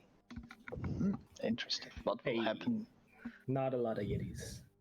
Maximum 3. Okay, that's 3. During the night. We have a fire, hang right? on, hang we on. have a fire. Yes. Yeah. You make these small tents, and we still have a fire. Energy. Yeah. Can I do yeah. something? Sure. Can I, instead of trying to sleep like a normal elf, can I, because I still have I have my shape shifting ability, right? I want to shape shift into that snow owl and then sleep like that.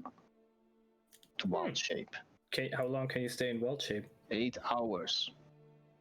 Interesting. I believe falling asleep falls under the rule of being incapacitated. Really? Is that? Pretty sure, yeah. I think so, and being incapacitated cool. would nullify it. Can't Let me concentrate on let me being just an owl. check. Be quite cool. Should have been a Warforged, huh? You automatically revert if you fall unconscious. Drop to 0 hit points or die. It's not about being incapacitated. And I mean, I think the You medication. can only stay in 3 hours in. That's only You're half your through it. level. Yeah, it's half your level, so it's 3 hours. And you would need 4. So it doesn't matter anyway. Let me see here, because there are some condition rules.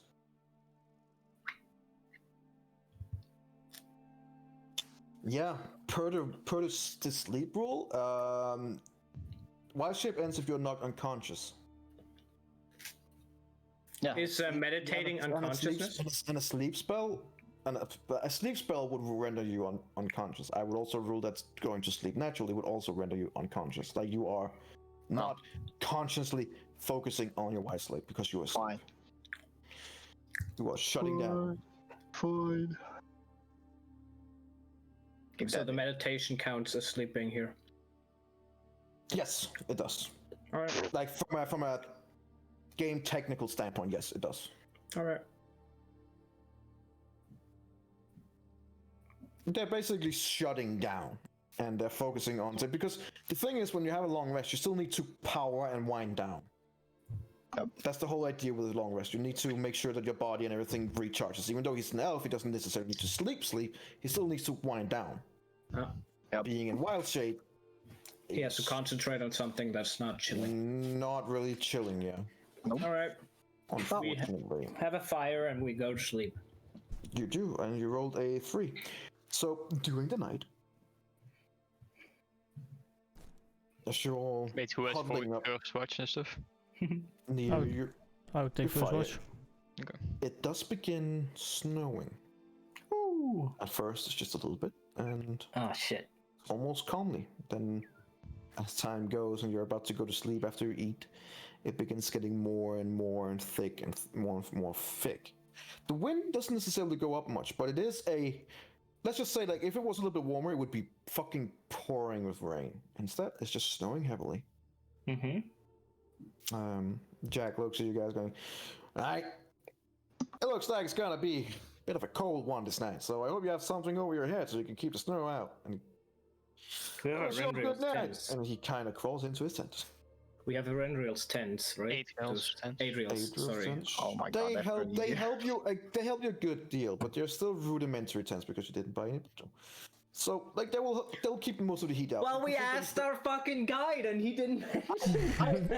That's not fair because I listened through the VOD, and what he said, he also specifically said I know. something to sleep in the conditions. And you then respond, "Oh, we have all we need," and he goes, "Okay."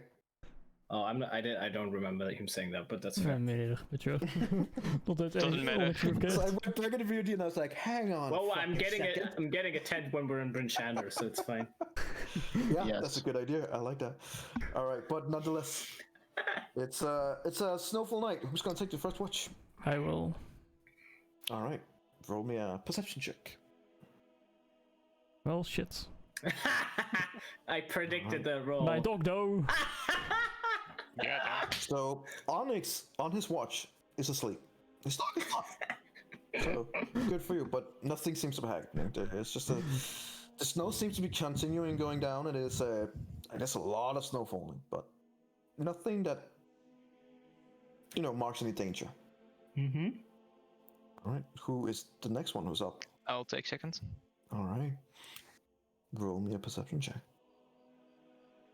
I'm still exhausted, right? Technically, yes, you will still be exhausted until the night is over. It's still good. Nice. All right, so even though you are exhausted, you're dead fucking tired. You managed to keep through the night and keep through the shift like like you should, and not fall asleep like Onyx. Though you didn't know that, so. But nothing seems to happen here either. The snow is still falling pretty heavily, and as you look over at your companions, you can see that, despite everything, some of them are still covered in some snow, but the fire is helping, and no one seems to be shaking and not giving, everyone seems to be asleep and actually getting sleep this time. Question. So far in these 4 hours, if we wake up now, would that count as a short rest at least? So a short rest would mean I get my bardic inspiration back. So just in case. This would mean that you are stopping a long rest. All right. So if you want to do that, sure, and you guys will take the consequences. But No, that's fine. all right. So who'll take from 4 to 6 hours in? The next. Yeah, I watch. will. I will. All right. Roll me another 1d20.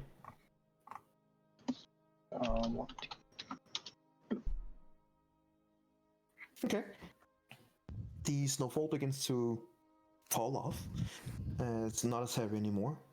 Now it's just very light snow, which is nice because, as before, some of you guys were beginning to get pretty covered in snow. But with the snowfall falling much more slowly now, and the fire is still going, and you make sure that it is still going, just nothing to see during the night. Nothing of interest. The snow is falling more slowly, and as you reach the end of your turn, who will have the last watch? Taken. Am I fully done with resting as a drow after 6 Yeah. hours? Yes. In this case, it's part of it, yes. So I lose the exhaustion level and I'm fully healed and everything? Yes, after your watch you do. Okay, yep, then I will take my watch. All right. Roll me a perception check with disadvantage. So we switched that. She needs 8 hours to be fully rested. Yes, you still need 8 hours to be fully rested. She doesn't need 8 hours of sleep because Yep. she's an elf, but she needs 8 hours of rest. Yep. Okay. All right. You don't hear or see anything that is piquing that side of thinking that you're in danger. But you do hear animal sounds, which you haven't heard for some time, being in the mountains like you were before. Even in the forest you were before, you didn't really hear any bird sounds or anything like that, but you do begin hearing birds and stuff like that here. Giving you a feeling that it's more calm than what it's been the other days. As we reached 8 hours, you guys have gone through your long rest, and you all leveled up. Nice. 10 temporary hit Success. points. Oh my god.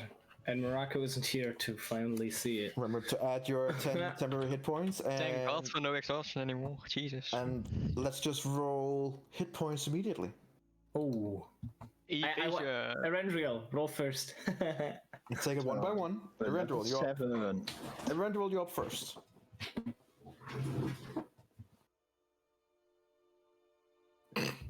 God damn Of it. course. Like, I'm not sure what I expected mostly. Fair enough. Adriel, you're second. Shit. Is it just hit dice or? You have to manually add you can go into the character constitution manager though, right? and level up with that, and then you can press it there, I believe, too. Okay. I just press hit dice. Or you can just press hit dice. It's up to you. But I Yeah, think yeah, that's Eberron what did I it in the Yeah. character manager. All right, 4 to you. For fuck's sake. Onyx, Life sucks. free. Go on. Come on, Onyx. Ah, Ooh, yeah. I'm not the worst. Let's go. Feels bad. Oh, whoa. Whoopsie. You can take it too, that's fine. So Hey, that's pretty nice. That's pretty nice. Do I have more than Onyx now? I think I do. 9 and a 9. I don't think you do. We'll just make sure Marcus does it next time. Onyx, how much HP do you have? I can tell you that in a second. 46 sneak attack and evasion. Let's go. Hang on, I'm gonna switch some spells around. I think I have more than him.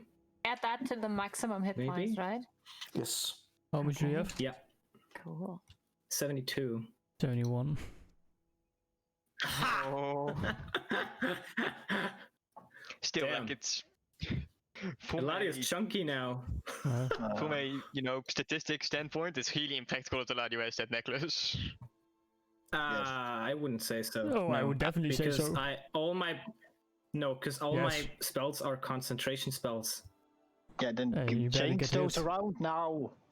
No, as a bard, I can pick one new spell each level. Okay, except this one because of magical secrets, and then I can switch out one spell. And most of the bard spells are concentration spells. Those are just the best spells you can pick. I have a question. Most of them, at least. Go for it. Do we have to do, or do I have to do anything else besides the hit dice now in the character sheet? Did you go through the character manager? No, She I did don't not. think so. No. She did not. All right. Well, I'll just do it with you now, Lara. Okay, yeah, thank you. I'll just click it here. Launch the level plus character manager. But the thing is, Gecko, you're always like in the back. And then I Yeah, you click on better that. get it. Oh Okay. shit! Oh, are you? You know what? I clicked it, so I'll Yeah, help yeah, you with okay. it. Yeah, it's fine. I can see it too. And you roll a 9. Yeah. I already added that to my hit point. She rolled Yeah, eight. you- Yeah. It might add it again. Just make sure Okay, that you look yeah, at it yeah, so that yeah. you have to remove a 9 again. Uh-huh. Then you're just gonna continue as a ranger, I assume. Yeah. Absolutely. All right. At your 7th level, you get Iron Mind. So, Well, you have grown your ability to resist the mind-altering powers of your prey. You gain proficiency in Wisdom saving throws. Nice. okay. Which is, I have to wait for level 14 or 15 or something for that. If you already have this proficiency, I don't know if you do. Do you have proficiency in wisdom saving throws? No, I don't. Then now you do. So I click that thing. Yes, you do. Okay. It should I do did. it automatically, but It didn't. Yeah, I'll do it automatically. It should come from here then. Okay. Press next. Your feature. That is what I just said. The Iron Mind. Okay.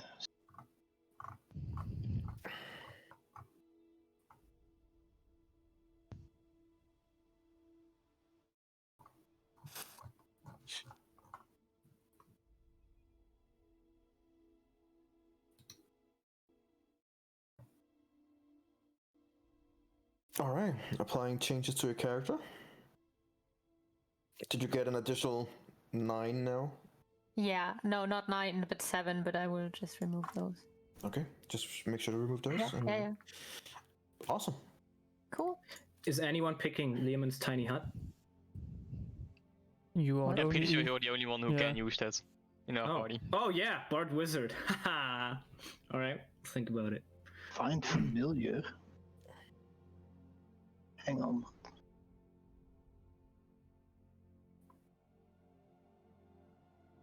I mean, we can head to Brinchander and do the leveling up after the session, I guess. I think here level 7 is not much you guys get anyway. Some of mean, you get some evasion. features. and, I do stuff get like that. some. Yeah, but but in the sense of otherwise- features and stuff like that. Yeah. Yeah, you guys wake up next day. It's a calm day. Jack is ready to take you away. Yeah, let's go. since you guys are following the road and with Jack, just no trouble at all. And about 7 hours later, you find yourself in Prince Chandler. At this point, it will be like it's about between 4 and 5 as you enter into Prince Chandler, and Jack turns around to you guys as you enter into the city proper. Just take you over here. Well, I can't say it wasn't interesting. That's for damn sure. A little bit of adventuring with you guys, and I've already been seeing mind flayers, which is the first time I've ever done that. And 2 bullets hunting together. It's been interesting. It's been a pleasure. No, I don't know what else you guys have in store for yourself. What? Well, you know where to find me if you need my services. Now, if you'll excuse me, I need to go to the North Look and drink myself into sleep. Goodbye, y'all. And he begins trotting off. Goodbye, Jake.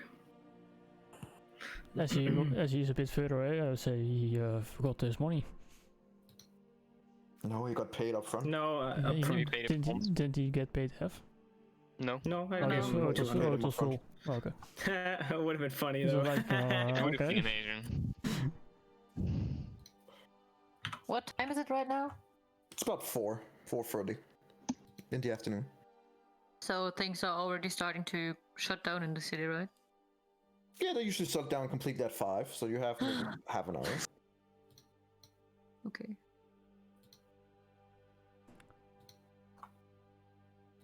What do I- you do?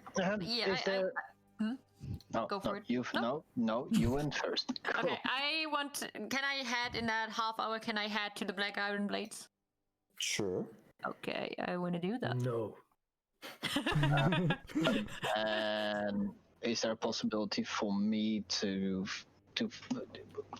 find a place where I can get better armor?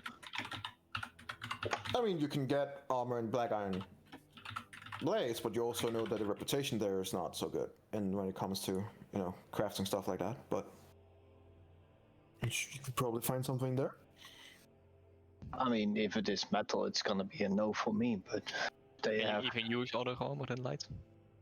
No, I can wear medium armor up to a Yeah. certain point. but I doubt that they have dragon skill. Yeah, no, probably. They don't, but That's a stretch. We can go and find a dragon if you want to. Or a big turtle. Yeah, or a big turtle. Turtle. That'll work. Could have dragged that thing back. You wanted to drag that thing back? No.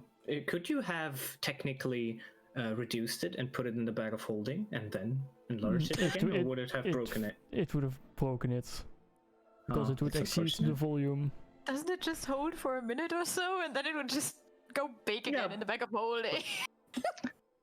It still has limits. Space. it does. What are you talking about?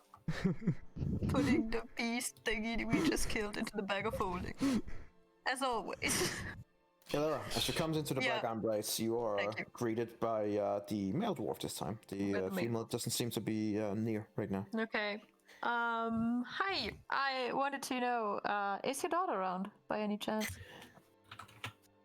Hi. No, she's not around at the moment. I've actually been looking for her. I was about to ask you, have you seen her? I guess no. Okay. Do you know if she will be in store tomorrow at some point? Well, I surely hope so. It's her shift. Okay, when exactly? Well, the whole day, of course. Okay, sounds good. All When right. do you open again tomorrow morning? Usually open at about 10 in the morning. Sounds great. Thank you. Yeah, you're welcome. And he kind of like looks around still. He seems to be kind of diffused and confused, but Well, I mean, he also sees that I'm covered in blood and whatever things I had. So I doesn't guess. seem to notice it at all. He's like He's very preoccupied.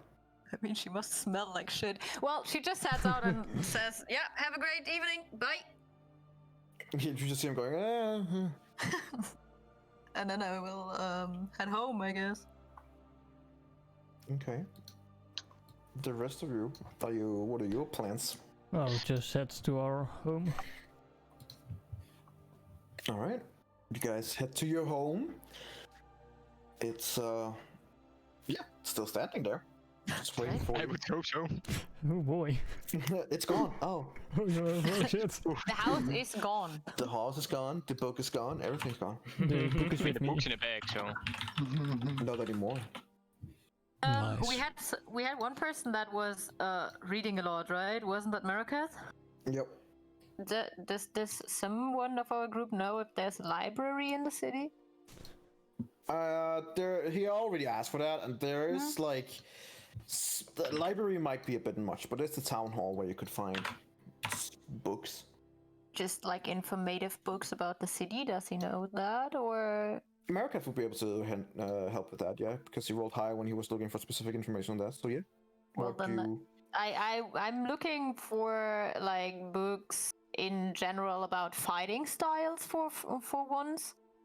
And besides that, just general books about the world, because Ilera finds herself in a world where she has no fucking clue what's going on, and she just realizes that she wants to know a bit more about the world because she has no clue. Fighting styles is like a broad subject, Yes. and It's you pretty. know, there's anything from using, well, firearms that they have here and ranged weapons that you do yourself, knives, spears, two-handed, like That's why I put it like that. Can I find anything in regards to that you at need all? to be in more the tunnel? specific. This is what I'm trying to say. Otherwise, I can't help you. I didn't think so far for this week. Sure. Well, Is there I mean, something in particular that you would like to... yeah, like in ranged weapons, like she wants to work a bit more. Like for now, she knows mainly the basics from what she was taught. She wasn't taught in like very good fighting with ranged weapons. She just basically knows how to shoot the arrows good and precisely, and that's it. Like for example, the move she did in the last fight, she would definitely want to find out if there's possibilities to make that happen a bit better, stuff like that. Well, I mean, you do find different kinds of information in terms of both longbow fighting and shortbow fighting, crossbows as well. You do also find the variants in terms of firearms. They don't say much that you don't already know. Okay. Things like, you know, don't stay too close to a target, and that there certain weapons have different kinds of range. And that what kind of magic you can infuse to it, of course, naturally also helps. Things that you already knew. Okay. Doesn't really give you that much of extra information on fighting style. Fair enough. You already have, so to speak, chosen your favorite That's true. fighting style, and therefore are pretty well versed in ranged fighting. Just hope to find something which could improve certain things, but I mean, Not improve in that certain extent, unfortunately. okay. Different fighting styles you do find something like things like two-handed weapon fighting and dual wield fighting and stuff like that, but those are areas that you don't really have dipped in yourself. In terms of your chosen fighting style, archery, you were probably more expert than these books will be. Okay, that's good. Good. Thanks. Okay. Anyone else? I would check in our house if there has been any activity again. Make me an investigation check. With advantage. Since you now are wearing glasses. Mr. Four Eyes. No, 3 eyes really, because it's a monocle.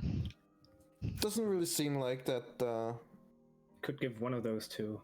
Everything seems normal. And I'll go look for rodents again. Sure. You do find in one of your traps there is a mouse. God damn, there's another mouse.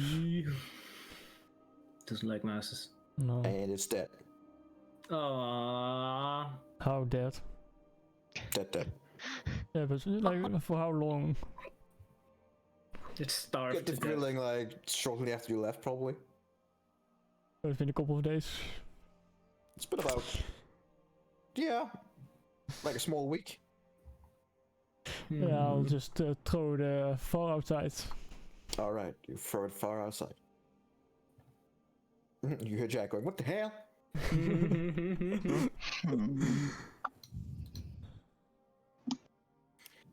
All right. Anyone else want to do anything this night, or are you still doing? I'll go upstairs to where the mirror is Yeah. and see if I can find anything that we haven't found before. Now I have enhanced vision. Enhanced vision. Okay. Well, as you go over the area up there, everything seems basically how you left it, and there doesn't seem to be anything that you feel like, oh, this is something we didn't know about. As far as you can see, like, it is very, very undisturbed. Like, in some of the other places you can see tracks of rodents and stuff like that, and wind and normal things like dust settling. But up here, there's nothing. Not even dust. Like, everything seems exactly how it is as you left it.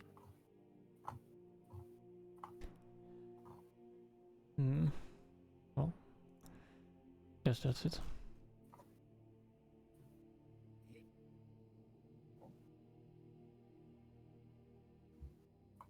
Anyone else? No, I train with my shield, but that's it. Now tell them with it again. All right. I need to roll something. Strength? See. Straight roll this time. There we go. Not bad. Yeah. I mean, you're beginning to actually having a really good grasp of your shield. The training is beginning to pay off a lot. Do I add my second bonus now because I leveled up?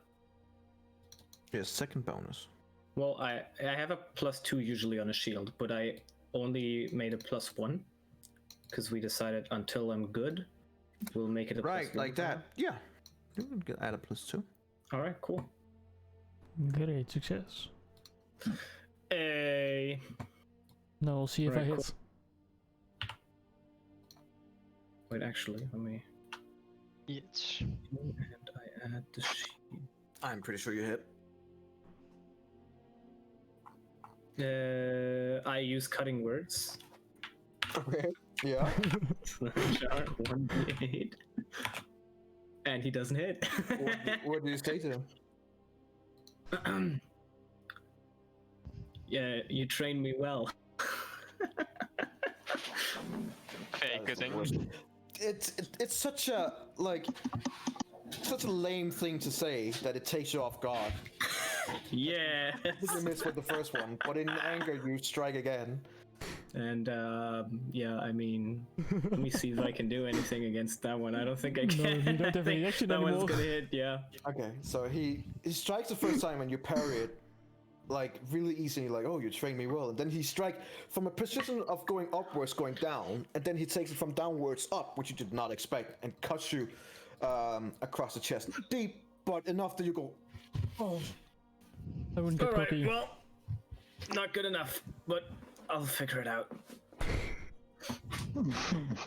Well, at least you've improved. Oh, I actually know what I want. Okay, anyone else? Yes. They do sell weapons at Iron Blades, right? Sorry? They do sell weapons, right? Yes, they do. They do. Okay. I want But their. you also know their reputation of being shit. But they do. I mean, Yeah, you just know that the Black Iron Blades have a reputation of not having the best of quality. yeah, but in a place like this, I don't have any. Yeah, it's not much other places. Well, I mean, do I know if any of my companions can make a longbow?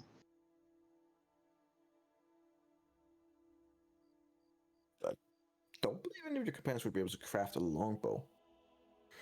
And considering that Black Iron Blades is a smithy, if you want a longbow, you probably have to get to a Fletcher. Is there a Fletcher? Not to your knowledge. Alright, then I know what to do tomorrow. Alright then. Okay.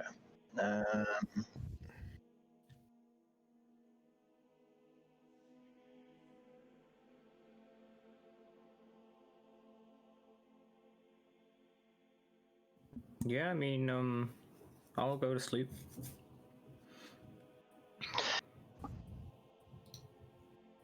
Summon I'm right. I Fey. will take a bath before I go to bed. Alright. You take a bath before going to bed. Probably not a bad idea. If I know Onyx correctly, he probably won't. Nope. Oh I god. prestidigit myself clean on the way back.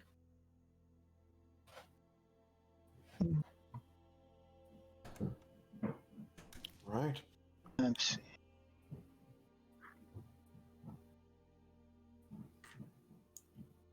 Let's see.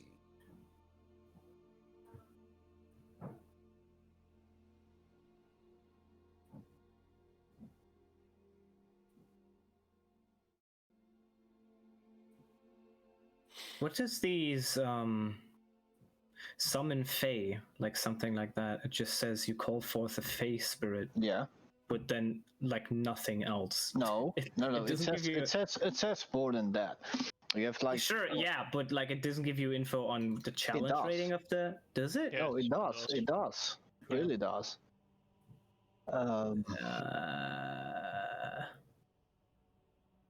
Within range, this corporal form uses the Fey Spirit stat block. I don't know what that would mean. When you cast a spell, choose a mood. Fuming, Merciful, or Tricksy. The creature resembles a Fey creature of your choice, marked by the chosen mood, which determines one of the traits in its stat block. I don't know what the stat block is. So Fey Remember that Spirit you stat also block. need a Gilded Flower worth of at least 300 gold. Yeah, that's probably really easy to get here. in the fuming winter. Sure. Yes. Right. It's magical secrets, so it's like pretty important what I could pick. I'm definitely picking Counterspell, but then I have one more open.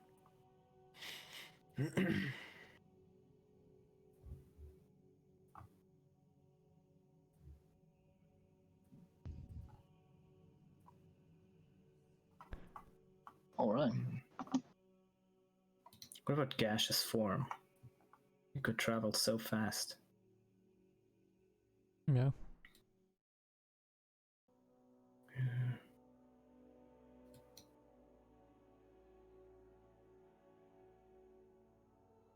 Oh, flying speed of 10 feet. Never mind. I thought this was another spell. Never mind. It's not good. Never mind. Know what I said. Can, We can go travel to, so fast. Can go to a keel though. All right. Guys, is there anything you guys want to do on the next day? Want to We do have like stuff. Iron Blades Well, if you all sleep the next day, you're all woken up early morning as there's a knock on the door. Okay. Well, I'm definitely awake last, so I'm not opening the door. I'll open it. Okay. It is the sergeant Oh. of the city who is standing there going, "Speaker wishes to speak with you. All of you." That's what's Okay. do. Is there She any expects particular to, she reason? expects to see you within the hour. And then he just turns Okay. around and goes. So I will wake Eladio. That doesn't sound like he said. He didn't say it nice, did he? No, not really. It's the sergeant who doesn't like us, right? Yeah, it's the sergeant. Totally. Right. Yeah. Alright. Onyx, What? can you wake Eladio up in your own special way? I'm Can. already awake when he comes up. Wait, let me Correct. roll. Let me roll a 1d20. If it's above 10, I'm already awake. Otherwise, I'll get slapped. 1d. I'm awake. You enter in as he's about to get dressed. Wake up.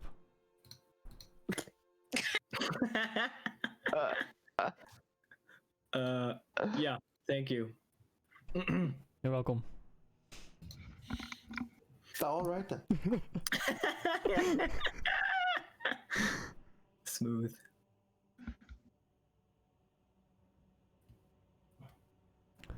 All right. So are you moving to the speaker? Yeah. Yes. Yes. They're completely gonna ignore that request. Yes. No, he wasn't nice to us, so we're staying at home. He didn't say She please. didn't say please. Yep, everybody's.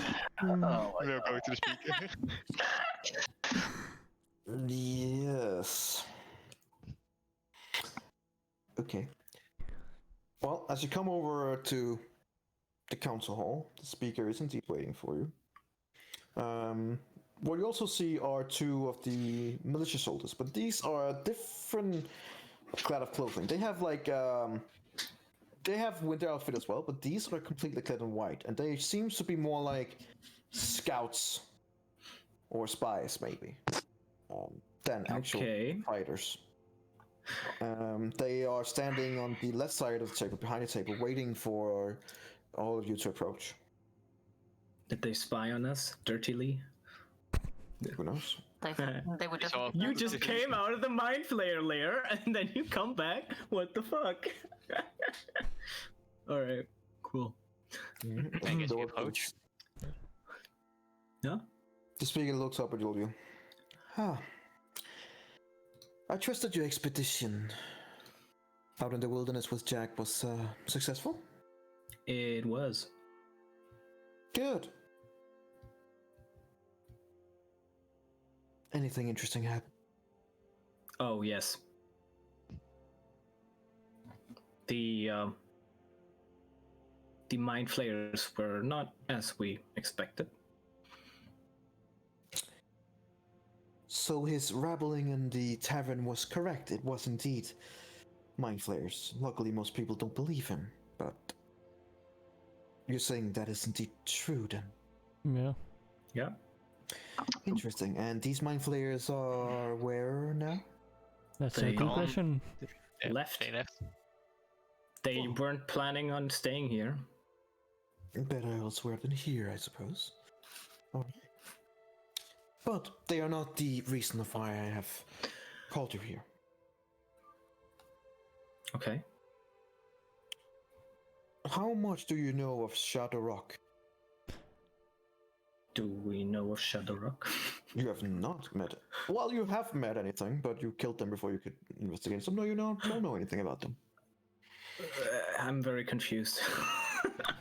What? Shadow Rock? What I just said was that you have met some who could tell you about them, but I you think met the We boys- killed them before remember. finding anything out. So, you know, they are nice ice pickles somewhere in the world now, Adrian.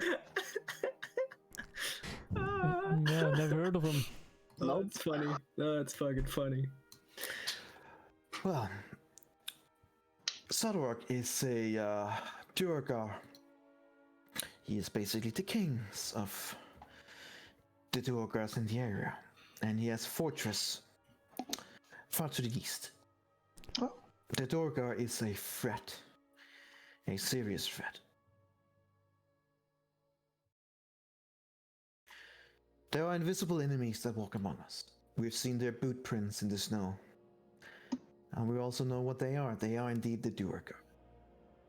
These malevolent dwarves of the Underdark has managed to infiltrate 10 towns in search of a very rare crystal known as the Shardolin. With this Shardolin, they're building a mighty construct that they plan to lay waste to 10 towns if nothing is done to stop it. Our militia and our spies, and she points to the two people on the right, managed to capture one of the Durgar.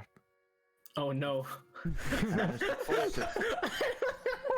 Managed to force it to divulge the location of the mountain stream. Ah, right. Okay, Oh, never oh, mind. okay. Okay, that's good.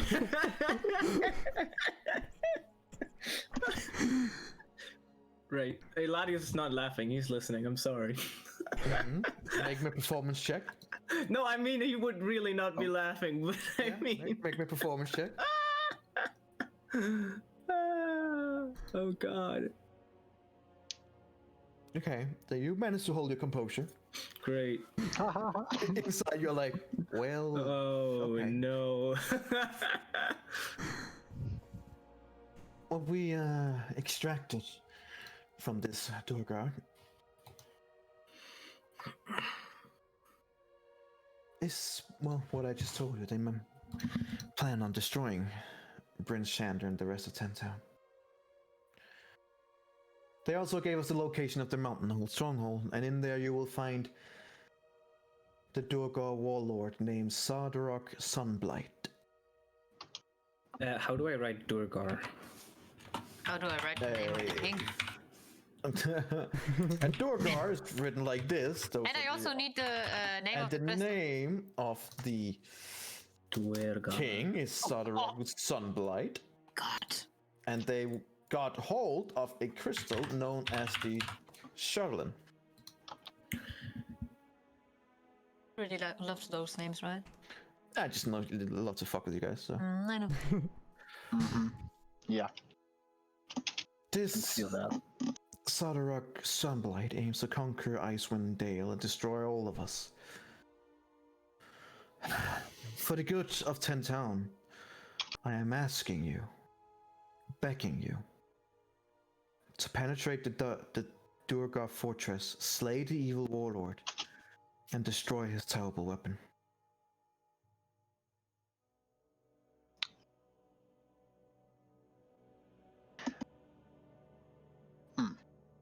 Well, I did not expect this. The guy that came to us kinda was sounding angry, so He has his mood swings. Oh, Nonetheless, he's also at a... Well, time is of the essence. We learned of all of this only yesterday. We did try to find you, but you came home, well, afterwards, I assume. I would, if you can put on the big map energy, I would ask her where exactly on the map we would need to go. Sure. Sure. Chapter 3 unlocked. Doodle-doodle-doodle. Maybe, we'll see. Nobody knows. who do I hope? Nah, it's like, you know. Would not surprise me if he's really just improvising everything at this point. Just because Onyx will It's fuck like, it up. yeah, somewhere here, like maybe there. It's the mountain range to the southeast. Ah, shit, that's where we just came from. Yes, Wait. it is where you just came from, according to your guide. Not far away from where you were, apparently. And she marks Sunblight down. Let me do that here. Oh, alright. So we're Sorry, a little fool. heading back, I suppose. Yes. Well, you can either go back the same way or try to go straight across. Naturally, following the road is, well, safer. And they don't expect. I mean, I suppose we would need to try and infiltrate it quietly, or do they already know that we will head there? It's hard to say. As I said, we managed to capture one of them through various means. Got him to talk. Which is also why some of us are accepting of your work previously, and some may not be. Like the sergeant, who is not at the meeting, by the way. Yeah, I guess. Some of us understand that sometimes you have to do what you have to do. Even if it's not pretty. With that being said, you are, without a doubt, with the many things that you've been through here, in a short amount of time, you've managed to go to Angajuk's Bell, help in the village in different ways, help us with our crops. Even the wildlife around here has been heavier since more trees and bushes have been come by. Things have been improved. And I've reports of your help in both Tourmaline, Lonelywood, Tagus, Bremen. 10 towns owe you already a lot. And it's for the good of 10 towns that I call upon you now. Where is We- Copper? Copper is still in the city. He is at his attic, I assume, working on the... Well, working on his item. I don't fully understand it. But he's been working day and night, apparently. Yeah, we have some new notes that'll probably help. I'm sure they will. If you will leave it with me, I can give it to him as fast as possible. Or you can give it yourself, of course, if you're so pleased. But I will ask you that you take on this task and work quickly. Would you be able to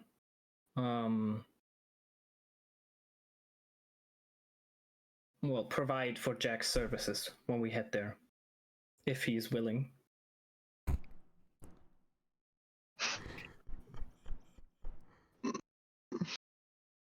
I'm sure if it comes from you, he might be more willing than when it comes from us. Knowing Jack, if he heard that he was about to enter a Durgard fortress, You probably No, think it was a joke. No, yeah, maybe that, but he... well, he probably would actually, yeah. It was the same case with the mind flares. Just don't tell him that we're coming until he makes a deal. And then he's like, oh shit. Because then he will not believe that it's a joke. All right then. The city will make sure to pay for his services in helping you get into Sunblight as soon as possible. Perfect. Do you have anything else that could aid us? Like I that. wish I... Well, I think that is something that we can... Yes, yes, better, attend. better outside equipment. Yes, that we can absolutely help with. Oh, that's fucking funny. Any information on the fortress? Like, how is it built up? Do we have to watch out at certain angles? Anything which could be helpful. Not much, unfortunately. We didn't even know this existed before we interrogated the Durgard. Do you think Anyone in the city could know something about it? We have already asked around. This is completely new knowledge to us. Okay. do you think Unfortunately. the one that you captured has information about it? If he was able to speak, he is very dead. It seems that the god in question was a little bit too round-handed with his punishment. Not to say that he would have been executed anyway. If you are able to speak with the dead, then of course, I know some spellcasters are able to do this. Unfortunately, we are not. Okay. My apologies. No, of course. Well, here are the blueprints for Copper. I think we should bring it to him directly. We can make sure he gets them immediately. I need to see him anyway, that's why. All right then. Speaker. Can you tell me where there is a Fletcher in Bridgender?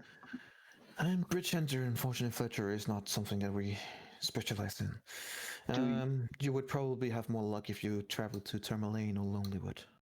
But does your militia have like a standard longbow in its? No, don't even use longbow stuff. I might be able to round shop a short bow, or Short bow is also I'm fine. lucky, maybe a crossbow, but I cannot promise anything, and it would probably have to wait for you to come back. As I said, this is, as far as we can tell, time is of the essence. They already have the crystal that they need. They already infiltrated the 10 towns. We can leave tonight, I wouldn't mind. We Yes, would if head to Copper now, and if you were able to call for Jack, then we can meet him here immediately after and leave. If the tents are here, that would be best, of course. Yep. Yeah, we need the outside equipment. Absolutely. Can- And he likes look over at the spot. Yes, Onyx? Can't you spare any healing potions or anything like that? I'll see what I can do. Kill, make sure to scrounge up any kind of healing potions that we have. Make sure to have proper winter outside living accommodation. And Hella, if you don't mind trying to find Jack and bring him here. And you just see the two people there nod, give their respect, and move off immediately. I'll suggest that you meet back here in no later than an hour. Yeah. All right. I would head immediately to Copper. I'll scramble back the blueprints. All We'll right. go to the Black Iron Blade. You're going to the Morning Lord. You could go to the Iron Blades in the meantime if you want to. Yeah. Yeah, you don't have to come with us. I'm gonna check on the crops first. All right. Well, I I'll can walk tell you with this way: the Adriel. crops are good. The crops are fine. They're doing really good, and the spell is definitely working. And How much people can we are- see actually about it now? You can see that, like, you can see that some of the few trees that was there has grown significantly in size. You can see that the crops themselves have already sprung out, given that such a short amount of time has been, like, this is completely unprecedented. So it seems like everything has just been sped up significantly.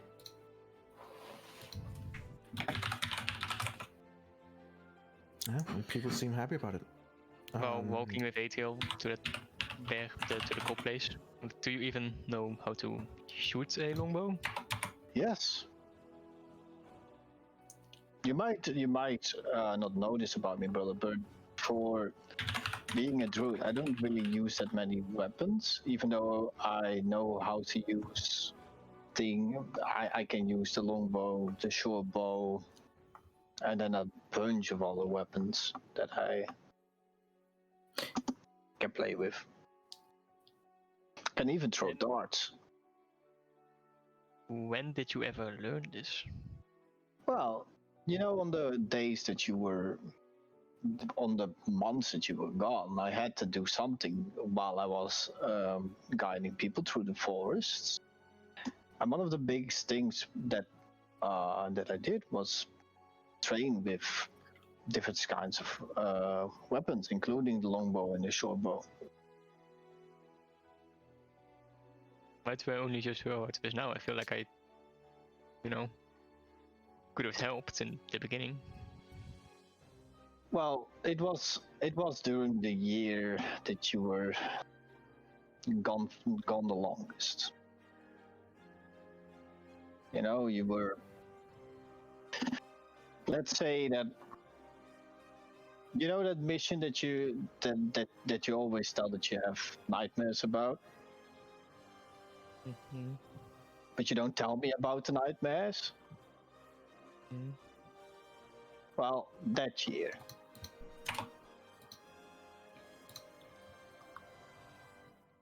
What do you think about, now I still have your attention, what do you think about the new companions that we have gained through this winter?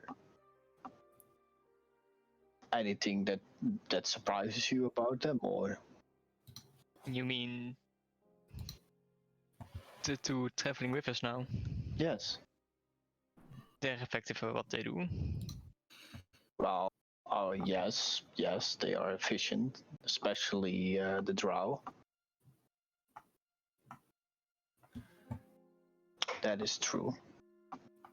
I mean, from what I've seen, she has shot almost all her arrows straight in Just the shot 3 so far. Yeah. Energy, quick question. Yeah, we can, because Can wait. oh yeah, I'll do it later. It's fine. Yep. Yeah. So carry on. Okay. America with his healing abilities. Well, even though I miss our little gnome. No. Shit, she wasn't a gnome. What was she again? Shit. Our little person. Yes. That's fucking funny. Nice. Best memory ever. Smooth, man. Although I miss Fanala, we gave her the end that she needed. Well, I'm happy that we at least have somebody that is so proficient in it. And he knows a lot. And with all the new things that we've figured out about Onyx in this winter, and Eladio being his own special self. That's who I am. Thanks, voice. I think the group is coming together nicely. Even though there's maybe in how we do things we might differ, I think we can work together quite well. Even though not everything or barely anything goes as we planned it. Yeah, it's quite a different experience from my previous group. Yeah, I know. I know they. But what did Jermaine tell you about them? Again? Apparently, one's still alive. Wow, At least one, I guess. that's amazing. To know that she's alive.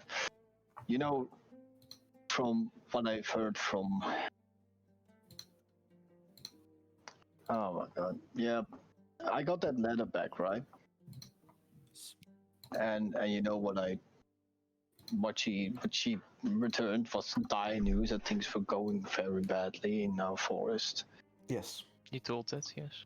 Basically, you were told that things were really dire in the forest themselves, but in the forests around as well. Like things No. were in the different druid circles around. From what they were getting word from is that it was going badly, and to make it worse, a lot of these druid circles were closing in and closing themselves off from the world, which your dad was adamant enough they were not supposed to do. They were supposed to protect those that couldn't protect themselves, and not just close them in on themselves. But despite that, several of them were still doing this. True. Yeah, I so sincerely hope that that we can get back quickly. I want that matter resolved. Our father is waging a battle against the druids, which we need. I need to be there. I need to finish it off. But with that, the sucker of a demon still after us, we have to do this first. But I'm getting worried. Who do you think it is? The one still alive? I don't know. What do you think?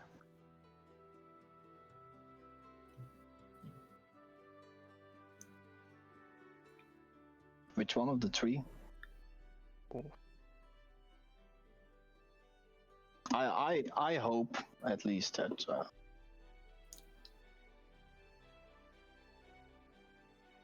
the one that is still alive isn't being tortured, and that he is safe. And I hope that when we get back, that you can find him or her. But we'll have to see.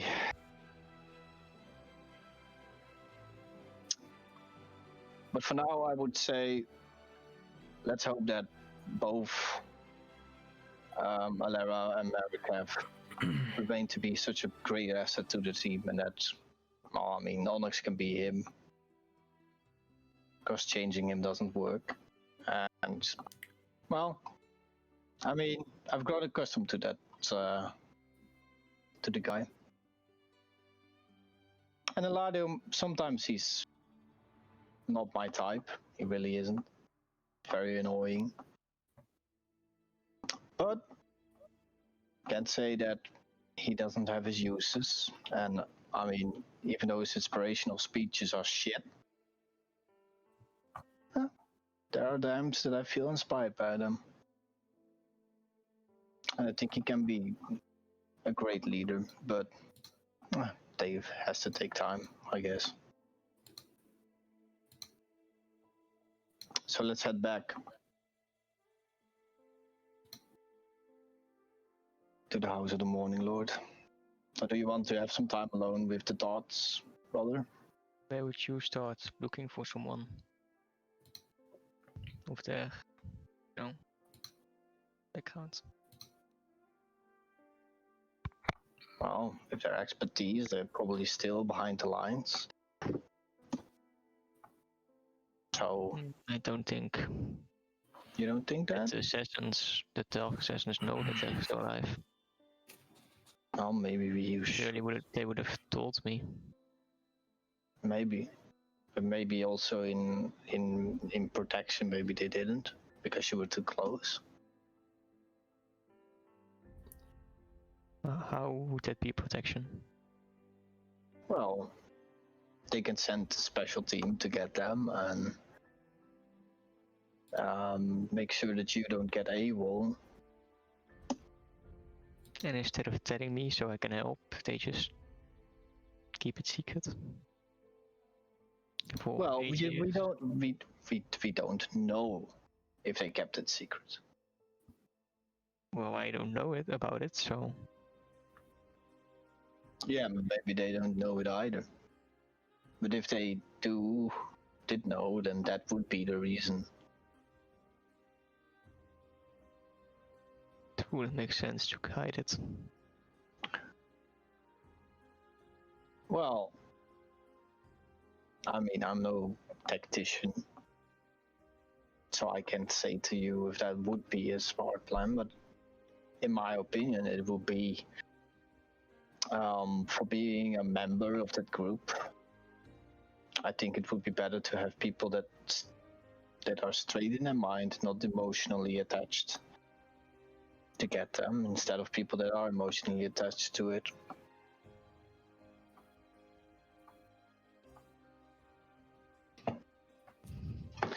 That would mean that they would keep it secret for I don't know how long. Well, 8.5 years ago. then their efforts have proven fruitless. And maybe we should, when we go back, enlist the people that we have now into the search. Maybe they can succeed where the assassins failed. Be hopeful, like I am. If you get out of this tundra, we get back, and we will slay anyone that stands in our path to our own future. And let's hope we can bring the druids to a better place and help you get your friend back.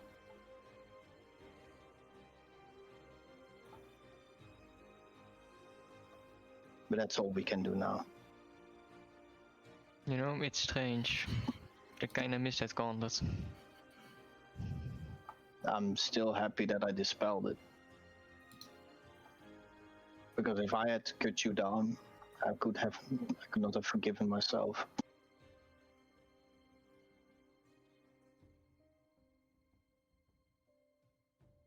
So I'm happy that instead of that I got that thing away. Do you remember anything? The curse was rendered. Well, it was stopped. It would have stopped proceeding. Like how? Told me herself. Who? Auriel. Who's Auriel? The goddess that put this infinite winter. Oh, that woman. Wait. So, you're telling me that, well, I mean, makes more sense that an ice gauntlet would be coming from her, but you're telling me that you spoke with her? Yes. So what did she tell you? I would become her champion. In return, the curse would stop proceeding. And what would you have to do as a champion? She never told.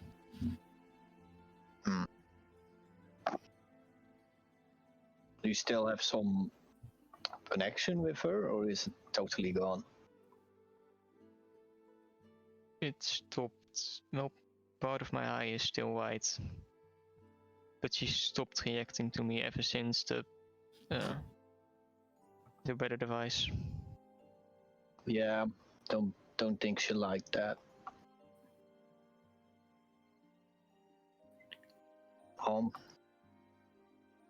I could actually do with a good god patron. Although we do have that blessing.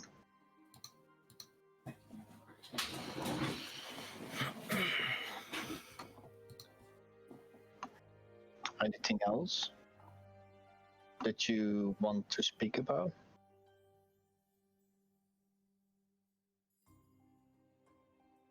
No? Then let's be on our way. And we move towards the House of the Morning Lord. Slowly go towards the Morning Lord. You would already be there. Ladio, you got a question? No, it's fine. We can do it at the end. Yeah, I would go and find Copper, and Yeah, I would wouldn't ask be him hard. about the tools. Because I paid him 50 gold, so he can basically replicate his tool set for Onyx. Yeah, He as you said when we come back next time. You come back and he sits there, and you come in and you see that his hair is completely frizzy, he has large bags under his eyes, he's looking like someone who probably doesn't sleep. And you come in, he goes like, oh shit, I forgot about you. It's kind of Oh rude. god. I've been working day and night on this fucking device. My apologies, I forgot. Well, What? we have something for you. I have new notes. Yes. Something that can help me sleep? I could knock you out.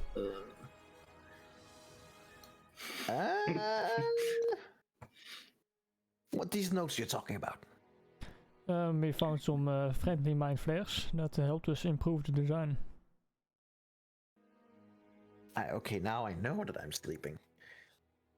Oh, Some no, friendly mind flayers help you with the design. Yes. Yes. Right, hang on, and he goes away and comes back, takes a knife, and then he just stabs it into his hand. And goes, shit! I'm not asleep. Okay. That's Sure, not say, Right. but it works, I guess. Can I see the notes? I'll take out the blueprints and lay them on the table. As he goes over him, he just looks at them like, but that would, oh. Does that help? Well, yes, That's great. but also it's yeah, I see the point. It That's has an to be obvious limited, point. but with limited, it's actually something that could be done. Just not permanently as it was wished. It's just simply not possible. But it can be done over time. It can, yeah. It does makes it more possible. Yeah. Well, great. Then I think you can sleep now, and then tomorrow you can try it out, huh? You want me to knock you out? No. No. No, are you sure? I'll No. No, you're not sure? He walks away from you guys. He goes into his room. Then, like 30 seconds after, he's not returned. A minute after, 2 minutes after, you go in and look. He's already asleep on his bed. Yeah, alright. With the notes in his hand, just lying on top of them. Cool. I'll try to take the notes out of his hand so he doesn't ruin them. Okay, make a sleight of hand check with advantage because he's out cold. Yeah. It's like taking candy from a baby. Like it's not amazing. Wait, that's not easy to take It's candy from. candy from a sleeping baby. All It's right, the best okay, candy. that's better. How is that not easy? Well, Wat hij bestond baby's nu en they're gonna fight you tooth It's and not like nail. it's Roman they baby. go, It's fucking air siren going off. He bites No. your hand. Ha, ha. Okay, so Basically, do you just leave the notes with him, or do you take him with you? No, I'll put him like on the, I don't know, nightstand, if there's Okay, one. that'll give him a nice scare when he wakes up. Like, wow, dude. Oh, there you go. Okay. All right. Is that what you guys wanted in, or is there something more? Yeah, well, I hope that he had the tools, but he doesn't. No, he did not. He's been working day and night. I kind of get that when Yeah. the speaker mentioned, I was like, oh fuck. Yeah. Boy. So if you guys don't have everything, Elara, you were in Black Iron Blades. Exactly. Is the female dwarf there today? Is she As having you, her shift? As you come to the door's closed. For knock. fuck's sake. Yeah. I will It's knock. No response. Aw. Which is odd. There's always someone there, but no, there's no response. Is there like a window where I can look through? There's a couple of windows. Sure, make me a perception check. Windows. I don't see anything. With a 10, it's dark in there. You do have dark vision, but it's still like it's very Bright in there. Right there. You don't see or hear anything, which is probably what puts you off a little bit. Like this, as far as you can see, the fire and stuff like that would normally be turned on now to make sure that they can do their day's work. Everything is closed and shut down. Only the Black Iron Blades, or does the other houses around No. it also look like that? Seems to be specifically the Black Iron Blades. Okay. But I don't see anything, but I feel weird in seeing it like it is. Yeah, like it's almost like it's abandoned, or like there Yeah. hasn't been someone since, like there hasn't been anyone to do their natural chores that they should do and warm up things that they need. So yeah, it is indeed odd. Okay. I will head to the House of the Morning Lord then, and when I approach the other ones, I will just briefly inform them about that I have a weird feeling about that, and that we might check back on that when we are heading back, if we are heading back. Okay. You guys meet Elara, like basically in the middle, in the mid square here. You all kind of meet each other, and she tells you that. Have you tried knocking? Yes, I did, Onyx. Have you looked inside? I did, indeed. Can I look a little bit?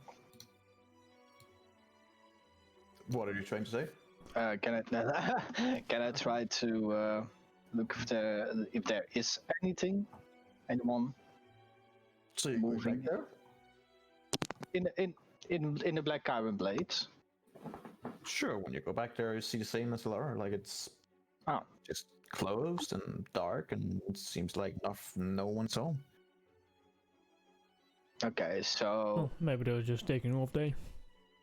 yeah. But yeah, he said to me yesterday that his daughter will have shift today, and that they will open at 10 as usual. So that's what confuses me right now. That it's How late is it? so abandoned. Right now, it's about 12.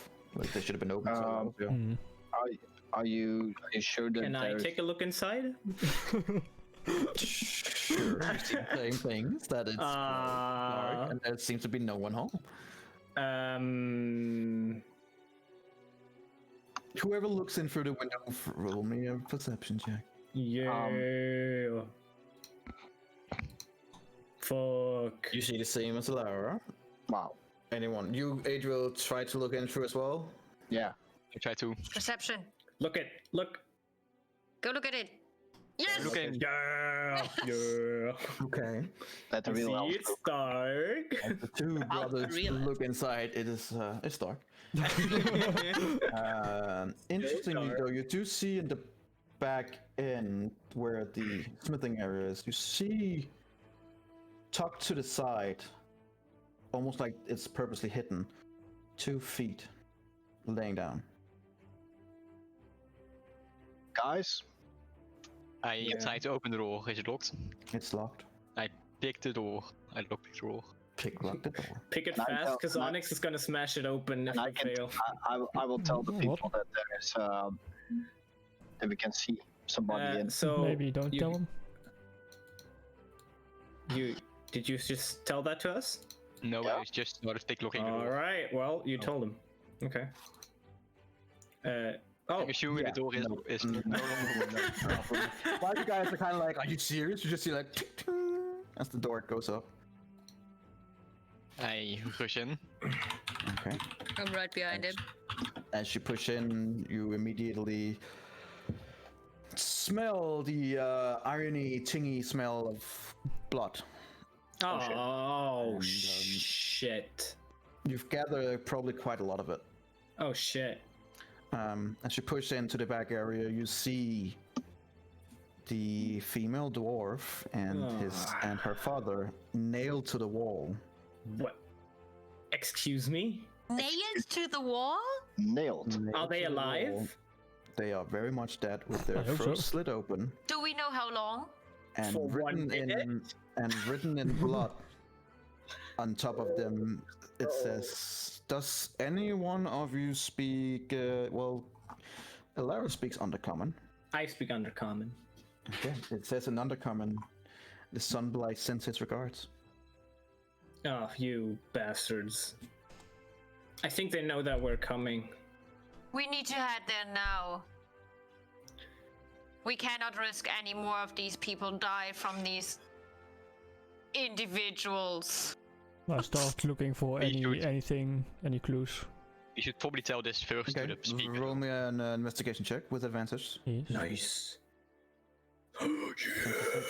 You do see tracks of like dwarven-sized tracks that are not akin to the two hanging on the wall. You also Are they see all- that from what you can see in them, they're very heavy footprints, so they must have been very heavily armored. Whoever is who was here, and you see one different track. No, four different tracks. Oh shit. Are they new or old? They seem fairly new. Like this has probably been going on throughout the night. Oh, yeah, okay, but like not within the last 10 minutes, and we can now catch them if we run really fast. More like Right. this has happened throughout the night. Yeah, alright, shit. Scheiße. I go to the speaker. Erendriel, can you get the speaker? As you Right. also Yes. turn around, you do see that the the 2 foot pieces you could see is a Durga dwarf that is cut open. It seems like they did resist this to the best of their ability. He is completely stripped of his armor and everything. He's just lying there. It seems like they didn't bother taking him with them, but they took all that his possessed with them. So the store is basically robbed? Not really. It's more like ransack in the same that it seems like they look for something specific, but they haven't. You don't know if anything's missing. It's hard to say. It is ransacked and it is messier in here, but you get the feeling with that investigation check that it's more like they look for something specific. Whether they Okay. found it or not, or what it was, you have no idea. Well, since well- it says it's from the Sunblight, I assume they had the crystal. It's They fair had to it assume, but already. as you were told, yeah, that they already were in possession of this. We need to take them from the wall. We can't leave them hanging like that. I mean, we can. I don't No, see a we reason why we cannot, can't. Onyx. What we can do is we can if we use their bodies near the oh no shit, it's my alignment. Ah fuck. No, I wanted to suggest that we could lay them in the plant area and then they could fertilize the plants. But that's not good enough for my alignment. Yeah, we should bring them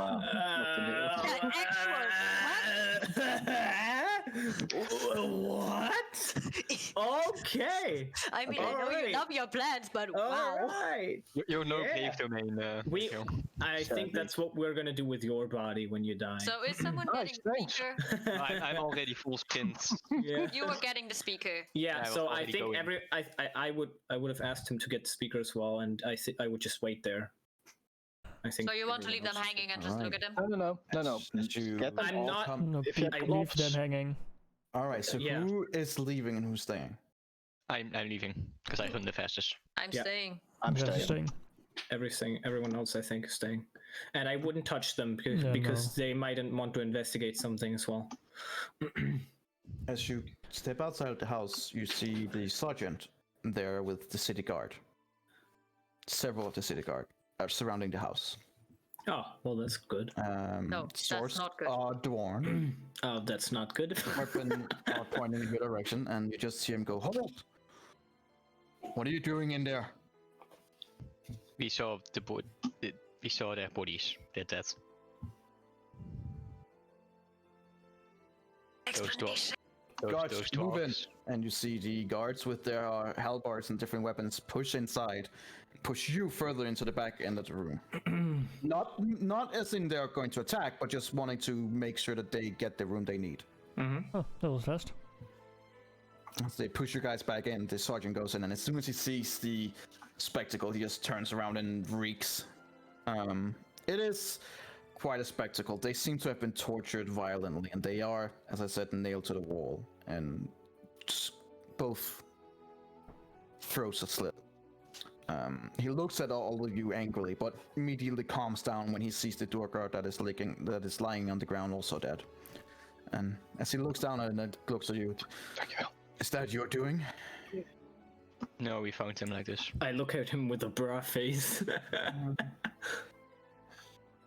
No. We've been sending for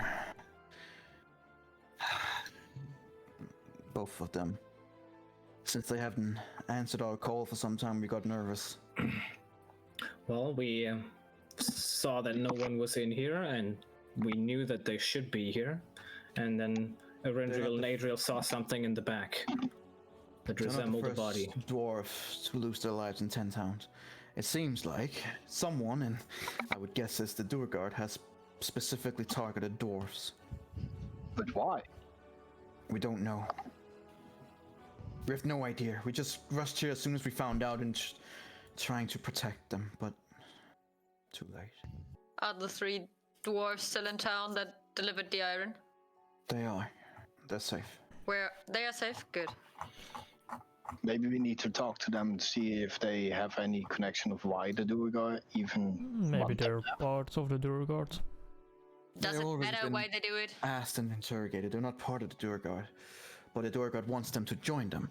They see them as kindred spirits, and their leader is this sick warlord who believes that all dwarves should come together under the Underdark. But what he doesn't understand are these are normal dwarves that has nothing to do with the Underdark. They're not Not with it, Durgars. They refused. And it seems that they did indeed refuse. We need to stop that mad man. Well, we left them I suppose, untouched for you to investigate everything on your terms. We will. Onyx, you Sorry told that us, we were too late. Onyx told us what he found out, right? Oh yeah, they Everything were. in- Yeah. Right. We do know that they seem to look for something specific. At least that's what it appeared like from what Onyx has told us. It seems that there are more than this one chandelier. There could be multiples. We don't know. We thought it was enough that they found what they were looking for in the first place. But we will investigate. Guards, So you- please take them down. And you see the guards hesitantly at first, but then begins taking the 2 dwarves down respectively as much as they can. So you have no idea what they could have looked for in specific? Unfortunately not. It's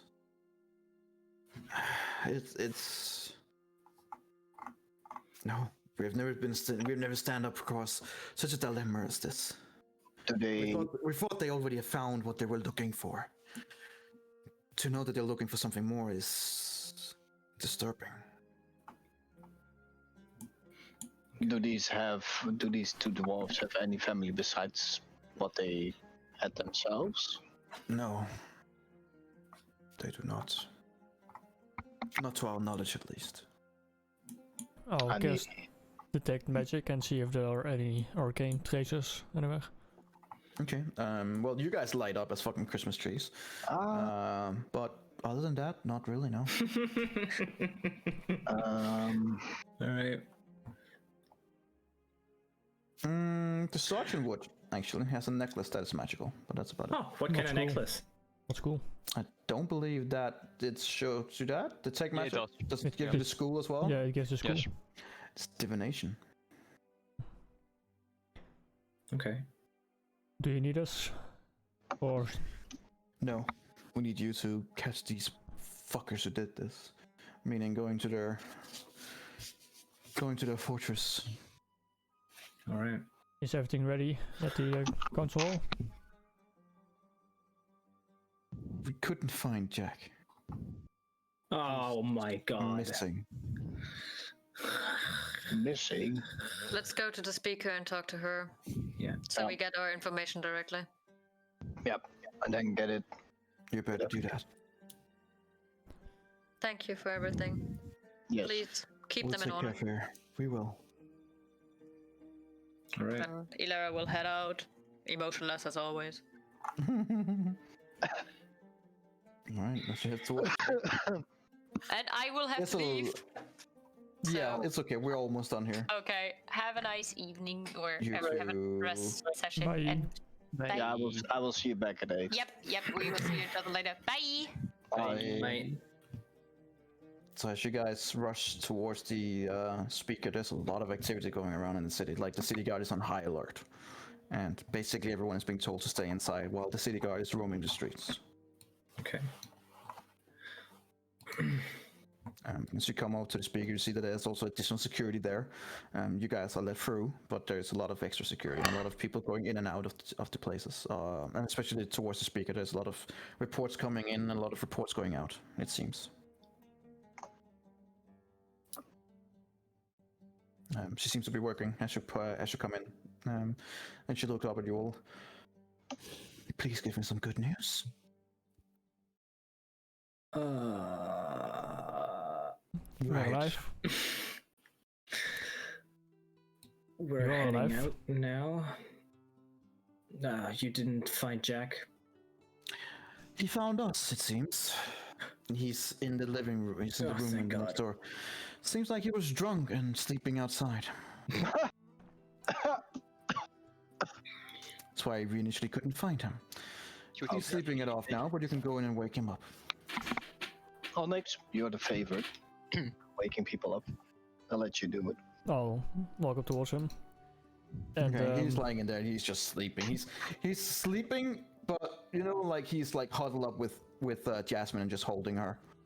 In her sleep. Should we really take him on this journey? Yes. I want my cowboy. Come on. I will cast Branding Smite on my hand and slap him. Oh my god. Okay.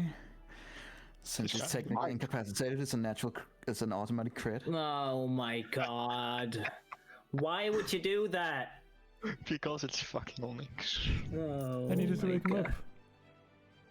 Oh, Yeah, sure. He definitely wakes up, let's say it like that, and he has his whole his right chin is just singed by radiant fire, as it gets smited in his face, literally. You guys just see it flash and what the hell are you doing, Onyx? Ow!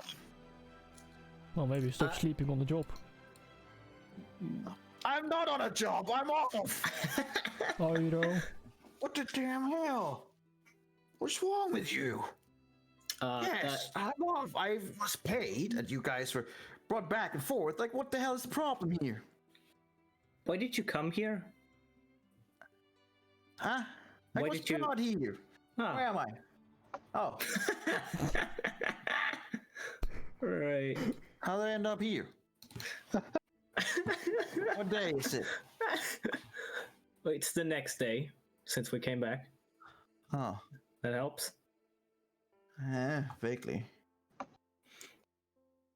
You need to slap you again, or Oh no! Stay back! Stay back! okay? Jeez. I mean, I don't know. Maybe you'll still have a sleep. No, I'm awake. Believe it or not. Alright, so why am I being rudely awakened here in the middle of whatever time it is? Because you're sleeping drunk in a council hall. I fail to see how that actually explains why I'm being rudely awakened. Doesn't it? No. Really? So he kind of like pushes past you. Speaker, why am I being rudely woken up like that? And what am I doing inside the bed right there? And she just goes, well, we found you outside, sleeping in the snow. Well, haven't you heard about that? If a man is sleeping and he's sleeping soundly, you shouldn't wake him. It brings bad luck. No, never heard that. He kind of like just looks over at you. Real bad luck. What is it that you need me for, man? We are heading to a castle in the southeast. The hell are you talking about? There is no castle in the southeast. If you continue on the river that we were on last time, there is a castle in the southeast.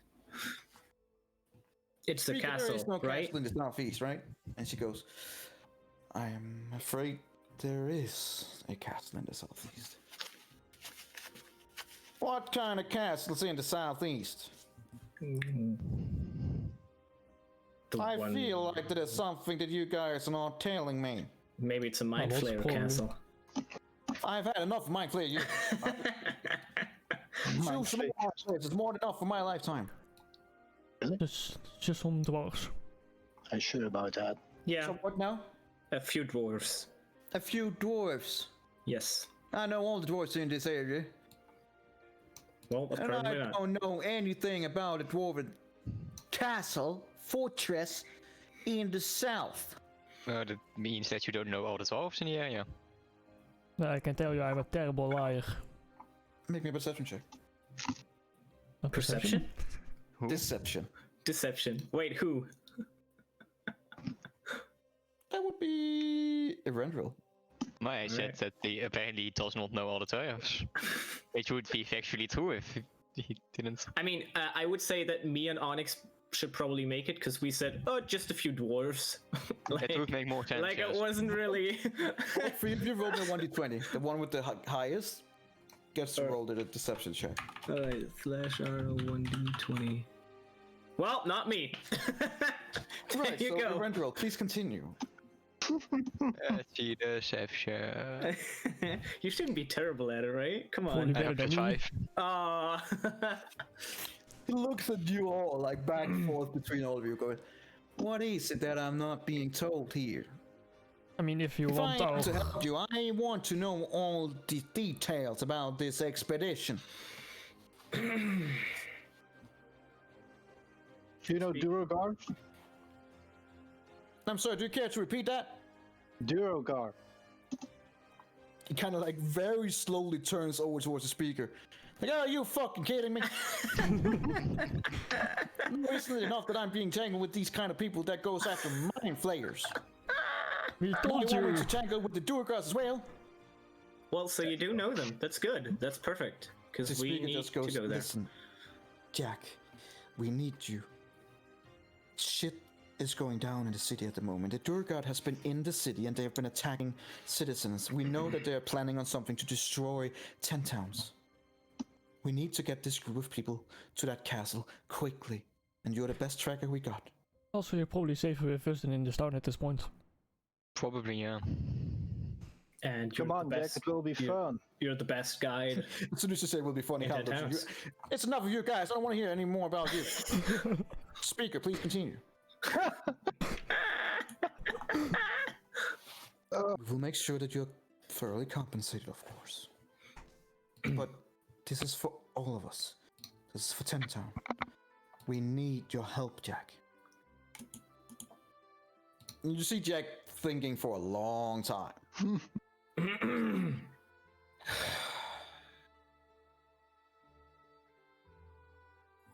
Well, I never could say no to a pretty face. Well, thank you, but... I know what I need to change my face into next time I want to persuade him. And I mean, you're a changeling and you're a bard. You could be the perfect slut. Yeah. All right then. I suppose I will agree to get them down to the southern coast. But I'm sleeping and drinking for free for the rest of this year. And she's like, yes, you are. Good. Then consider it a deal. I look at Speaker and then I ask how far in the year are we? The speaker goes, well. And she kind of looks up at Jack, kind of looks at her as well. Well, technically we're in the 10th month, so it will be 2 months. That's a goddamn year, you hear me? Let's say this year, next year. Right. Good. That's Great. it then. So, are you ready? When do we leave then? Immediately, I assume, like always. Immediately, like Yeah, of always. The speaker, do you have the tents? Yes, we do have managed to found one standard healing potion for all of you. Nice. That's unfortunately all we can have. And we do have managed to scrounge up some better tents for all of you as well. If you have some materials for making healing potions, then I can give it a try when we are going there. Let's see when all this is over. All right. I mean, I don't need the potion. Can give it to maybe. I mean, if you give it to me every time, then you can put it in my mouth every time as well. Yeah, that's a good point. God damn it. Every fucking time. Check out. Well, I guess we better head off then. Yeah.